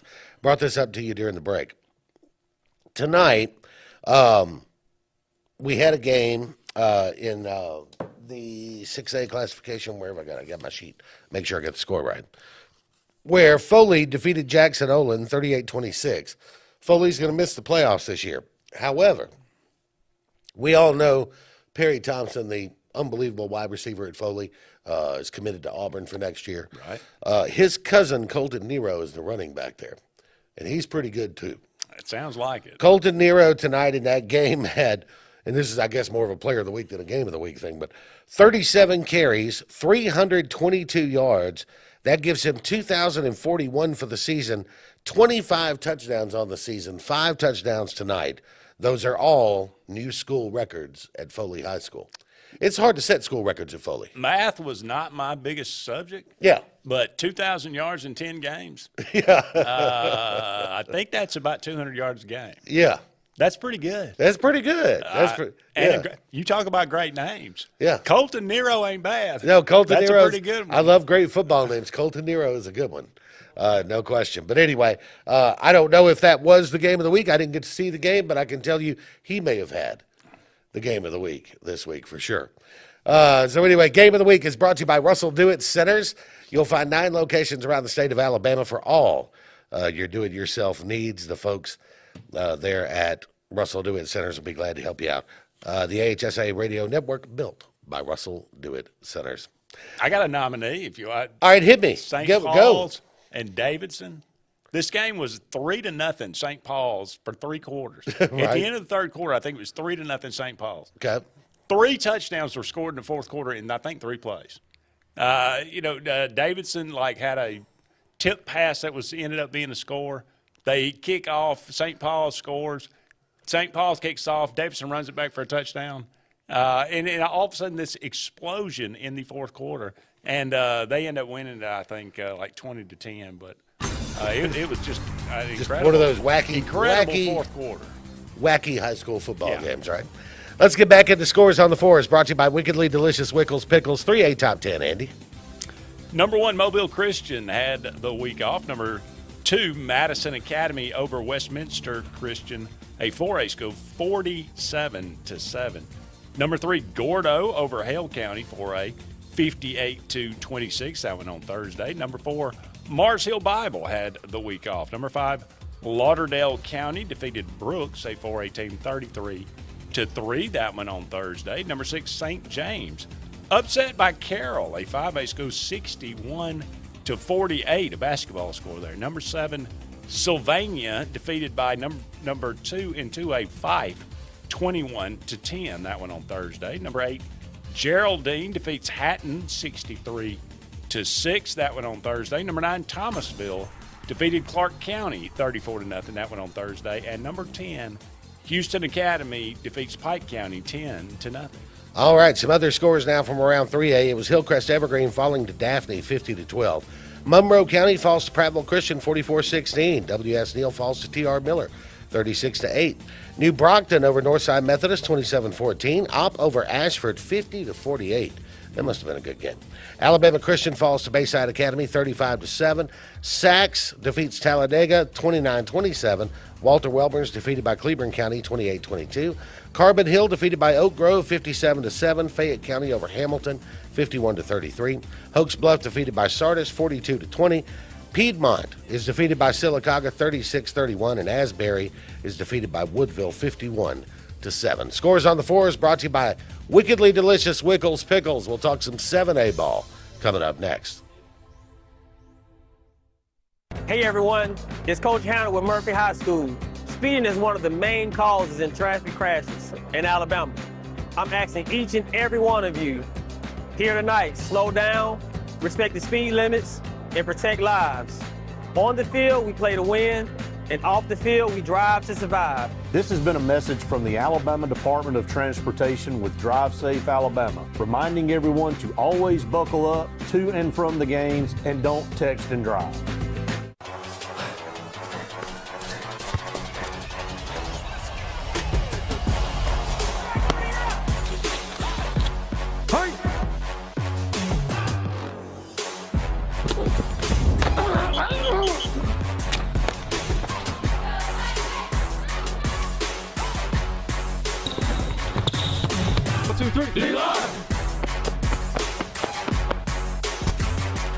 Encore Sports Medicine. Main Street Family Urgent Care. Main Street Family Care offers a wide array of services that allows them to treat many conditions, and they also offer primary care. In addition to these services, they also offer DOT physical exams, lab testing, sports physicals, and vaccines. They accept most major insurance plans, including Medicaid. Main Street Family Care opens 7 days a week. Main Street Family Urgent Care. Heal better, feel better fast. Inspired by the bold bison, Southern Union students blaze new trails every single day. They press forward knowing their SU education will lead them to success. Affordable, accessible, and locally unparalleled. Whether you're transitioning to a university or launching straight into a lucrative career, a degree from SU SDC can help you blaze your path. 3 locations, dedicated faculty and staff, endless possibilities. It's all waiting for you at Southern Union. It's time to venture forward. Register today.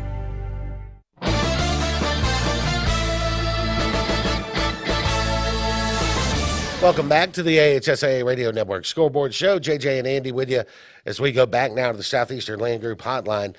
Before we do, let me remind you of this. If you want to catch all the brackets and get caught up on where everybody's going, they're going to do the bracket show tomorrow morning, 9 a.m. to 11 a.m. on WOTM TV, live from the playoff meeting in Montgomery. So all the questions will be answered tomorrow morning.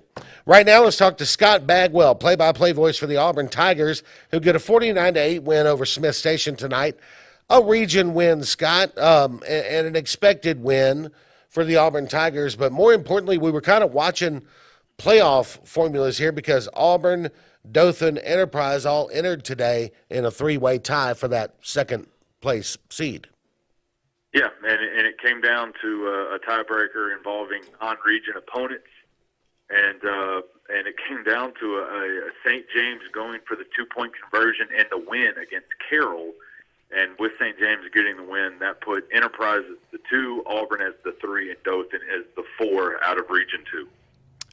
The Auburn Tigers finished the season 8-2. Another great year. What's the mindset of this team headed to the playoffs? Mindset is basically play our game and give ourselves a chance. You know, against Enterprise, Auburn turns the ball over 5 times and loses that one at the buzzer. 17-16, and then against Central, Cam Coleman put on a show for the ages in that one, and won that game. Auburn's going to have to run the ball, and Auburn's going to have to play good defense. But Auburn feels like they're playing some of their best football of the year. Jackson Kilgore is back. He's back from injury after getting hurt in that Enterprise game. And they have kind of a two-headed quarterback monster with two different systems that they feel really good about going into the playoffs. Headed to take on Baker on the road, first round of the playoffs. Obviously, no team anywhere in the state, I think, looks forward to going down to Mobile to play a first-round playoff game. But tell us, do you know anything at all about Baker, or is that going to be your study project for the weekend? I'll look at them a little bit more, but I know they got a really good quarterback. They got a couple of good receivers. I know the quarterback, I believe, is committed to Mississippi State. Receiver committed to Auburn. And they just had a big-time come-from-behind victory against Mountain Brook last night. So that's a team that feels good heading into the playoffs. I think there's a lot of teams in 7A that feel like they're playing pretty good football heading into the playoffs. But it should be a whole lot of fun to watch to see who comes out of the North and the South. So interesting. Look, we had this conversation early in the show with Ben Thomas from AL.com. It goes in cycles when, certain regions are stronger. It's certainly when we first started doing this show 12 years ago, Region 1 down there at the time was 6A. But Region 1 was the stronger. You look at the Birmingham region the last few years. But now I think when you look at the emergence of Dothan and Enterprise, and you look at how good Central Phoenix City and Auburn have been every year, you look at Opelika, you guys know you beat them by one. That's a good football team, and they're out of the playoffs and changing head coaches now. It's a brutal region. When I look at that and I go, wait a minute, Dothan's a 4, Auburn's a 3. It'll take your breath away when you think about the difficulty of that region.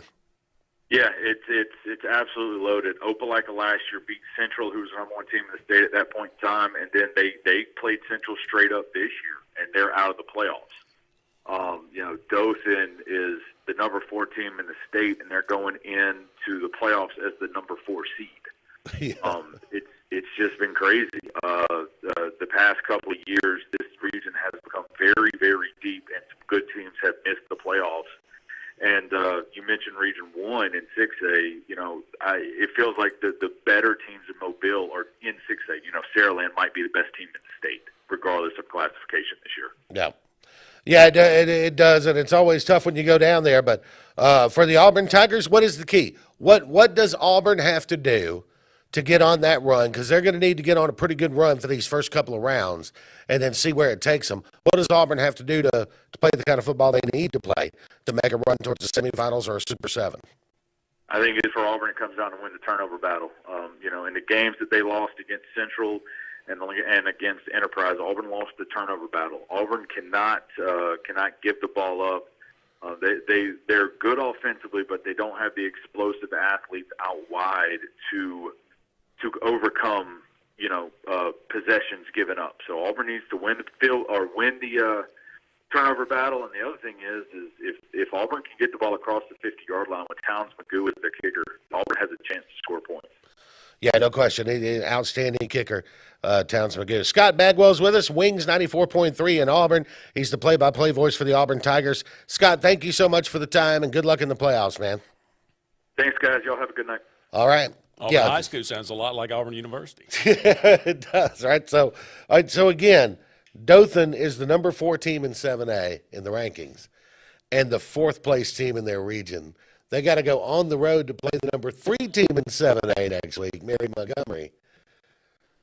Crazy. It's good and bad. I mean, obviously you're battle-tested going into the playoffs in such a tough region, but the problem is you may not make the playoffs. Yeah, you may not make it, or you may be traveling down to play Mary Montgomery in the first round, or Baker or somebody.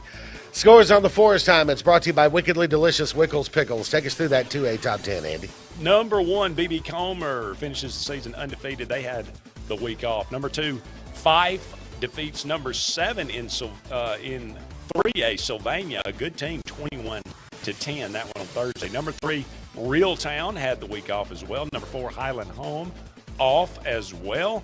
Number 5, Pisgah over North Jackson, 50 to 24. Number 6 Cottonwood defeated by Headland, a 5A team, 42 to 26. That one on Thursday. Number 7 Locust Sport had the week off. Number 8 Sullivan defeated by 3A Colbert County, 38 to 34. Number 4 Goshen was idle. Number 10 Tuscaloosa Academy defeats 4A Holt, 39 to 16. Some other 2A scores for you. Jay Florida beats JU Blackshear 41-14. It was Wicksburg over Dadeville 28-22. Patala Charter out of Georgia defeats Barber County 54-8. Horseshoe Bend defeats Beulah tonight 19-10. Central Coosa over Otagoville 58-34. Fayetteville over Holy Spirit 47-0. Ranburne defeated by Randolph County 49-21. Sullivan defeated by Colbert County 38-34. Cleveland defeated by Susan Moore 31-6. Gaston defeated by Brindley Mountain 28-14. West End defeated by Glencoe 48-28. North Sand Mountain defeated by Douglas 56-26. Whitesburg Christian over Tharptown 44-0. Falkville is defeated by Winston County 27-6. Lexington defeated by Rogers 29-26. Collinsville defeats Valley Head 27-22. And Weaver over Pleasant Valley 47-0. That scores on the 4s. We'll be back and talk about last night's TV game of the week. Coming up next. Lay your best to rest. God the best. Lewis Pest Control. Lewis Pest Control is now serving Alexander City and the entire Lake Martin area. They've been family owned and operated for over 60 years. Whether it's residential, commercial, or industrial, Lewis has environmentally safe products for all your pest control needs. Lewis Pest Control. Lay your best to rest. God the best. Lewis Pest Control. Since 1908, many talented tradesmen and women have proudly represented the Dixie Electric Plumbing and Air name. We're grateful for their commitment to excellence, always providing our clients with quality work that we're glad to guarantee with 100% satisfaction. No matter the problem, the Dixie Electric team is here for you, serving the Montgomery and Auburn areas. Thank you for choosing a locally owned company. For more information, go to calldixie.com. Call Dixie and it's done. Hi, this is Brian Weiss with Weiss Motors. With our all-star lineup of Dodge trucks, Jeep, SUVs, and Chrysler cars, we offer the area a team dedicated to making your next vehicle purchase a positive experience. Our sales team offers competitive pricing, and we back up all sales with a service department second to none. Weiss Motors also offers the area's best selection of pre-owned vehicles. Visit Weiss. It's game day, and from all of us at Bucks Island, From the Loft Tackle Store. From the team in service. from the team in parts, From the sales team. From the Bucks Island family, good luck and go get 'em, boys. Treating our customers the way we want to be treated since 1948. BucksIsland.com or call 1-800-I'm-READY. Let our team help you win on the water. Get the look of summer year-round at Sunkissed Tanning in Alexandria. Life's an adventure. Adjust as you go. It's the time of year when your schedule is busier than ever. You'll find level 4 bronzing beds, spray tanning, or a tanning booth to meet all your tanning needs. Refer 3 friends and get a free visit. With school back in, maintain your summer color with a full line of enhancer lotions. You'll also find extended hours during the season. Call 256-403-6014 or follow us on Instagram and Facebook for special offers. Sunkissed Tanning, Suite E in the shopping center next to Foodland in Alexandria. At Family Prosthetic and Medical Supply, we put you first. With more than 15 years experience, our family-owned business provides a range of services such as custom prosthetics, sports bracing, diabetic shoes, and mobility. We are located centrally in Alexandria, Alabama. Give us a call today to set up a free evaluation appointment. Also, ask about home delivery. Hey, this is Kayla Tenney with Really Real Real Estate, serving Calhoun and surrounding areas.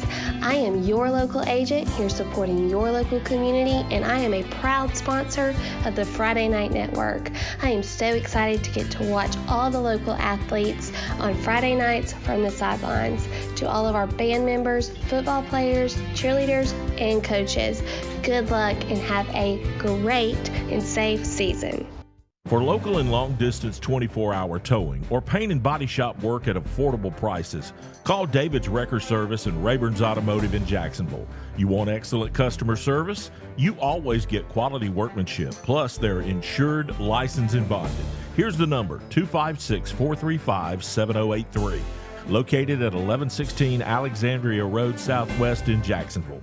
Steve Rayburn at David's Wrecker Service and Rayburn's Automotive wishes good luck to all our area teams. The Calhoun County Commission, made up of Fred Wilson, Danny Shears, Carolyn Henderson, Terry Howell, and Lee Patterson, ask you to take a look at what Calhoun County has to offer. Our beautiful parks, neighborhoods, recreational facilities, historic sites, and museums. Our citizens enjoy a high quality of life and strongly support the arts. If you're considering expanding or starting a new business, take a look at Calhoun County. You'll be glad you did.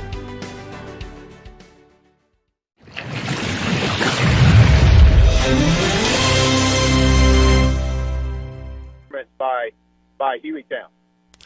So this Hueytown team is going to go into the playoffs as a 2 seed, and I don't know yet who they have. You may have a more clear picture on that, but I think it depends on some games tonight as to who they're going to get. But they're going to be number 2 in Region 4 behind Hillcrest. This Hueytown team, we know they lost a former Mr. Football, but how far can this team take it? Well, I think they're definitely somebody to watch in the postseason. I mean, they're obviously in a very challenging classification this year in Class 6A. But they do have a lot of explosive players on offense. They're very fast, very speedy. They got a really good dual threat quarterback in Jabron Ellington. But I think the thing I was most impressed with Hueytown last night was their defense, especially their defensive front. Gardendale's got a pretty good offensive line, big guys up front, but Hueytown really dominated in the trenches. They lived in the backfield all night long. The best player on the field was Hueytown defensive end Keith Green. Gardendale could not block him. So they, when you can play defense like that, and you can control the line of scrimmage, you can rush the passer like Hueytown can. That puts them in any game, I think. And of course, as the 2 seed, they'll get home field in this first round too. Which means a lot. Let's talk about this Gardendale team. They're going to go 3-3 as their final record in region play. That's going to put them in as the 4 seed. They got to go on the road next week to take on a pretty good Gadsden City team. Tell us about Gardendale moving forward. Yeah, I think that'll be a really big challenge for Gardendale because Gadsden City is always going to be a talented team, and they're going to always have a lot of team speed, and I think that's the case again this year. And then they play well at home at Titan Stadium. They play well on their home field, their home turf. Gardendale, they do have a good quarterback in Beeson. He can run and throw, so he can, they're not one-dimensional. They've got a really good tight end that played well last night. I think that they want to get him the ball as much as possible because he's a tough cover. Their running back, Boogie, the young man they call Boogie, he was not really able to boogie too much in that game last night because Hueytown just kept him wrapped up, but he's a very good running back. I think they need to get some more big play, explosive plays from their wide receivers to have a really good chance in that game against Gadsden City. 47-28, Hueytown, the final over Gardendale last night. Both teams headed to the playoffs. And, Mickey, I know that you are going to be taking a few weeks off here to get ready for the Super 7. Let me tell you how much we've enjoyed visiting with you every week, talking about the AHSA TV network WOTM Game of the Week. And we'll look forward to seeing you in T-Town. Yeah, I've enjoyed it as well. And you guys have a great time during the playoffs. I'll be keeping an eye on them, and I look forward to coming back at Super 7 time. Mickey Shadrick's with us, play-by-play voice for the AHSA TV network, WOTM Game of the Week this year. And, Mickey, thanks again, and have a great weekend, my friend. Thank you. Thanks again to Mickey Shadrick's for his coverage all year. And don't forget, tomorrow on WOTM, beginning at 9 a.m. from 9 to 11, they're going to have their bracket show. All brackets will be revealed and covered. So if you're still confused about some of the brackets, you won't be tomorrow. WOTM, 9 a.m. to 11 tomorrow, live from the playoff meetings in Montgomery. So get caught up with that. And by then, they'll have all the numbers will be figured out. Let's get to scores on the fours. Brought to you by Wickedly Delicious Wickles Pickles. 1A, Andy. Number 1, Leroy defeats Washington County 49-14. That one on Thursday. Number 2, Elba defeats McKenzie 56-28. Number 3 and number 4, Sweetwater and Lochapoka were both idle this week. Number 5, Lynn defeats Hubbardville 56-33. Number 6, Wadley defeats Woodland 56-21. Number 7, Milry had the week off. Number 8, Decatur Heritage over Colbert Heights 21-20 in a close one. And number 9, Coosa Christian defeats Victory Christian 49-0. Number 10, Hackleburg over Cherokee County on Thursday 41-6. Other scores out of 1A, J.F. Shields is defeated by Wilcox Central 54-16. It was Brantley over Florala 55-46. Georgiana over Pleasant Home 61-0. Kinston defeated by Houston County 48-25. Red Level defeated by Sampson 54-32. Calhoun is defeated by Pike Liberal Arts 43-18. It was R.C. Hatch defeated by Francis Marion 25-6. University Charter defeated by Choctaw County 24-16. Billingsley defeated by Thorsby 55-20. Meek defeated by Oakman 69-26. South Lamar over Brilliant 56-0. Sumter Christians defeated by Berry 34-14. Winterboro over Childersburg 24-20. Appalachian defeated by Southeastern 35-7. Cedar Bluff defeats Donahoe 45-6. Scores on the Fours is brought to you by Wickedly Delicious Wickles Pickles. When we come back, more football. We'll go up to the Huntsville area, talk Madison Academy. Coming up next on the AHSAA Radio Network.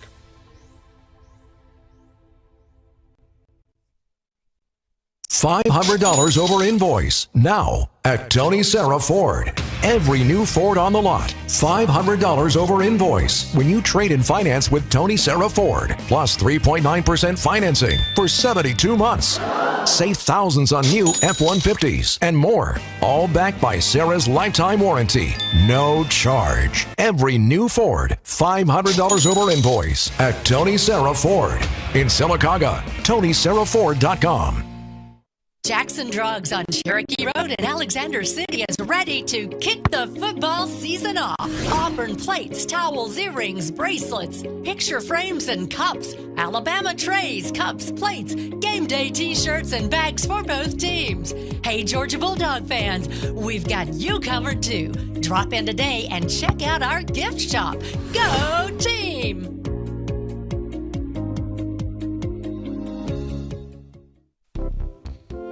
Serving East Central Alabama since 2005, we are Coosa Valley Respiratory and Home Medical of Sylacauga. Coosa Valley Respiratory has medical equipment and supplies, including oxygen to home ventilation services. We carry a full line of bracing, power chairs, scooters, and more. And when you trust Coosa Valley Respiratory, you are dealing with local people that care about your well-being, providing quality.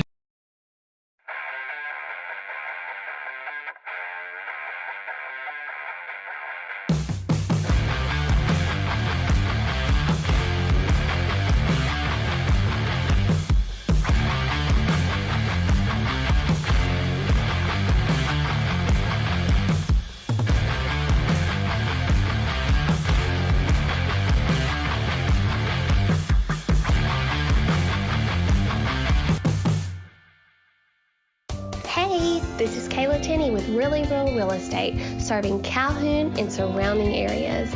I am your local agent here supporting your local community, and I am a proud sponsor of the Friday Night Network. I am so excited to get to watch all the local athletes on Friday nights from the sidelines. To all of our band members, football players, cheerleaders, and coaches, good luck and have a great and safe season.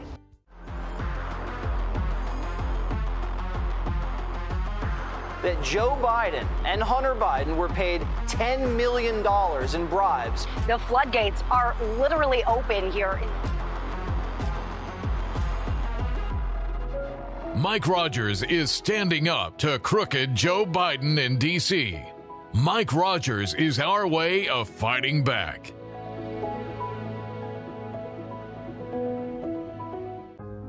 At Family Prosthetic and Medical Supply, we put you first. With more than 15 years' experience, our family-owned business provides a range of services such as custom prosthetics, sports bracing, diabetic shoes, and mobility. We are located centrally in Alexandria, Alabama. Give us a call today to set up a free evaluation appointment. Also, ask about home delivery. In Alabama, school spirit is in the air on Friday nights. At Farmers and Merchants Bank, we're giving our customers the opportunity to show their school spirit every day with our new Spirit debit card. We've designed a unique card for every Calhoun County school that includes the school's logo. So every time you use the card, you're showing your school spirit. Come in and get your school spirit debit card today. We've got spirit at FNN Bank. Service, solutions, and strength. Member FDIC and equal housing lender. Today's real estate market requires expertise to navigate the buying and selling of property. You need a realtor that looks at you like family and not a dollar sign. If you've been thinking about buying, selling, or investing in real estate, contact the trusted agent, Alan Ray. He can educate you and walk you through the process from start to finish. And Alan Ray is here for support after the sale. His customers have access to him years later. You're more than a number, and you should be treated that way. And you are with Realtor Alan Ray.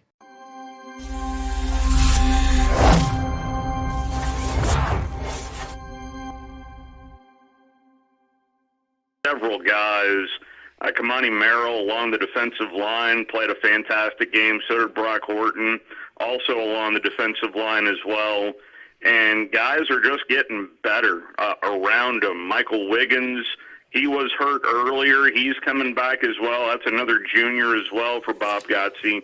This defense, I'm telling you, is just attacking and swarming, rarely out of position, and able to contain Brandon Mush, who for a lot of people is just you cannot contain him because he is just that dynamic of a shifty quarterback. But the Mustangs saved their best for last, and it was 7-7 at the end of the first quarter, and then a turnover at the end of the first quarter made it 7-7.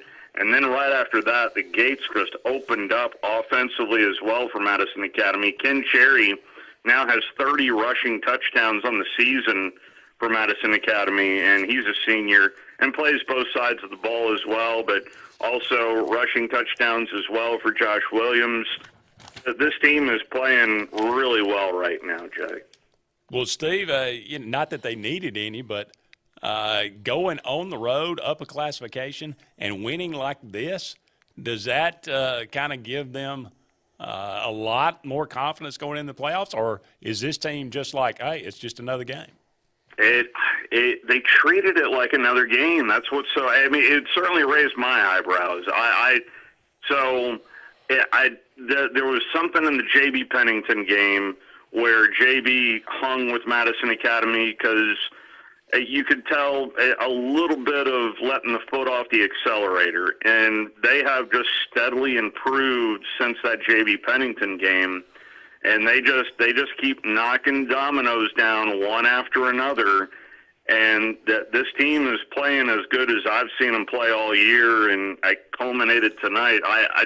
If you would have told me 47-7, I would have picked at least 20 other games to talk about other than this one because of the explosive offense that you guys and I was expecting as well from Westminster Christian. Yeah.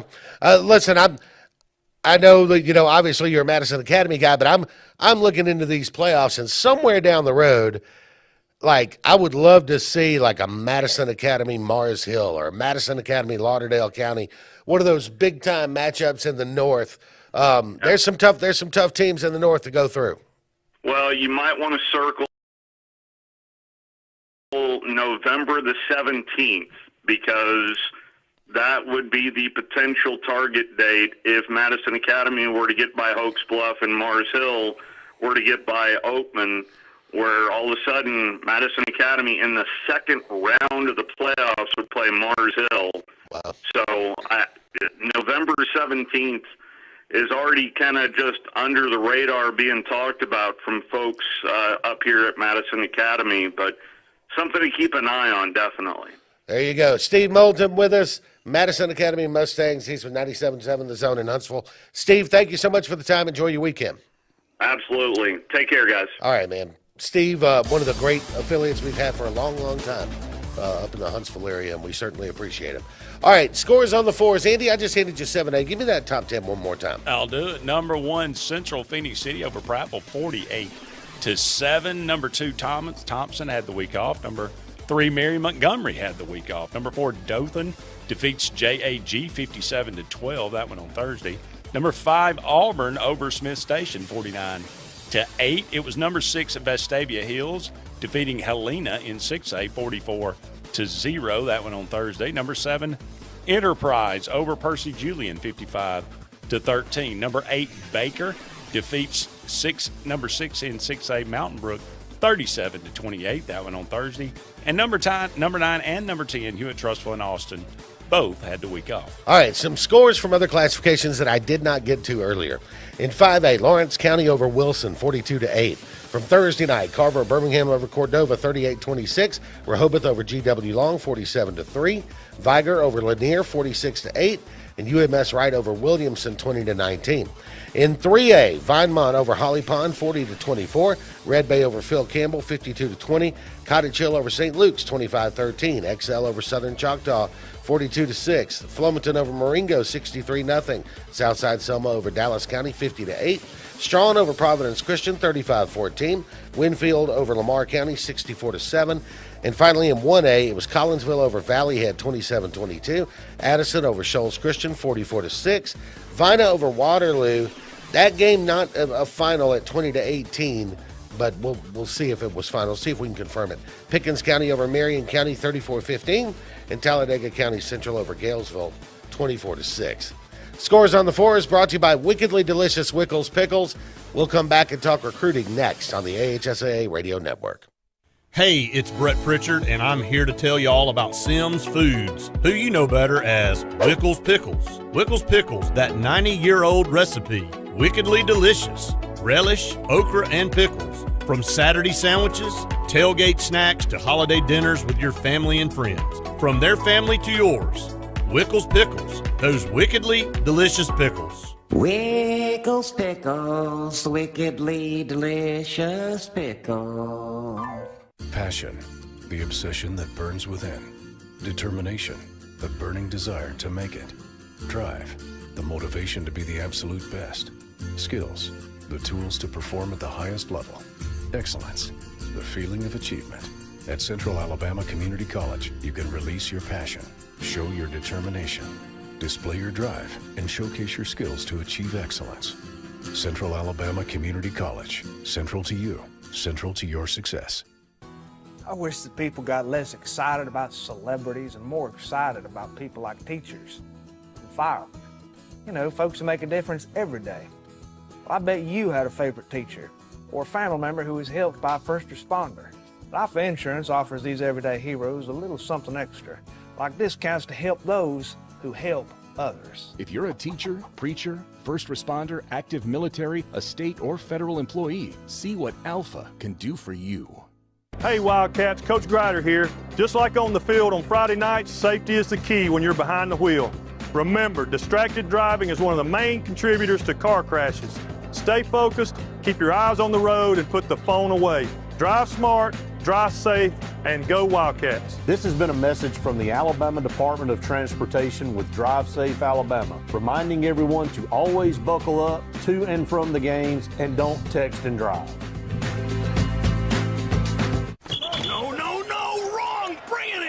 Take it easy. Let's go over this again. Who starts off with a real Coke taste? Coca-Cola! And then Coca-Cola pitches the real Coke taste to who? Coca-Cola! How is Coca-Cola going to give a real Coke taste to itself? Take a lap, genius! Coca-Cola takes a snap and then pitches the real Coke taste to Coke Zero running up on the right. You got it? Yeah! At that point, we fake punt the real Coke taste. Who fakes the punt? Coke Zero!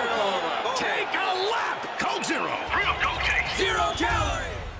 Main Street Family Urgent Care. Main Street Family Care offers a wide array of services that allows them to treat many conditions, and they also offer primary care. In addition to these services, they also offer DOT physical exams, lab testing, sports physicals, and vaccines.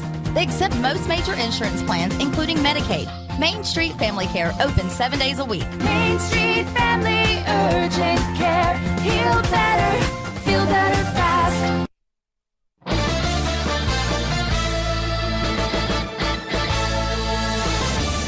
Welcome back to the AHSAA Radio Network Scoreboard Show. JJ and Andy with you as we welcome in the best recruiting analyst in the business at Rivals.com, Mr. John Garcia Jr. John, how you doing? I'm doing well. Good to be on with you. All right, so let's talk about it. We're now a week away from the playoffs, and what, as a recruiting analyst, I know that we get into playoff time. What, by this time you've seen kids in camps, you've seen kids on film. Now though, it's like 1 versus 1. It's big time competition every week, right? Absolutely, yeah, of course. Is that what you're watching for? Yeah, it's really about kind of the intangible, the in-between. Like you said, we've got the physical profiles of these guys, their numbers, and obviously the schools that are looking at them, but it's kind of the desire at this point. And sometimes it's something you read too much into, but other times it really creates the benefit of the doubt for these guys. You know, you'll see players playing two ways, offense and defense and special teams, just trying to will their high school teams towards wins. I mean, think of a guy like Jalen Mbakwe at Clay Chalkville.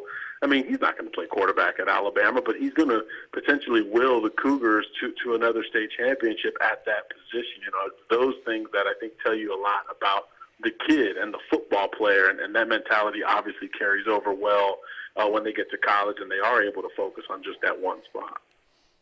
I say this, hesitatingly, but, commitment doesn't mean what it used to be. But can you talk about maybe some of the top uncommitted players that maybe are looking here in the state of Alabama or the Southeast? Well, hey, you said it. In the last 24 hours, one of Auburn's longest tenured commitments, Jamarian Burnett, backed off of that pledge, the Andalusia running back.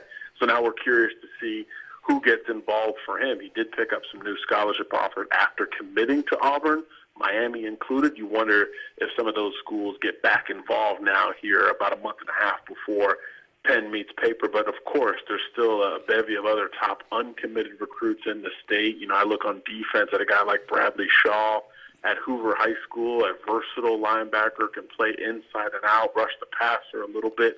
He's got a bunch of SEC options. Very curious to see where he ends up. And like you said, those commitments don't mean a whole lot, especially when they come earlier rather than later. So a guy like Cam Coleman is still available, even though he's committed to Texas A&M, taking many visits to other schools. So there's still going to be some drama here in the next 6 to 7 weeks once we get through the Super 7 and through the Alabama-Mississippi All-Star Week.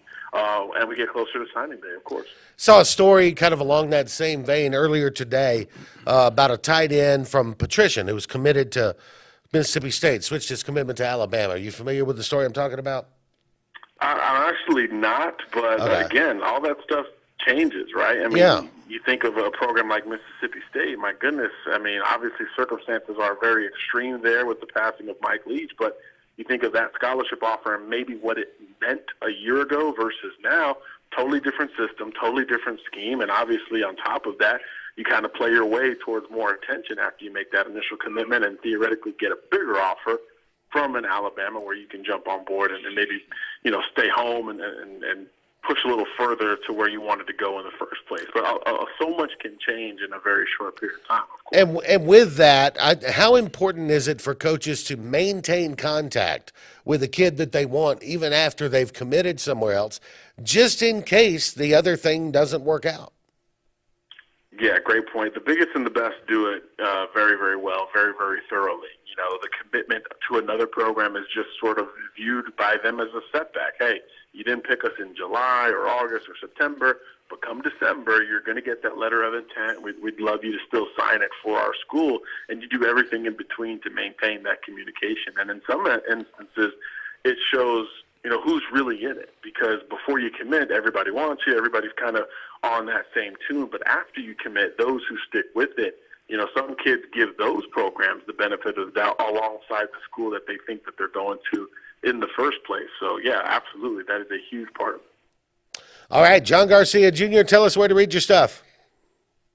Real simple, Rivals.com, playoff football coming, and then we'll have a ton of coverage across the country. Check us out. John Garcia Jr., Rivals.com. Thank you for the time, man.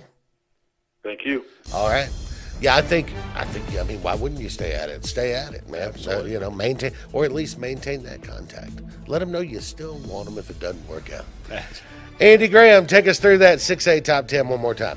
Number 1, Saraland over McGill-Tulane, 70-27. Number 2 and number 3, Clay Chalkville and Hillcrest Tuscaloosa had the week off.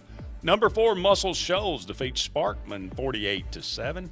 Number 5, Parker was off this week. Number 6, Mountain Brook defeated by Baker 37-28. Number 7, Hartselle over Bob Jones 35-21. It was number 8, Oxford defeating Jacksonville 36-7. Number 9, Vestavia Hills over Helena 44-0. And number 10, Spanish Fort had the week off. In the 5A top 10, number 1, Gulf Shores over BC Rain 43-21. Number 2, Ramsey had the week off. Number 3, Central Clay County. They get a 28-7 win over 6A Wetumpka, but lose their starting running back in the process. That's a story to watch as the playoffs get started next week. Number 4, Pleasant Grove had the week off. Number 5, Leeds. They defeat Center Point out of 6A 22-0 in a Thursday night game. Moody had the week off at number 6. Number 7, Russellville. They are defeated by 6A Athens 41-14. It was number 8, Southside Gadsden 45-27 over Etowah out of 4A. Number 9, Fairview. They defeat Randolph out of 4A 41-7. And number 10, Gunnersville 57-16 over 7A Albertville. Scores on the Fours is brought to you by Wickedly Delicious Wickles Pickles. With a 90-year-old family recipe, they're available in a store near you and absolutely delicious. Hang in there. We're going to get to our Spotlight interview coming up in just a little while here on the AHSAA Radio Network. Lake Martin Tractor and Outdoor wants you to know we appreciate a great year from all of East Central Alabama, and now our inventory of superior zero-turn mowers from Spartan and Mahindra tractors is on the move. Shop Lake Martin Tractor for outstanding deals, finance rates as low as 0% and low payments. Spartan mowers as low as $84 per month. Mahindra four-wheel drive tractors and loader packages as low as $399 per month, including cutter, box blade, and 20-foot trailers. Spring into 22 at Lake Martin Tractor and Outdoor, Highway 280 in Alexander City, or online lakemartintractor.com. Hi, this is Andrew McGreer at Dunning Roofing. At Dunning Roofing, we specialize in high-quality, premium roofs. We don't build roofs that just meet code requirements. We build quality roofs with premium materials that significantly exceed our competitors' warranties. We put money on your roof, not in our pockets. If you're looking for a top-quality roof, call Dunning Roofing today for your free quote at 256-307-7601 or visit us at DunningRoofingAL.com for more information. There's only one clear choice in the Lake Martin area for plumbing, heating, and air. That's All Clear Plumbing and Air. Our professionally trained technicians offer full service repair and installation on all major brands. From drips to water heaters, thermostats to entire air conditioning and heating systems, and everything in between. Our fast, reliable, and guaranteed top-notch customer service will keep you informed and up to speed through the entire process.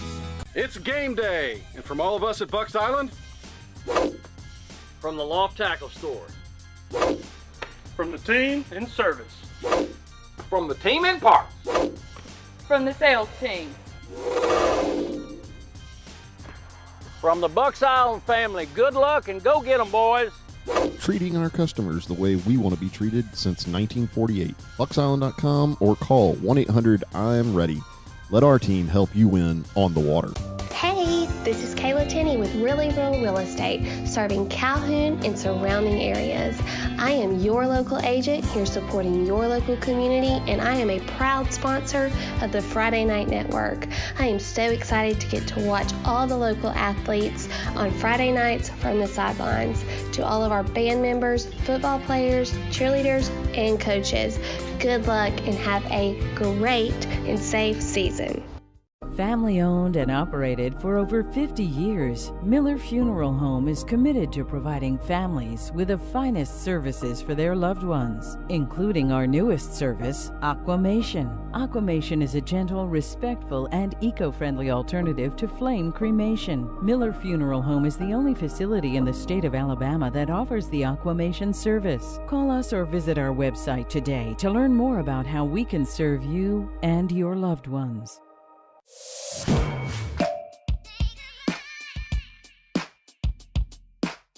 Bama Sheds and Pole Barns. Locally and family owned with the best customer service. Custom built to fit your needs with free delivery and setup. Design and price online or stop by and see what we can do for you.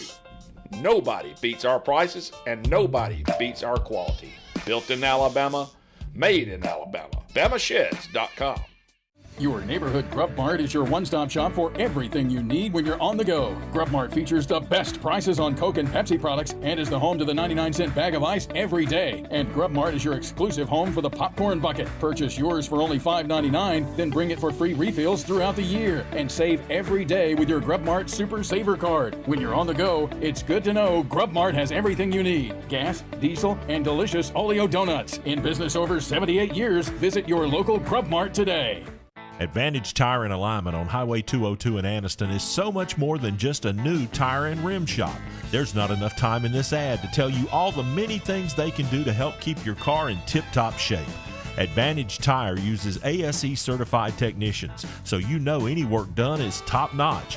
Bottom line, if it needs repaired or replaced, they can probably do the job and save you money.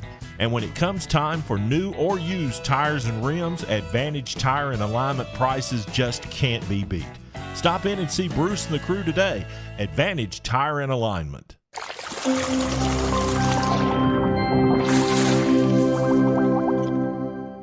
In less than 2 years. You can customize a flexible course schedule so you can receive your advanced education degree all while working on the front line. JSU Nursing. Your opportunity to advance your career and serve your community. Russell Do-It Center and building supply stores have the tools and materials to get the job done right, whether you're a professional contractor or just a weekend do-it-yourselfer. With everyday customer conveniences like a drive-through lumber yard, price match promise, and our best rewards program, each of our 9 locations offer top brands and building materials like lumber, hardware, tools, paint, lawn and garden, and much more. Visit today and see what Russell Do-It Center and Building Supply can help you build tomorrow. The taste of the South starts out here. However you roll into work, you can bring the flavor with Jack's Breakfast Catering. Huge scratch-made buttermilk biscuits and hearty breakfast sandwiches, mixed or matched, starting at just $15. Don't forget to add delicious fresh ground Royal Cup coffee and classic breakfast sides. Because great work starts with great breakfast. Breakfast catering starting at $15 from Jack's. All about the South. Main Street Family Urgent Care. Main Street Family Care offers a wide array of services that allows them to treat many conditions, and they also offer primary care. In addition to these services, they also offer DOT physical exams, lab testing, sports physicals, and vaccines. They accept most major insurance plans, including Medicaid. Main Street Family Care opens 7 days a week. Main Street Family Urgent Care. Feel better, feel better fast. I wish that people got less excited about celebrities and more excited about people like teachers and firemen. You know, folks who make a difference every day. Well, I bet you had a favorite teacher or a family member who was helped by a first responder. Life Insurance offers these everyday heroes a little something extra, like discounts to help those who help others. If you're a teacher, preacher, first responder, active military, a state or federal employee, see what Alpha can do for you. Passion, the obsession that burns within. Determination, the burning desire to make it. Drive, the motivation to be the absolute best. Skills, the tools to perform at the highest level. Excellence, the feeling of achievement. At Central Alabama Community College, you can release your passion, show your determination, display your drive, and showcase your skills to achieve excellence. Central Alabama Community College. Central to you. Central to your success.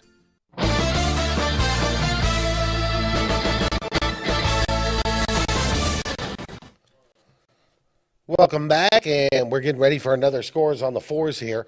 We do have playoffs going on tonight in the Alabama Independent School Association, and we'll get you those 3 brackets, 1A, 2A, and 3A, coming up for you here in just a little bit, so hang in there for that. We've also got our Spotlight interview on the way for you in just a matter of a couple of minutes, and, of course, we have another round of Scores on the Fours. It's brought to you by Wickedly Delicious Wickles Pickles with a 90-year-old family recipe. They are available in a store near you. Let's get right into it. Andy, why don't you give us the 5A or the 4A top 10? Number 1, Montgomery Catholic. They had the week off, but they are undefeated. Number 2, Cherokee County, also came into the week undefeated. They fall to Fort Payne, a 6A team, 21-14. Number 3, Jackson over Davidson, 45-14. It was number 4, Andalusia having the week off. Number 5, West Morgan defeated Haleyville, 42-12. Number 6, Handley had the week off. Everybody's on vacation. I didn't get the memo. Number 7, Jacksonville falls to number 8, Oxford in 6A, 36-7. Number 8 and number 9, Big County and Indiana both had the week off. And number 10, Corner defeated Hayden, 40-13. And the 3A top 10 went this way. Number 1, Mobile Christian, 10-0. They had the week off. Number 2, Madison Academy. Surprising score here, 47-7 over Westminster Christian out of 4A. Westminster Christian have been scoring a ton of points coming into that game. Number 3, Gordo. They defeat Hale County out of 4A, 58-26. That game played on Thursday night. Number 4, Mars Hill. They had the week off this week. Number 5, Lauderdale County. They defeat Brooks out of 4A, 33-3. It was number 6, St. James. Maybe the game of the night, 49-48 over Carroll out of 5A. And they went for 2 in overtime to get the 49-48 win. Number 7, Sylvania. They are defeated by 2A number 2, Fife, 21-10. Fife will do that to you. Number 8, Geraldine. They defeat 2A Hatton, 63-6. Number 9, Thomasville over Clark County out of 2A on Thursday night, 34-0. And number 10, Houston Academy, 10-0 over Pike County. Now it is time for this week's Spotlight interview. It's time now for the AHSAA Radio Network Scoreboard Show Spotlight Interview. Brought to you by Central Alabama Community College. Central to you, central to your success. Visit cacc.edu. And joining us now is the president of the AHSAA Radio Network, Mr. Randy Lee Jr. Randy, how you doing today, my friend? Doing great, JJ, and glad to be on with you. Now, it is, if I'm not mistaken, it's 17 years for the network proper, correct? That is correct. 17 years that we didn't have the scoreboard show the first couple of years. I actually partnered one year with Brad Law, and he wasn't necessarily with the Auburn Network. He was with them, but he wasn't working just with them and was doing a scoreboard show and actually ran it out of Kalijah Country, though. So 97.5 has been involved in a scoreboard show of sorts for probably 15 of those 17 years. But 11 years ago, 12 this year, we're able to partner up and let you take the reins, JJ, and run with it. And it's been a huge success, and that's due to a lot of great sponsors out there. And so many of you radio stations that are tuning in to us talking right now have been with us from day one, and we just can't thank you enough. Yeah, and it's grown to the level of, you can radio us just about the entire footprint of the state. I think out of 4.5 million people, I think our footprint reaches at least 3.5 of them, and that's radio alone. But then you add to that digital outlets like the Friday Night Network, or you add to that television outlets like the AHSAA TV, WOTM TV, and WAXC TV, and then you add to that digital outlets that carry the show. And so it's really, there's not an area of the state where the show can't be heard and where you can't get scores from really anywhere in the state on a Friday night. Well, you and I were just talking as we were coming into this program about the ever-changing world of media, and we're just happy to be in it. But with that being said, we want to make sure that we stay up with everyone out there, and we can pass along our programming and be the talent.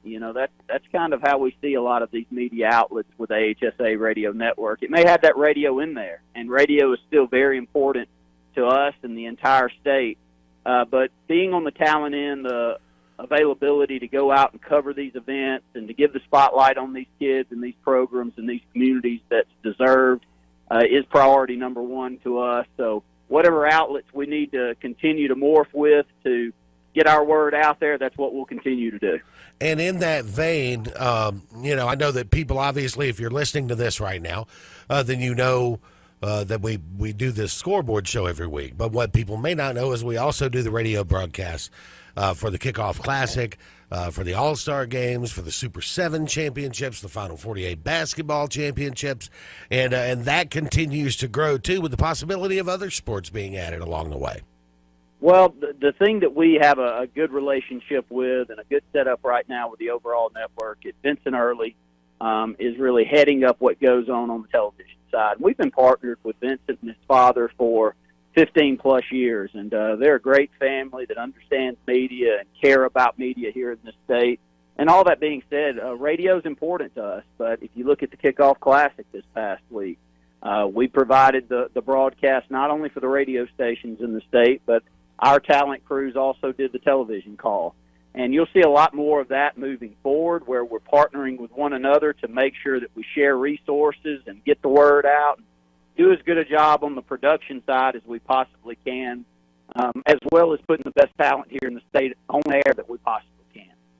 As you look at the growth of high school sports, where do you see it continuing to grow? And two, is that a function of this ever-shrinking world we have now with social media and the ability to communicate and share things with each other from anywhere, anytime? Well, first off, I think there's a couple of sports out there that are growing maybe more than others, and we've heard about, the addition of girls wrestling here in the state and how much they're expecting that to grow. When we went to media days in Montgomery, we heard a lot about girls flag football, which is now a sanctioned sport and is going to be a really big sport, and whatever outlets it needs for our kids to stay active and to feel success and to feel like they're doing things that they can be proud of in the years to come. That's where the effort needs to go.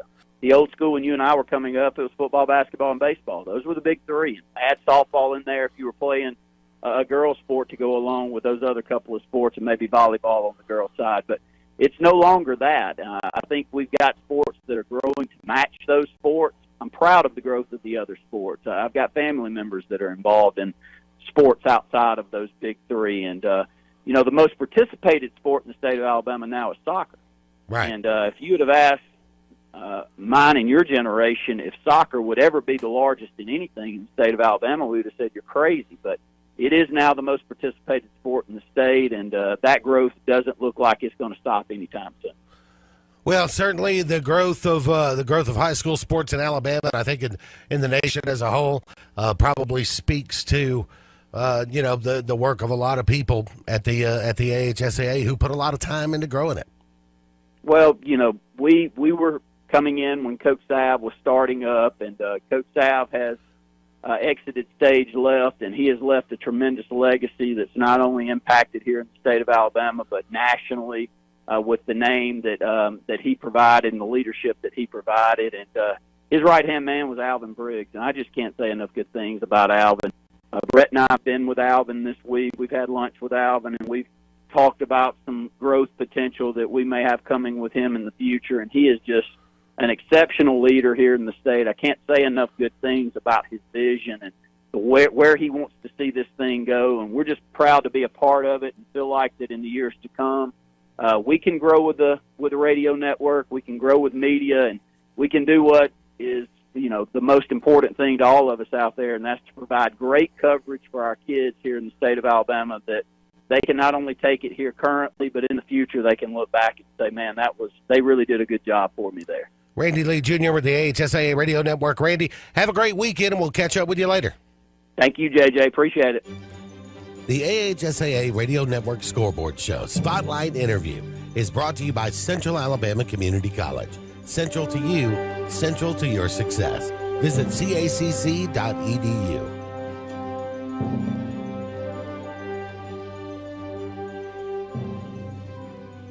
It never ceases to amaze me, Andy, that when we started doing this show 12 years ago, and there was this little stand-up desk, right? And we were, they were kind of behind that, and it was kind of weird looking, and we didn't really have a set, so to speak. Yeah. And the monitor that we watched ourselves on, like we watch here, was about that big. Oh, really? Oh, yeah. And anyway, had the virtual set at one time. and it was good, but it was kind of creepy too, And of course, thankfully we've had Ryan in here now for several years, but we've gone through some really good producers, and then we've gone through some other